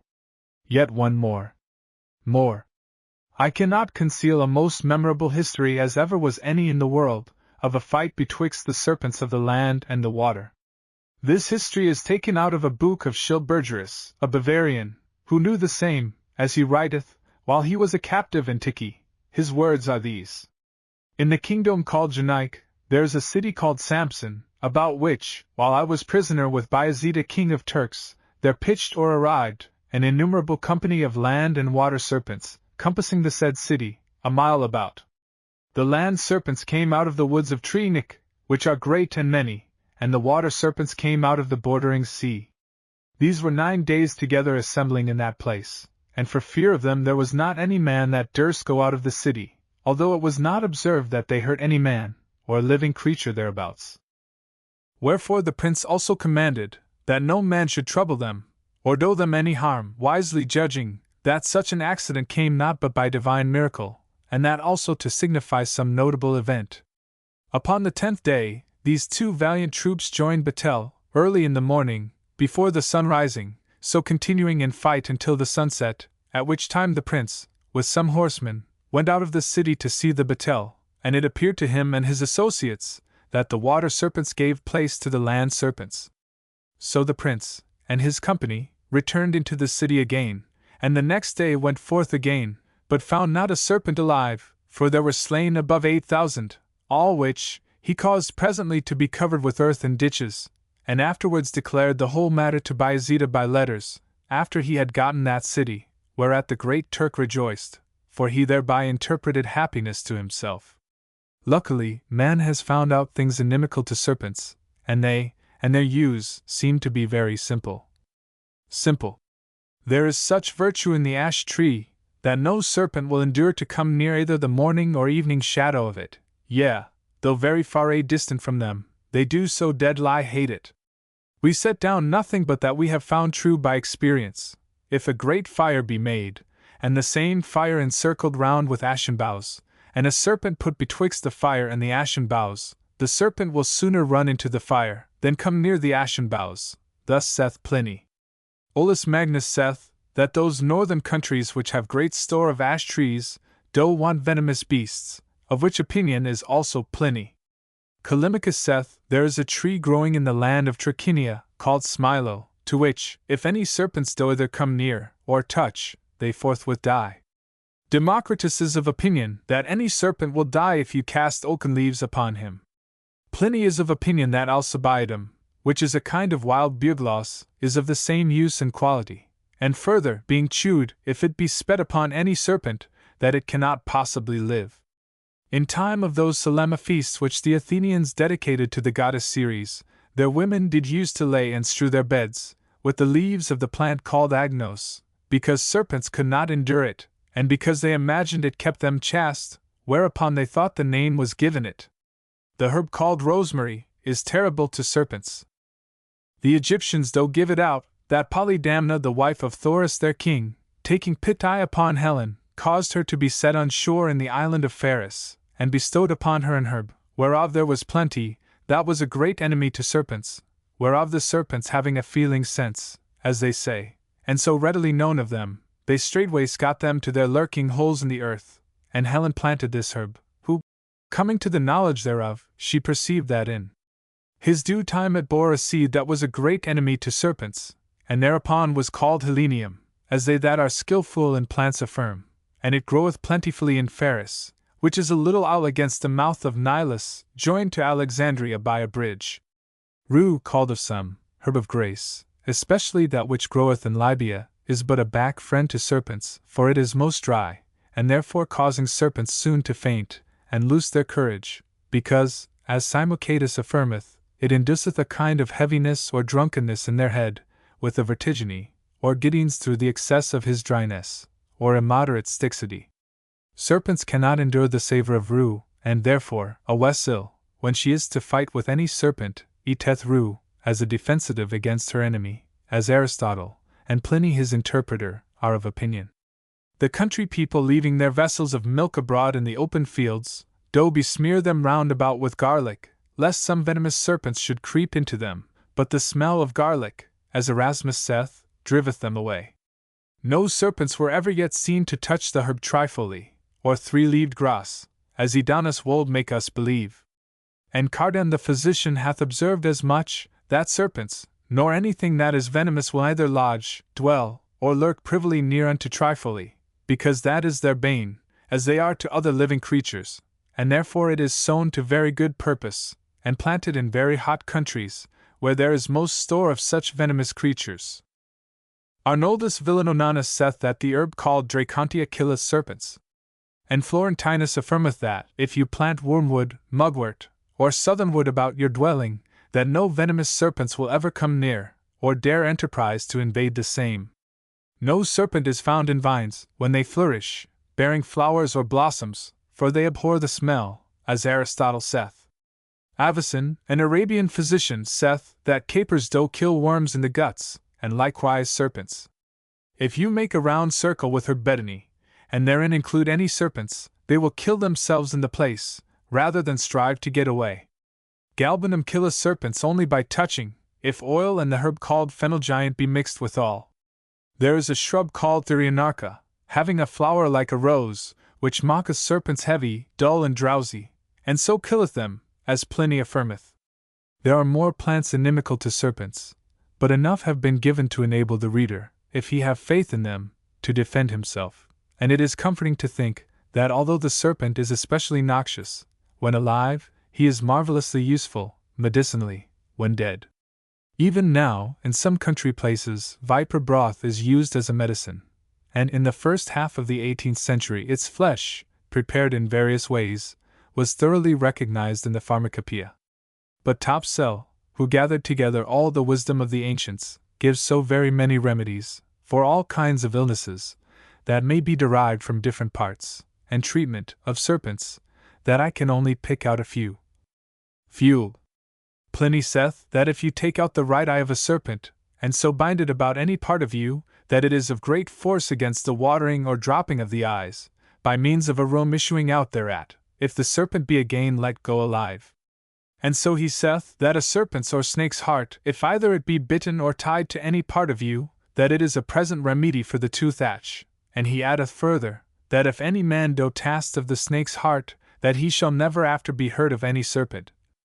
The blood of a serpent is more precious than balsamum, and if you anoint your lips with a little of it, they will look passing red, and if the face be anointed therewith, it will receive no spot or fleck, but causeth it to have an orient and beautiful hue. It represseth all scabbiness of the body, stinking in the teeth, and gums, if they be therewith anointed. The fat of a serpent speedily helpeth all rends, spots, and other infirmities of the eyes, and being anointed upon the eyelida, it cleareth the eyes exceedingly. Item, put them, serpents, into a glass pot, and fill the same with butter in the month of May, then lute it well with paste, that is, meal well kneaded, so that nothing may evaporate, then set the pot on the fire, and let it boil nigh half a day. After this is done, strain the butter through a cloth, and the remainder beat in a mortar, and strain it again, and mix them together, then put them into water to cool, and so reserve it in silver or golden boxes, that which is not evaporated, for the older the better it is, and so much the better it will be, if you can keep it for 10 years. Let the sick patient, who is troubled either with the gout, or the palsy, but anoint himself often against the fire with this unguent, and without doubt he shall be freed, especially if it be the gout. Of serpents in general, I shall have little to say, except those few of which the descriptions are the most outre. And first let us have out the boas, which cannot mean that enormous serpent the boa constrictor, which enfolds oxen, deer, and sea, crushing their bones in its all-powerful fold, and which sometimes reaches the length of 30 or 35 feet, long enough, in all conscience, for a respectable serpent. But Topsell begins his account of the boas far more magnificently. It was well known among all the Romans that when Regulus was governor, or general, in the Punic wars, there was a serpent, near the river Begrade, killed with slings and stones, even as a town or little city is overcome, which serpent was 120 foot in length, whose skin and cheek bones were reserved in a temple at Rome, until the Numantine War. And this history is more easy to be believed, because of the boa's serpent bred in Italy at this day, for we read in Silinus, that when Claudius was emperor there was one of them slain in the Vatican at Rome, in whose belly was found an infant swallowed whole, and not a bone thereof broken. The Latines call it boa, and bova, because by sucking coe's milk it so increaseth, that in the end it destroyeth all manner of herdes, cattle, and regions. The Italians do usually call them serpita de aqua, a serpent of the water, and therefore, all the learned expound the Greek word hydra, for a boas. Cardan saith that there are of this kind in the kingdom of Senegal, both without feet and wings, but most properly, as they are now found in Italy, according to these verses, which may be Englished thus: their fashion is in seeking for their prey among the herds, to destroy nothing that giveth suck, so long as it will live, but they reserve it alive until the milk be dried up, then afterwards they kill and eat it, and so they deal with whole flocks and herds. Whilst on the subject of hydra, I give Topsell's idea of the Lernaean hydra, whose story is so familiar to us. See page 292. But after presenting us with such a frightful ideal, he says, and some ignorant men of late days at Venice did picture this hydra with wonderful art, and set it forth to the people to be seen, as though it had been a true carcase, with this inscription: in the year of Christ's incarnation, 550, about the month of January, this monstrous serpent was brought out of Turkey to Venice, and afterwards given to the French king. It was esteemed to be worth 600 ducats. These monsters signify the mutation or change of worldly affairs, and see. And after giving a long-winded inscription, apropos of nothing, he says, I have also heard that in Venice in the Duke's treasury, among the rare monuments of that city, there is preserved a serpent with 7 heads, which, if it be true, it is the more probable that there is a hydra, and that the poets were not altogether deceived, that say Hercules killed such an one. Page 292. Mr. Henry Lee, in his little book, See Fables Explained, says that the Lernaean hydra was neither more nor less than a huge octopus, and gives an illustration of a marble tablet in the Vatican, also given in Smith's Classical Dictionary, which does not seem unlike one. The wingless dragons belong to the serpent tribe, with the exception that they are generally furnished with legs. These are worms, of several of which we, in England, were the happy possessors. Of course, in the northern parts of Europe, they survived, in story at all events, much later than with us, and Olaus Magnus gives accounts of several fights with them, notably that of Frodo and Fridolfus, two champions, against the serpent. Frodo, a Danish champion and a king, scarce being past his childhood, in a single combat killed a huge, fierce great serpent, thrusting his sword into his belly, for his hard skin would not be wounded, and all darts thrown at him flew back again, and it was but labor lost. Fridolfus was no less valiant, who, both to try his valor, and to find out some hidden treasure, set upon a most formidable serpent for his huge body and venomous teeth, and for a long time he cast his darts against his scaly sides, and could not hurt him, for his hard body made nothing of the weapons cast with violence against him. But this serpent, twisting his tail in many twines, by turning his tail round, he would pull up trees by the roots, and by his crawling on the ground, he had made a great hollow place, that in some places, hills seemed to be parted as if a valley were between them, wherefore Fridolfus, considering that the upper parts of this beast could not be penetrated, he runs him in with his sword underneath, and piercing into his groin, he drew forth his virulent matter, as he lay panting. When he had killed the serpent, he dug up the money, and carried it away. He gives another story of a combat with worms. Although in the Latin they are called vipers, yet I leave my readers to judge whether the small snake, the viper, would require such an amount of killing as Regner had to bestow upon them. Of Regnerus, called Haircoat.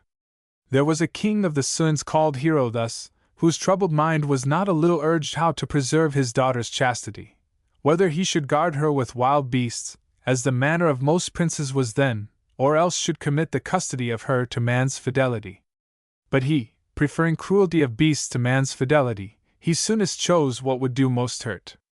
For, hunting in the woods, he brought some snakes that his company had found, for his daughter to feed up.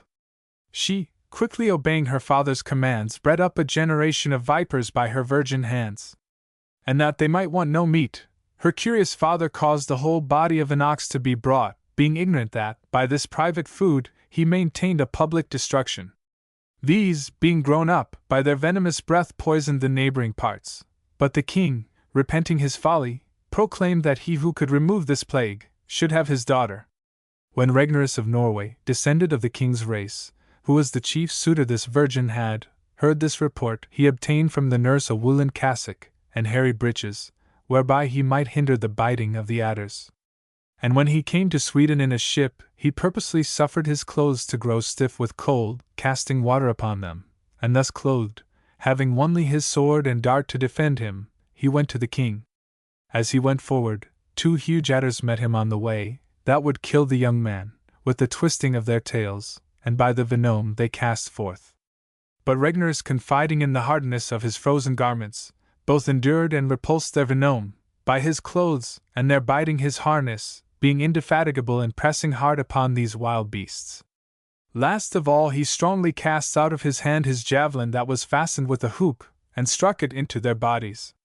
Then, with his 2-edged sword rending both their hearts, he obtained a happy end of an ingenious and dangerous fight. The king, looking curiously on his clothes, when he saw them so hairy on the backside, and unpolished like ragged fries, he spake merrily, and called him Lodbrok, that is hair coat, and to recreate him after his pains, he sent for him to a banquet with his friends.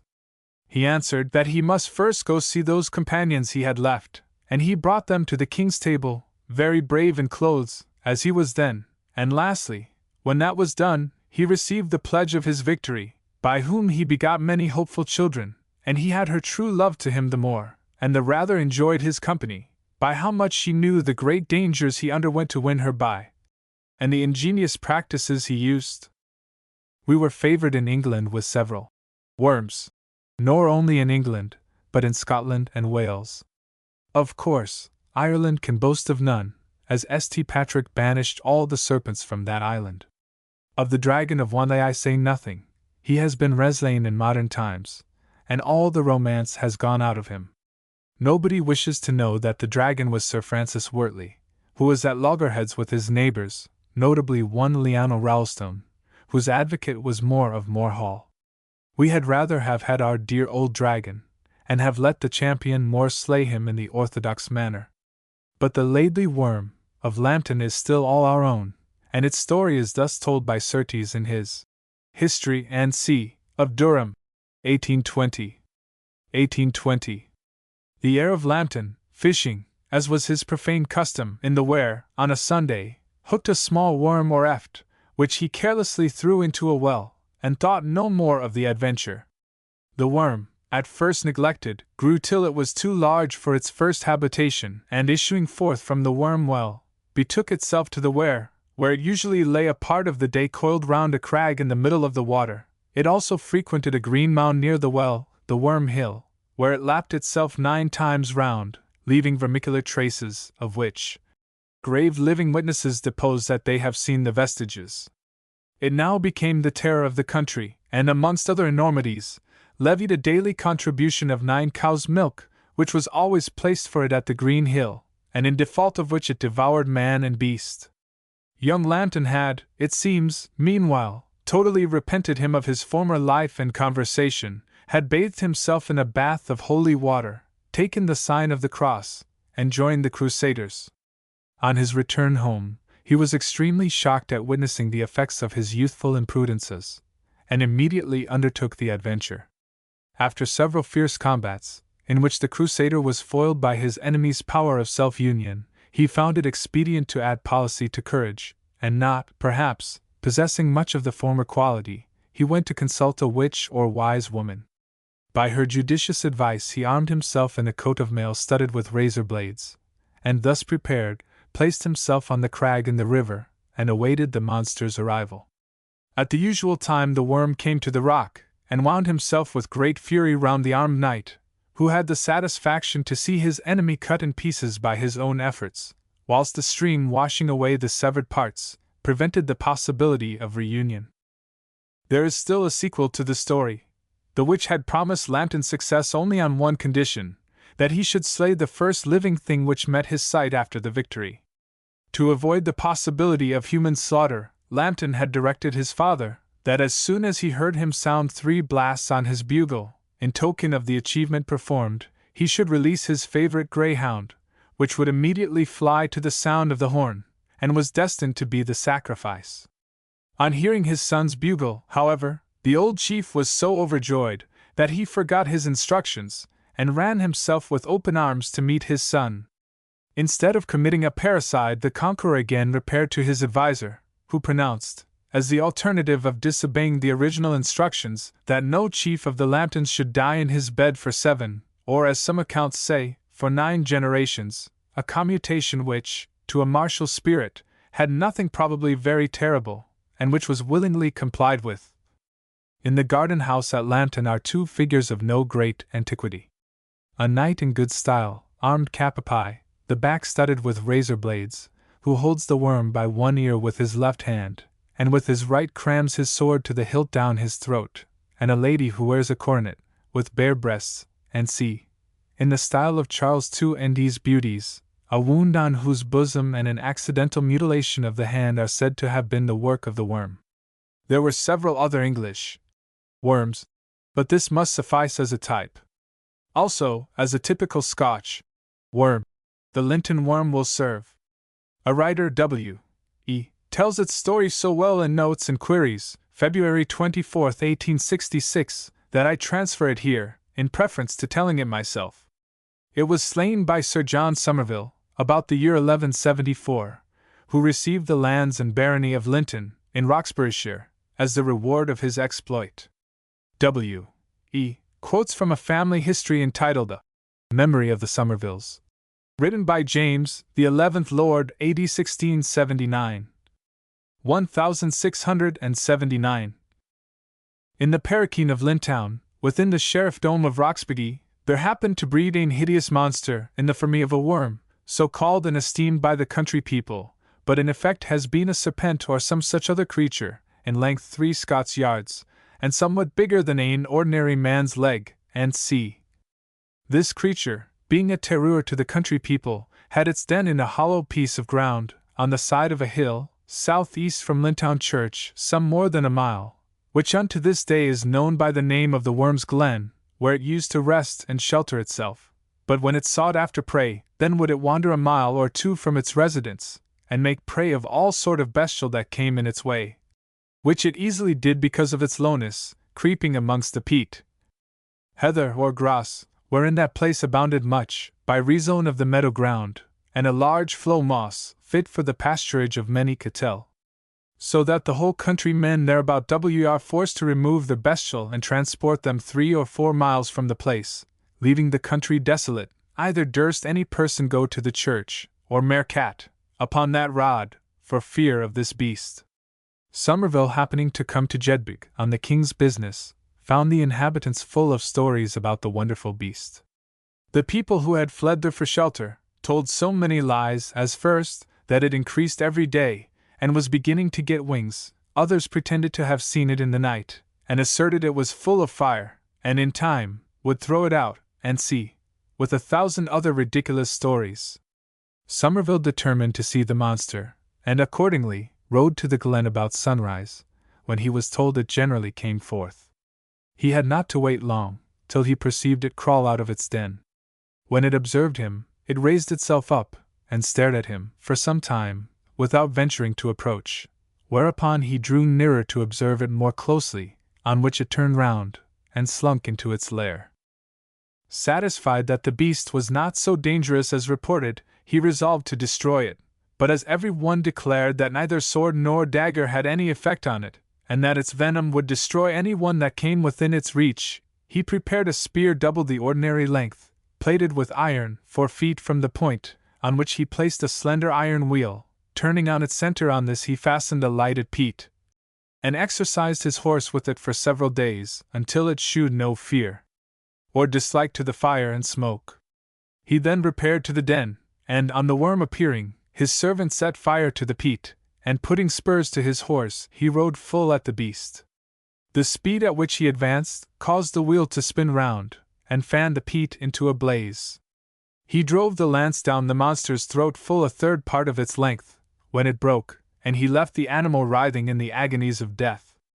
I am afraid the Welsh worm is not so well authenticated as the others, but the story is that Denby is so named from a dragon slain by John Salisbury of Lugny, who died 1289.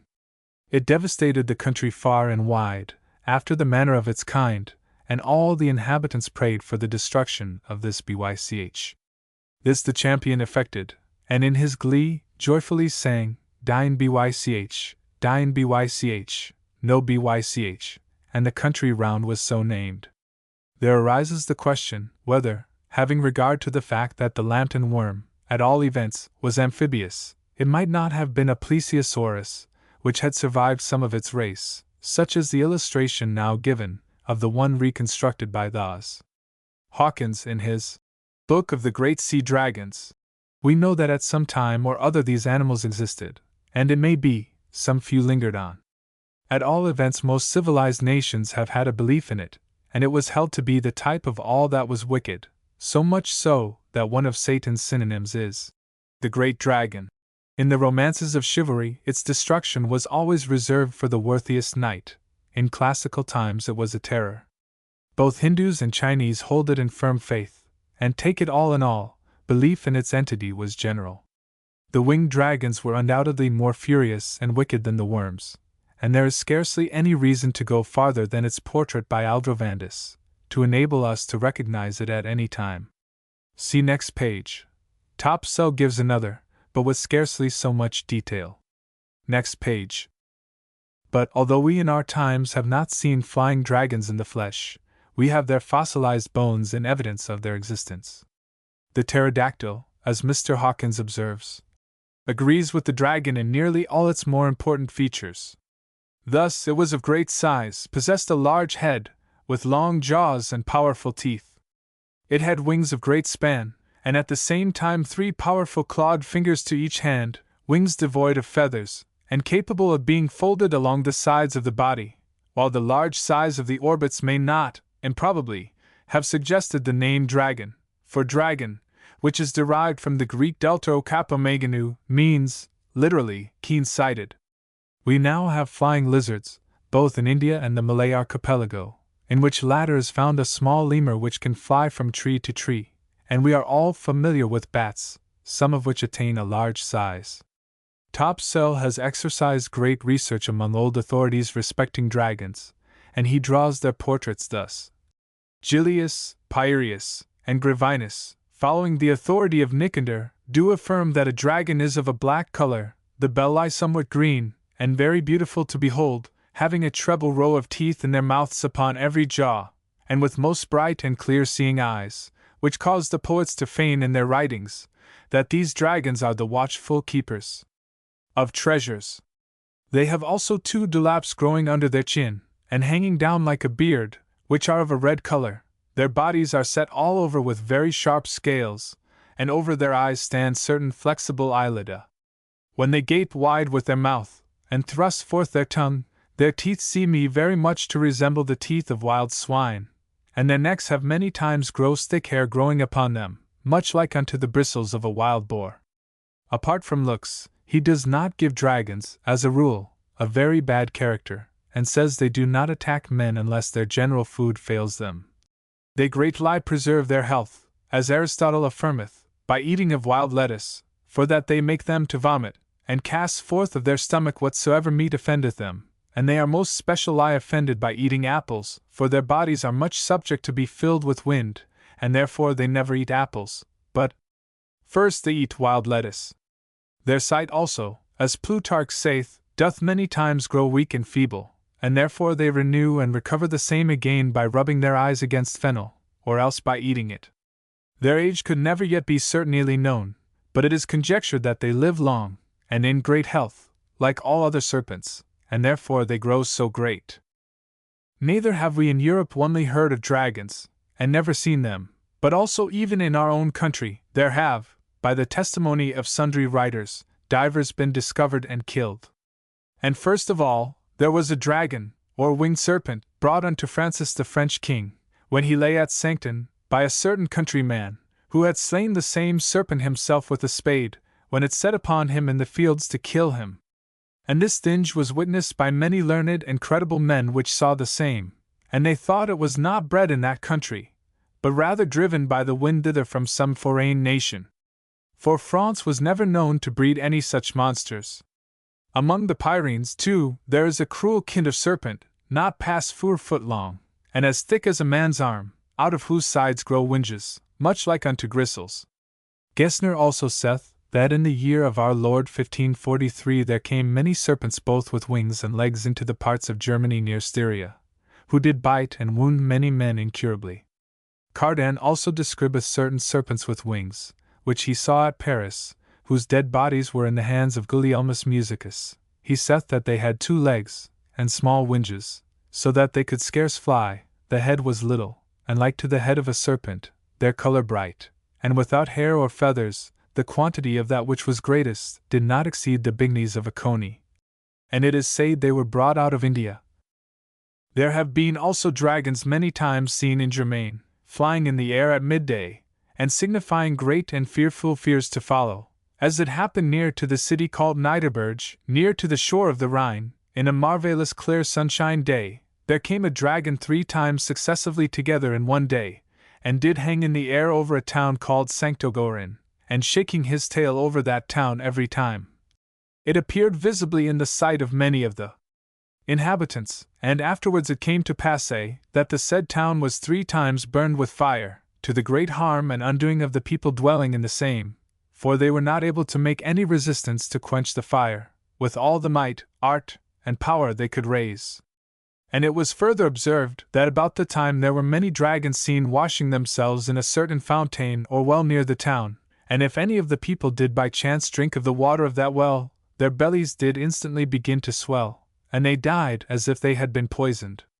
Whereupon it was publicly decreed that the said well should be filled up with stones, to the intent that never any man should afterwards be poisoned with that water, and so a memory thereof was continued, and these things are written by Justinus Goblerus, in an epistle to Gesner, affirming that he did not write feigned things, but such things as were true, and as he had learned from men of great honesty and credite, whose eyes did see and behold both the dragons and the mishaps that followed by fire.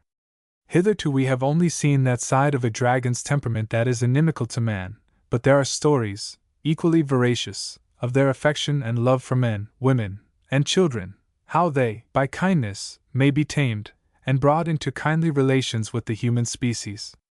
Pliny, quoting Democritus, says that a man called Thoas was preserved in Arcadia by a dragon. When a boy he had become much attached to it, and had reared it very tenderly. But his father, being alarmed at the nature and monstrous size of the reptile, had taken and left it in the desert. Thoas being here attacked by some robbers, who lay in ambush, he was delivered from them by the dragon, which recognized his voice, and came to his assistance. Topsell tells us that there be some which by certain haunting verses do tame dragons, and rideth upon their necks, as a man would ride upon a horse, guiding and governing them with a bridle. And so widely spread was the belief that these fearful animals could be brought into subjection, that Magnus gives us an account of the fight of King Harold against the tamed dragon. But this one seems hardly as docile as those previously instanced. Haraldus, the most illustrious king of Norway, residing in his youth with the king of Constantinople, and being condemned for manslaughter, he was commanded to be cast to a tame dragon that should rend him in pieces. As he went into the prison, one very faithful servant he had offered himself freely to die with his master. The keeper of the castle, curiously observing them both, let them down at the mouth of the den, being unarmed, and well searched, wherefore, when the servant was naked, he admitted Harold to be covered with his shirt, for modesty's sake, who gave him a broslet privily, and he scattered little fish on the pavement, that the dragon might first stay his hunger on them, and that the guilty persons that are shut up in the dark prison might have a little light by the shining of the fins and scales. Then Haraldus, picking up the bones of a carcase, stopped them into the linen he had, and bound them fast together like a club. And when the dragon was let forth, and rushed greedily on his prey cast to him, he leapt quickly on his back, and he thrust a barber's razor in at his navel, that would only be pierced by iron, which, as luck was, he brought with him, and kept it concealed by him. This cold serpent that had most hard scales all over, disdained to be entreed in any other part of his body. But Haraldus, sitting so high above him, could neither be bitten by his mouth, or hurt by his sharp teeth, or broken with the turnings of his tail. And his servant, using the weapons, or bones put together, beat the dragon's head till he bled, and died thereof by his many weighty strokes. When the king knew this, he freely changed his revenge into his service, and pardoned these valiant persons, and furnishing them with a ship and moneys, he gave them leave to depart. The natural instinct of dragons was undoubtedly vicious, and they must have been most undesirable neighbors. Test the following story quoted by Topsell from Stumpsius. When the region of Helvetia began first to be purged from noisome beasts, there was a horrible dragon found near a country town called Wilser, who did destroy all men and beasts that came within his danger in the time of his hunger, inasmuch that that town and the fields thereto adjoining was called Deadweiler, that is, a village of the wilderness, for all the people and inhabitants had forsaken the same, and fled to other places. There was a man of that town whose name was Winklereet, who was banished for manslaughter. This man promised, if he might have his pardon, and be restored again to his former inheritance, that he would combat with that dragon, and by God's help destroy him, which thing was granted unto him with great joyfulness. Wherefore he was recalled home, and in the presence of many people went forth to fight with that dragon, whom he slew and overcame, whereat for joy he lifted up his sword imbrued in the dragon's blood, in token of victory, but the blood distilled down from the sword upon his body, and caused him instantly to fall down dead. There be certain beasts called dracontopides, very great and potent serpents, whose faces are like to the faces of virgins, and the residue of their body like to dragons. It is thought that such a one was the serpent that deceived Eve, for Beta saith it had a virgin's countenance, and therefore the woman, seeing the lichens of her own face, was the more easily drawn to believe it, into which the devil had entreed. They say he taught it to cover the body with leaves, and to shew nothing but the head and face. But this fable is not worthy to be refuted, because the Scripture itself doth directly gainsay every part of it. For, first of all, it is called a serpent, and if it had been a dragon, Moses would have said so, and therefore, for ordinary punishment, God doth appoint it to creep upon the belly, wherefore it is not likely that it had either wings or feet. Secondly, it was impossible and unlikely that any part of the body was covered or concealed from the sight of the woman, seeing she knew it directly to be a serpent, as she afterward confessed before God and her husband. God. There be also certain little dragons called in Arabia, Vesca, and in Catalonia, dragons of houses. These, when they bite, leave their teeth behind them, so as the wound never ceaseth swelling, as long as the teeth remain therein, and therefore, for the better cure thereof, the teeth are drawn forth, and so the wound will soon be healed. And thus much for the hatred betwixt men and dragons. Now we will proceed to other creatures. The greatest discord is between the eagle and the dragon, for the vultures, eagles, swans, and dragons are enemies to one another. The eagles, when they shake their winges, make the dragons afraid with their rattling noise. Then the dragon hideth himself within his den, so that he never fighteth but in the air, aether when the eagle hath taken away his young ones, and he, to recover them, fleeth aloft after her, or else when the eagle meeteth him in her nest, destroying her eggies and young ones, for the eagle devoureth the dragons, and little serpents upon earth. And the dragons again, and serpents do the like against the eagles in the air. Yea, many times the dragon attempteth to take away the prey out of the eagle's talents, both on the ground and in the air, so that there ariseth betwixt them a very hard and dangerous fight. In the next place we are to consider the enmity that is betwixt dragons and elephants, for, so great is their hatred one to another, that in Ethiopia the greatest dragons have no other name but elephant killers. Among the Indians, also, the same hatred remaineth, against whom the dragons have many subtle inventions, for, besides the great length of their bodies, wherewithal they clasp and begirt the body of the elephant, continually biting of him, until he fall down dead, and in the which fall they are also bruised to pieces. For the safeguard of themselves, they have this device. They get and hide themselves in trees, covering their head, and letting the other part hang down like a rope. In those trees they watch until the elephant come to eat and crop of the branches. Then, suddenly, before he be aware, they leap into his face, and dig out his eyes. Then do they clasp themselves about his neck, and with their tails, or hinder parts, beat and vex the elephant, until they have made him breathless. For they strangle him with their foreparts, as they beat them with the hinder, so that in this combat they both perish. And this is the disposition of the dragon, that he never setteth upon the elephant, but with the advantage of the place, and namely from some high tree or rock. Sometimes again, a multitude of dragons do together observe the paths of the elephants, and cross those paths they tie together their tails as it were in knots, so that when the elephant cometh along in them, they ensnare his legs, and suddenly leap up to his eyes, for that is the part they aim at above all other, which they speedily pull out, and so not being able to do him any more harm, the poor beast delivereth himself from present death by his own strength, and yet, through his blindness received in that combat, he perisheth by hunger, because he cannot choose his meat by smelling, but by his eyesight. The crocodile. The largest of the saurians which we have left us is the crocodile, and it formerly had the character of being very deceitful, and by its weeping, attracted its victims. Sir John Mandeville thus describes them. In this land, and many other places of Ind, are many cocodriles, that is a manner of a long serpent, and on nights they dwell on water, and on days they dwell on land and rocks, and they eat not in winter. These serpents slay men, and eat them weeping, and they have no tongue. On the contrary, the crocodile has a tongue, and a very large one too. As to the fable of its weeping, do we not even to this day call sham mourning shedding crocodile's tears? Spenser in his Fairy Queen thus alludes to its supposed habits b.i. c. 5:18. And Shakespeare, from whom we can obtain a quotation on almost anything, makes Othello say, Act 4. Sc. 1. Gessner and Topsell, in his History of Four-Footed Beasts, give the accompanying illustration of a hippopotamus eating a crocodile, the original of which, they say, came from the Colosseum at Rome, and was then in the Vatican. Topsell, in his History of Serpents, dwells lovingly and lengthily on the crocodile.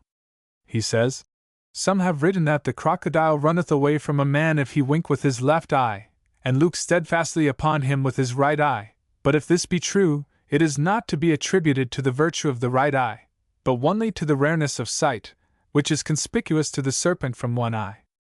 The greatest terror unto crocodiles, as both Seneca and Pliny affirm, are the inhabitants of the Altenterus within Nilus, for those people make them run away with their voices, and many times pursue and take them in snares. Of these people speaketh Solinus in this manner: there is a generation of men in the Altenterus within the waters of Nilus, which are of a most adverse nature to the crocodile, dwelling also in the same place. And although their persons or presence be of small stature, yet herein is their courage admired, because at the sudden sight of a crocodile, they are no whit daunted, for one of these dare meet and provoke him to run away. They will also leap into rivers and swim after the crocodile, and meeting with it, without fear cast themselves upon the beast's back, riding on him as upon a horse. And if the beast lift up his head to bite him, when he gapeth they put into his mouth a wedge, holding it hard at both ends with both their hands, and so, as it were with a bridle, lead, or rather drive, them captives to the land, where, with their noise they so terrify them, that they make them cast up the bodies which they had swallowed into their bellies. And because of this antipathy in nature, the crocodiles dare not come near to this island. And Strabo also hath recorded, that at what time crocodiles were brought to Rome, these Tentorides followed and drove them. For whom there was a certain great pool or fish pond assigned, and walled about, except one passage for the beast to come out of the water into the sunshine. And when the people came to see them, these Tentorides, with netties would draw them to the land, and put them back again into the water at their own pleasure. For they so hook them by their eyes and bottom of their bellies, which are their tenderest parties, that, like as horses broken by their riders, they yield unto them, and forget their strength in the presence of these their conquerors. To conclude this discourse of crocodiles' inclination, even the Egyptians themselves account a crocodile a savage and cruel murthering beast, as may appear by their hieroglyphics, for when they will decipher a madman, they picture a crocodile, who being put from his desired prey by forcible resistance, he presently raggeth against himself. And they are often taught by lamentable experience, what fraude and malice to mankind liveth in these beasts. For, when they cover themselves under willows and green hollow banks, till some people come to the water's side to draw and fetch water, and then suddenly, or ever they be aware, they are taken, and drawn into the water. And also for this purpose, because he knoweth that he is not able to overtake a man in his course or chase, he taketh a great deal of water in his mouth, and casteth it in the pathways, so that when they endeavor to run from the crocodile, they fall down in the slippery path, and are overtaken and destroyed by him. The common proverb also, crocodili lacrimae, the crocodile's tears, justifieth the treacherous nature of this beast, for there are not many brute beasts that can weep, but such is the nature of the crocodile, that to get a man within his danger, he will sob, sigh, and weep, as though he were in extremity, but suddenly he destroyeth him. Others say, that the crocodile weepeth after he hath devoured a man. Seeing the friends of it are so few, the enemies of it must needs be many, and therefore require a more large catalogue or story.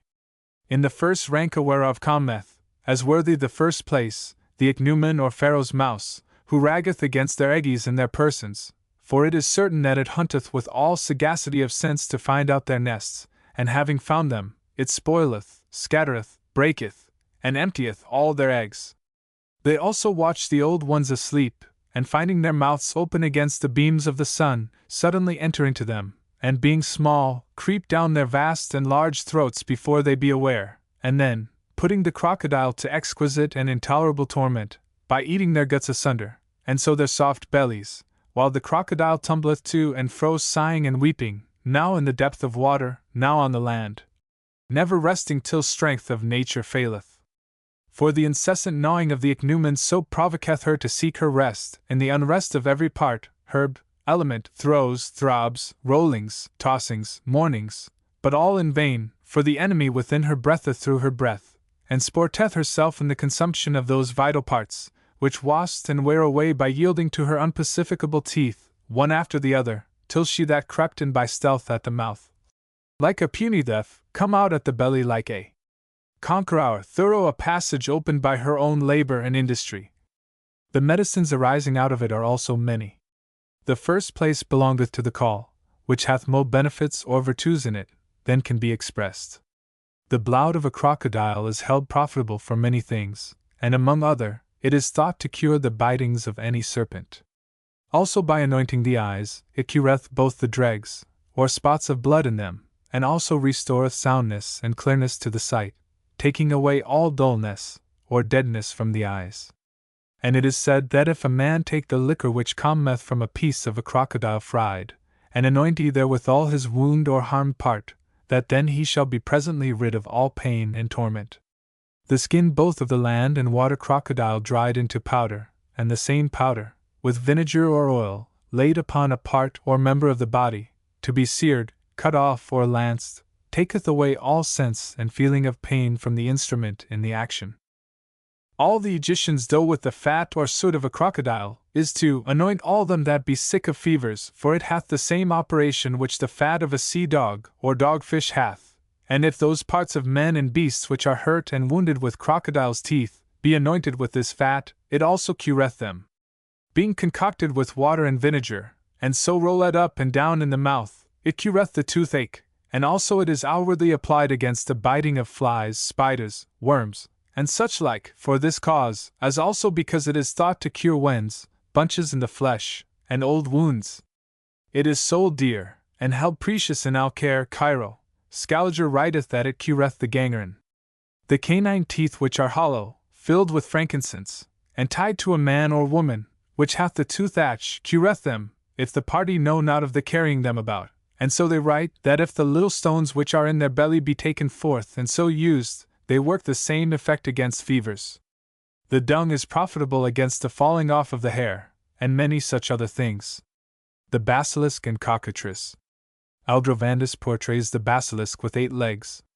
Topsell says it is the same as the cockatrice, depicts it as a crowned serpent, and says, "This beast is called by the Grecian basiliskos, and by the Latine, regulus, because he seemeth to be the king of serpents, not for his magnitude or greatness, for there are many serpents bigger than he, as there be many four-footed beasts bigger than the lion, but because of his stately pace, and magnanimous mind, for he creepeth not on the earth like other serpents, but goeth half upright, for which occasion all other serpents avoid his sight.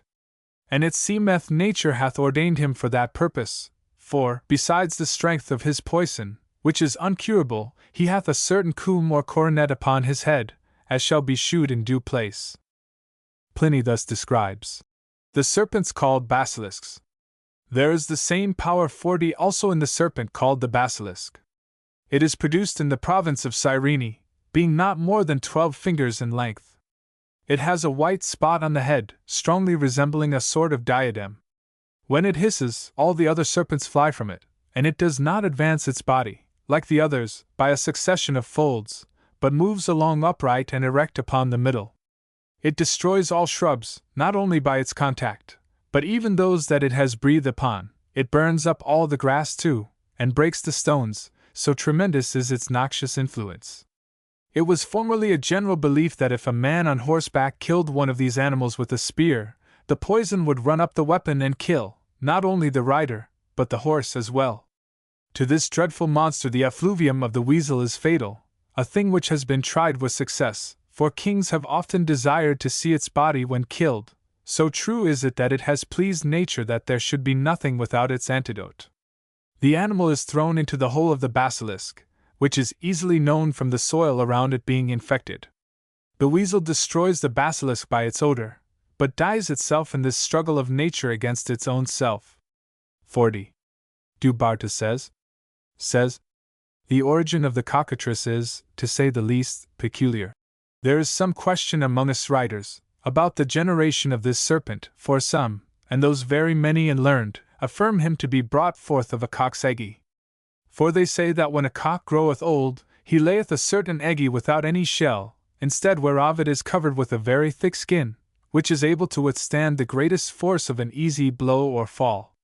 They say, moreover, that this eggy is laid only in the summer time, about the beginning of the dog days, being not so long as a hen's eggy, but round and orbicular, sometimes of a foxy, sometimes of a yellowish muddy color, which eggy is generated of the putrefied seed of the cock, and afterwards sat upon by a snake or a toad, bringeth forth the cockatrice, being half a foot in length, the hinder part like a snake, The former part like a cock, because of a treble comb on his forehead. But the vulgar opinion of Europe is, that the eggy is nourished by a toad, and not by a snake. Howbeit, in better experience it is found that the cock doth sit on that eggy himself, whereof Levinus Lemnius in his 12th book of the hidden miracles of nature, hath this discourse, in the 4th chapter thereof. There happened, saith he, within our memory in the city Perusia, that there were 2 old cocks which had laid eggies, but they could not, with clubs and staves drive them from the eggies, until they were forced to break the eggies in sunder, and strangle the cocks. There be many grave humane writers, whose authority is irrefutable, affirming not only that there be cockatrices, but also that they infect the air, and kill with their sight. And Mercurial affirmeth, that when he was with Maximilian the Emperor, he saw the carcase of a cockatrice, reserved in his treasury among his undoubted monuments. We read that in Rome, in the days of Pope Leo IV, 847 to 855, there was a cockatrice found in a vault of a church or chapel, dedicated to Saint Lucia, whose pestiferous breath had infected the air round about, whereby great mortality followed in Rome, but how the said cockatrice came thither, it was never known. It is most probable that it was created, and sent of God for the punishment of the city, which I do the more easily believe, because Sigonius and Julius Scaliger do affirm, that the said pestiferous beast was killed by the prayers of the said Leo IV. The eyes of the cockatrice are red, or somewhat inclining to blackness.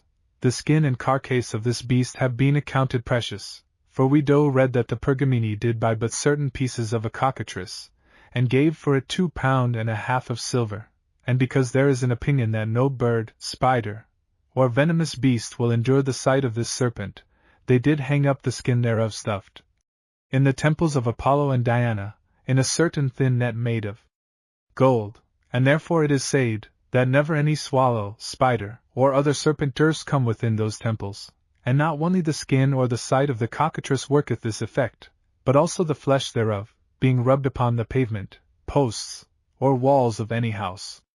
And moreover, if silver be rubbed over with the powder of the cockatrice's flesh, it is likewise said that it giveth it a tincture like unto gold, and besides these qualities, I remember not any other in the flesh or skin of this serpent.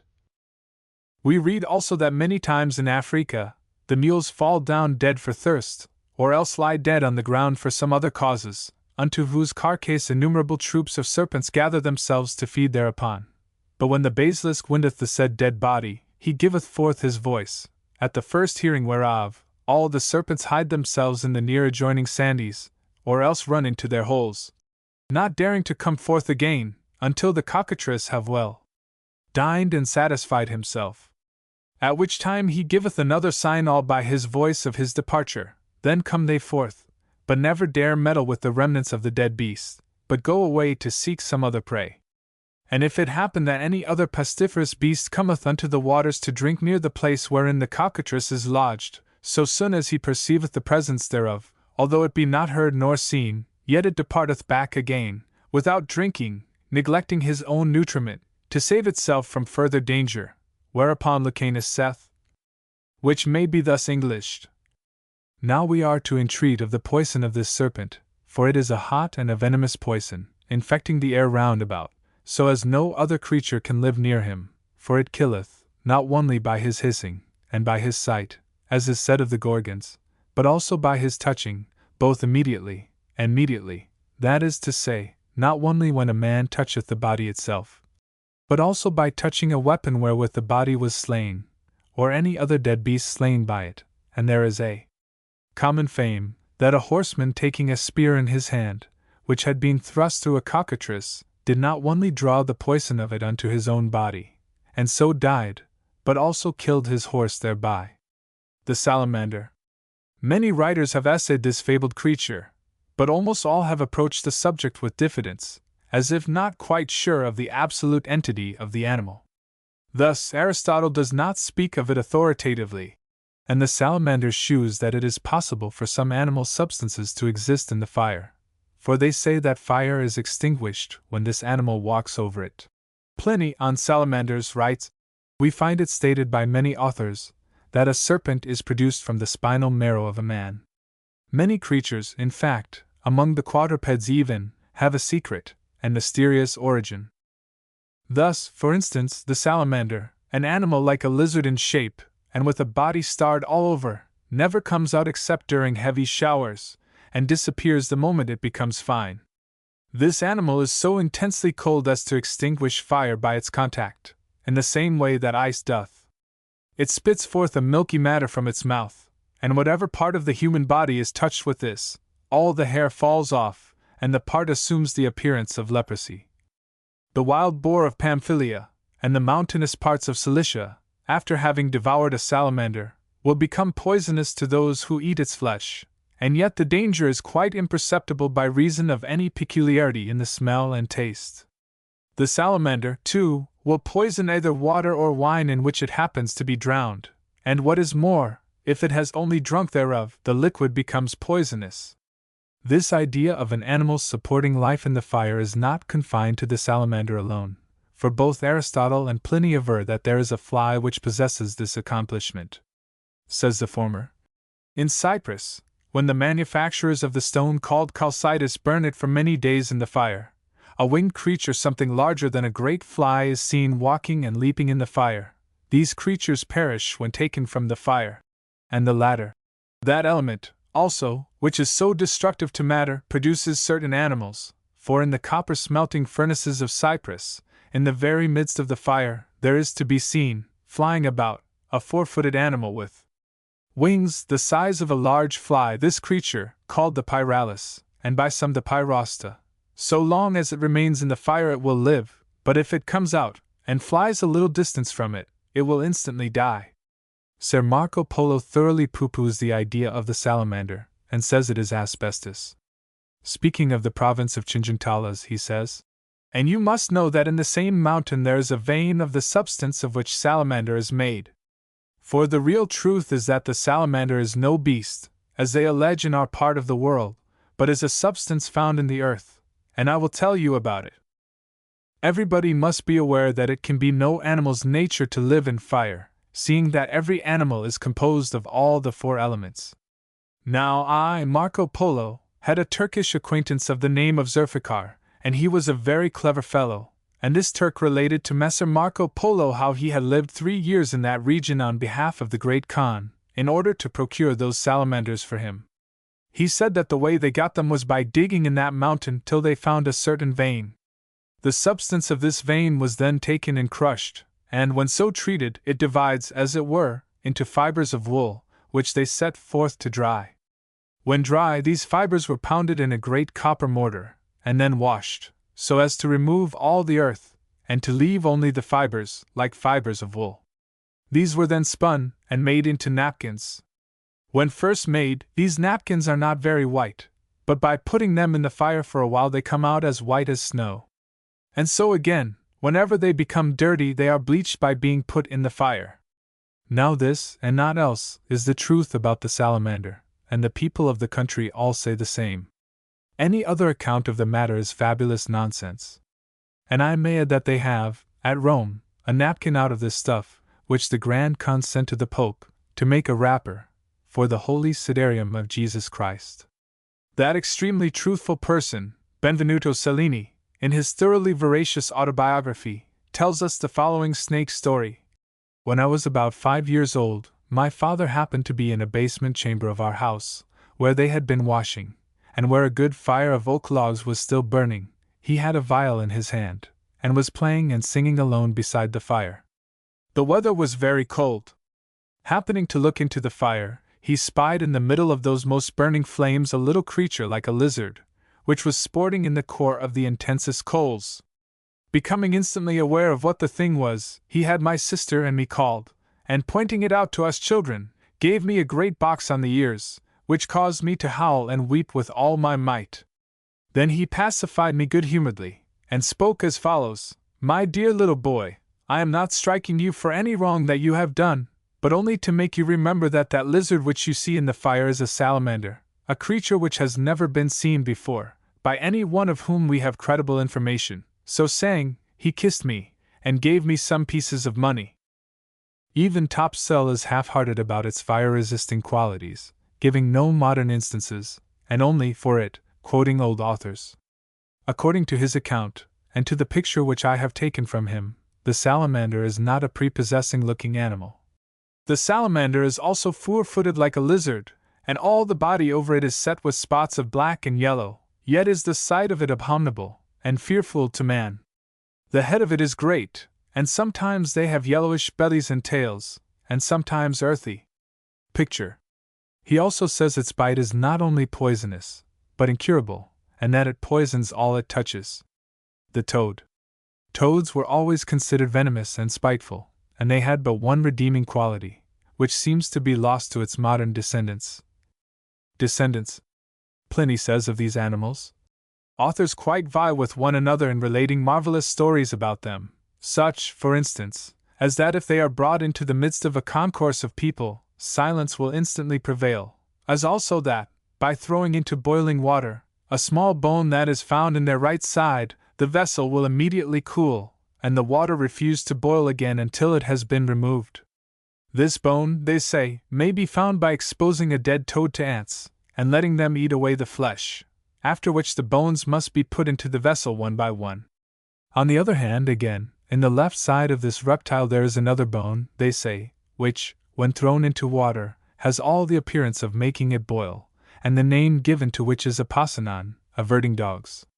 This bone, it is said, has the property of assuaging the fury of dogs, and if put in the drink, of conciliating love, and ending discord and strife. Worn, too, as an amulet, it acts as an aphrodisiac, we are told. Topsell writes so diffusely on the virtues of these toadstones that I can only afford space for a portion of his remarks.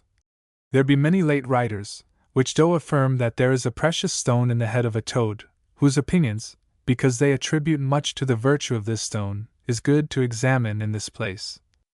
There be many that wear these stones in rings, being verily persuaded that they keep them from all manner of gripings and pains of the belly, and the small guts. But the art, as they term it, is in taking of it out, for they say it must be taken out of the head alive, before the toad be dead, with a piece of cloth of the color of red scarlet, wherewithal they are much delighted, so that while they stretch out themselves as it were in sport upon that cloth, they cast out the stone of their head, but instantly they sup it up again, unless it be taken from them through some secrete hole in the said cloth, whereby it falleth into a cistern or vessel of water, into the which the toad dare not enter, by reason of the coldness of the water. This stone is that which in ancient time was called batrachites, and they attribute unto it a virtue besides the former, namely, for the breaking of the stone in the bladder, and against the falling sickness. And they further write that it is a discoverer of present poison, for in the presence of poison it will change the color. And this is the substance of that which is written about this stone. Now for my part one dare not conclude either with it, or against it, for many are direct ply for this stone engendered in the brain or head of the toad. On the other side, some confess such a stone by name and nature, but they make doubt of the generation of it, as others have delivered, and therefore, they being in sundry opinions, the hearing whereof might confound the reader, I will refer him for his satisfaction unto a toad, which he may easily every day kill, for although when the toad is dead, the virtue thereof be lost, which consisted in the eye, or blue spot in the middle, yet the substance remaineth, and if the stone be found there in substance, then is the question at an end. But if it be not, then must the generation of it be sought for in some other place. The leech. The leech has, from a very early age, been used as a means of letting blood, but among the old Romans, it had medicinal uses such as we know not of now. It was used as a hair dye. Pliny gives 2 receipts for making it, and it must have been powerful stuff, if we can believe his authority. Leeches left to putrefy for 40 days in red wine, stain the hair black. Others, again, recommend 1 sextarius of leeches to be left to putrefy the same number of days in a leaden vessel, with 2 sextarii of vinegar, the hair to be well rubbed with the mixture in the sun. According to Sornatius, this preparation is, naturally, so penetrating, that if females, when they apply it, do not take the precaution of keeping some oil in the mouth, the teeth, even, will become blackened thereby. Olaus Magnus gives us the accompanying picture of the luxurious man in his armchair by the riverside, catching his own leeches, and suffering from gnats, and also his far more prudent friend, who makes the experiment on the vile body of his horse, and thus saves his own blood, but he gives us no account of its habits and customs. The scorpion. Of the scorpion, Pliny says, "This animal is a dangerous scourge, and has a venom like that of the serpent, with the exception that its effects are far more painful, as the person who is stung will linger for 3 days before death ensues. The sting is invariably fatal to virgins, and nearly always so to matrons. It is so to men also, in the morning, when the animal has issued from its hole in a fasting state, and has not yet happened to discharge its poison by an accidental stroke. The tail is always ready to strike, and ceases not for an instant to menace, so that no opportunity may possibly be lost. In Scythia, the scorpion is able to kill even the swine, with its sting, an animal which, in general, is proof against poisons of this kind in a remarkable degree. When stung, those swine which are black die more speedily than others, and more particularly if they happen to throw themselves into the water. When a person has been stung, it is generally supposed that he may be cured by drinking the ashes of the scorpion mixed with wine. It is the belief also that nothing is more baneful to the scorpion than to dip it in oil. Some writers, too, are of opinion that the scorpion devours its offspring, and that the one among the young which is most adroit avails itself of its sole mode of escape, by placing itself on the back of the mother, and thus finding a place where it is in safety from the tail and sting. The one that thus escapes, they say, becomes the avenger of the rest, and, at last, taking advantage of its elevated position, puts its parents to death. Topsell has some marvels to relate concerning the generation of scorpions.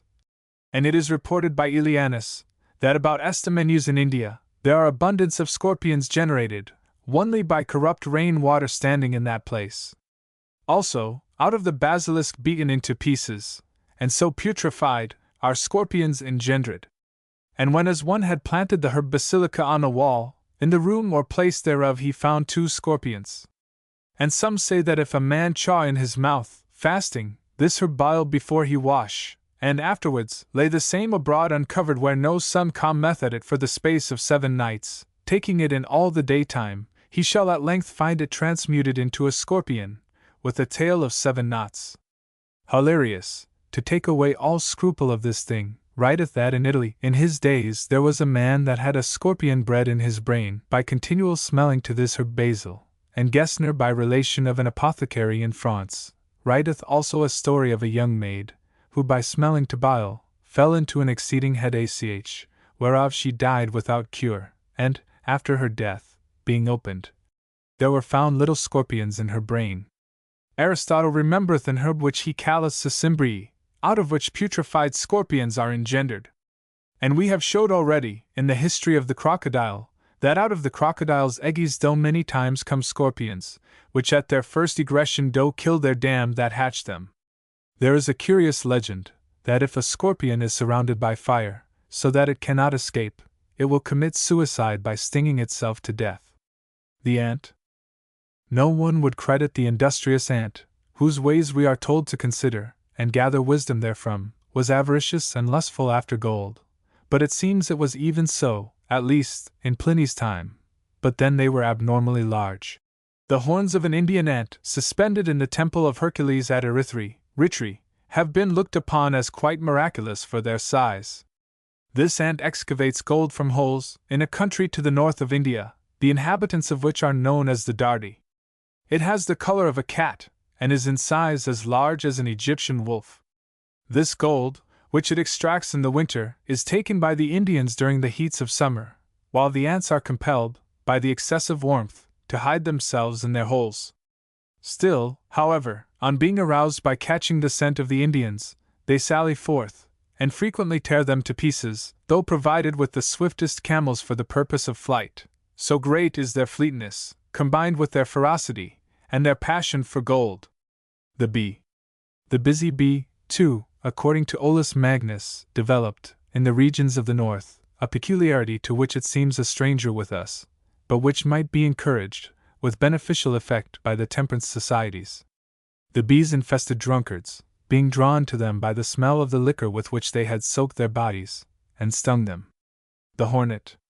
So also, up north, they seem to have had a special breed of hornets, which must have been ferocious indeed, sparing neither man nor beast, as is evidenced by the corpses, and by the extremely energetic efforts of the yet living man to cope with his enemies.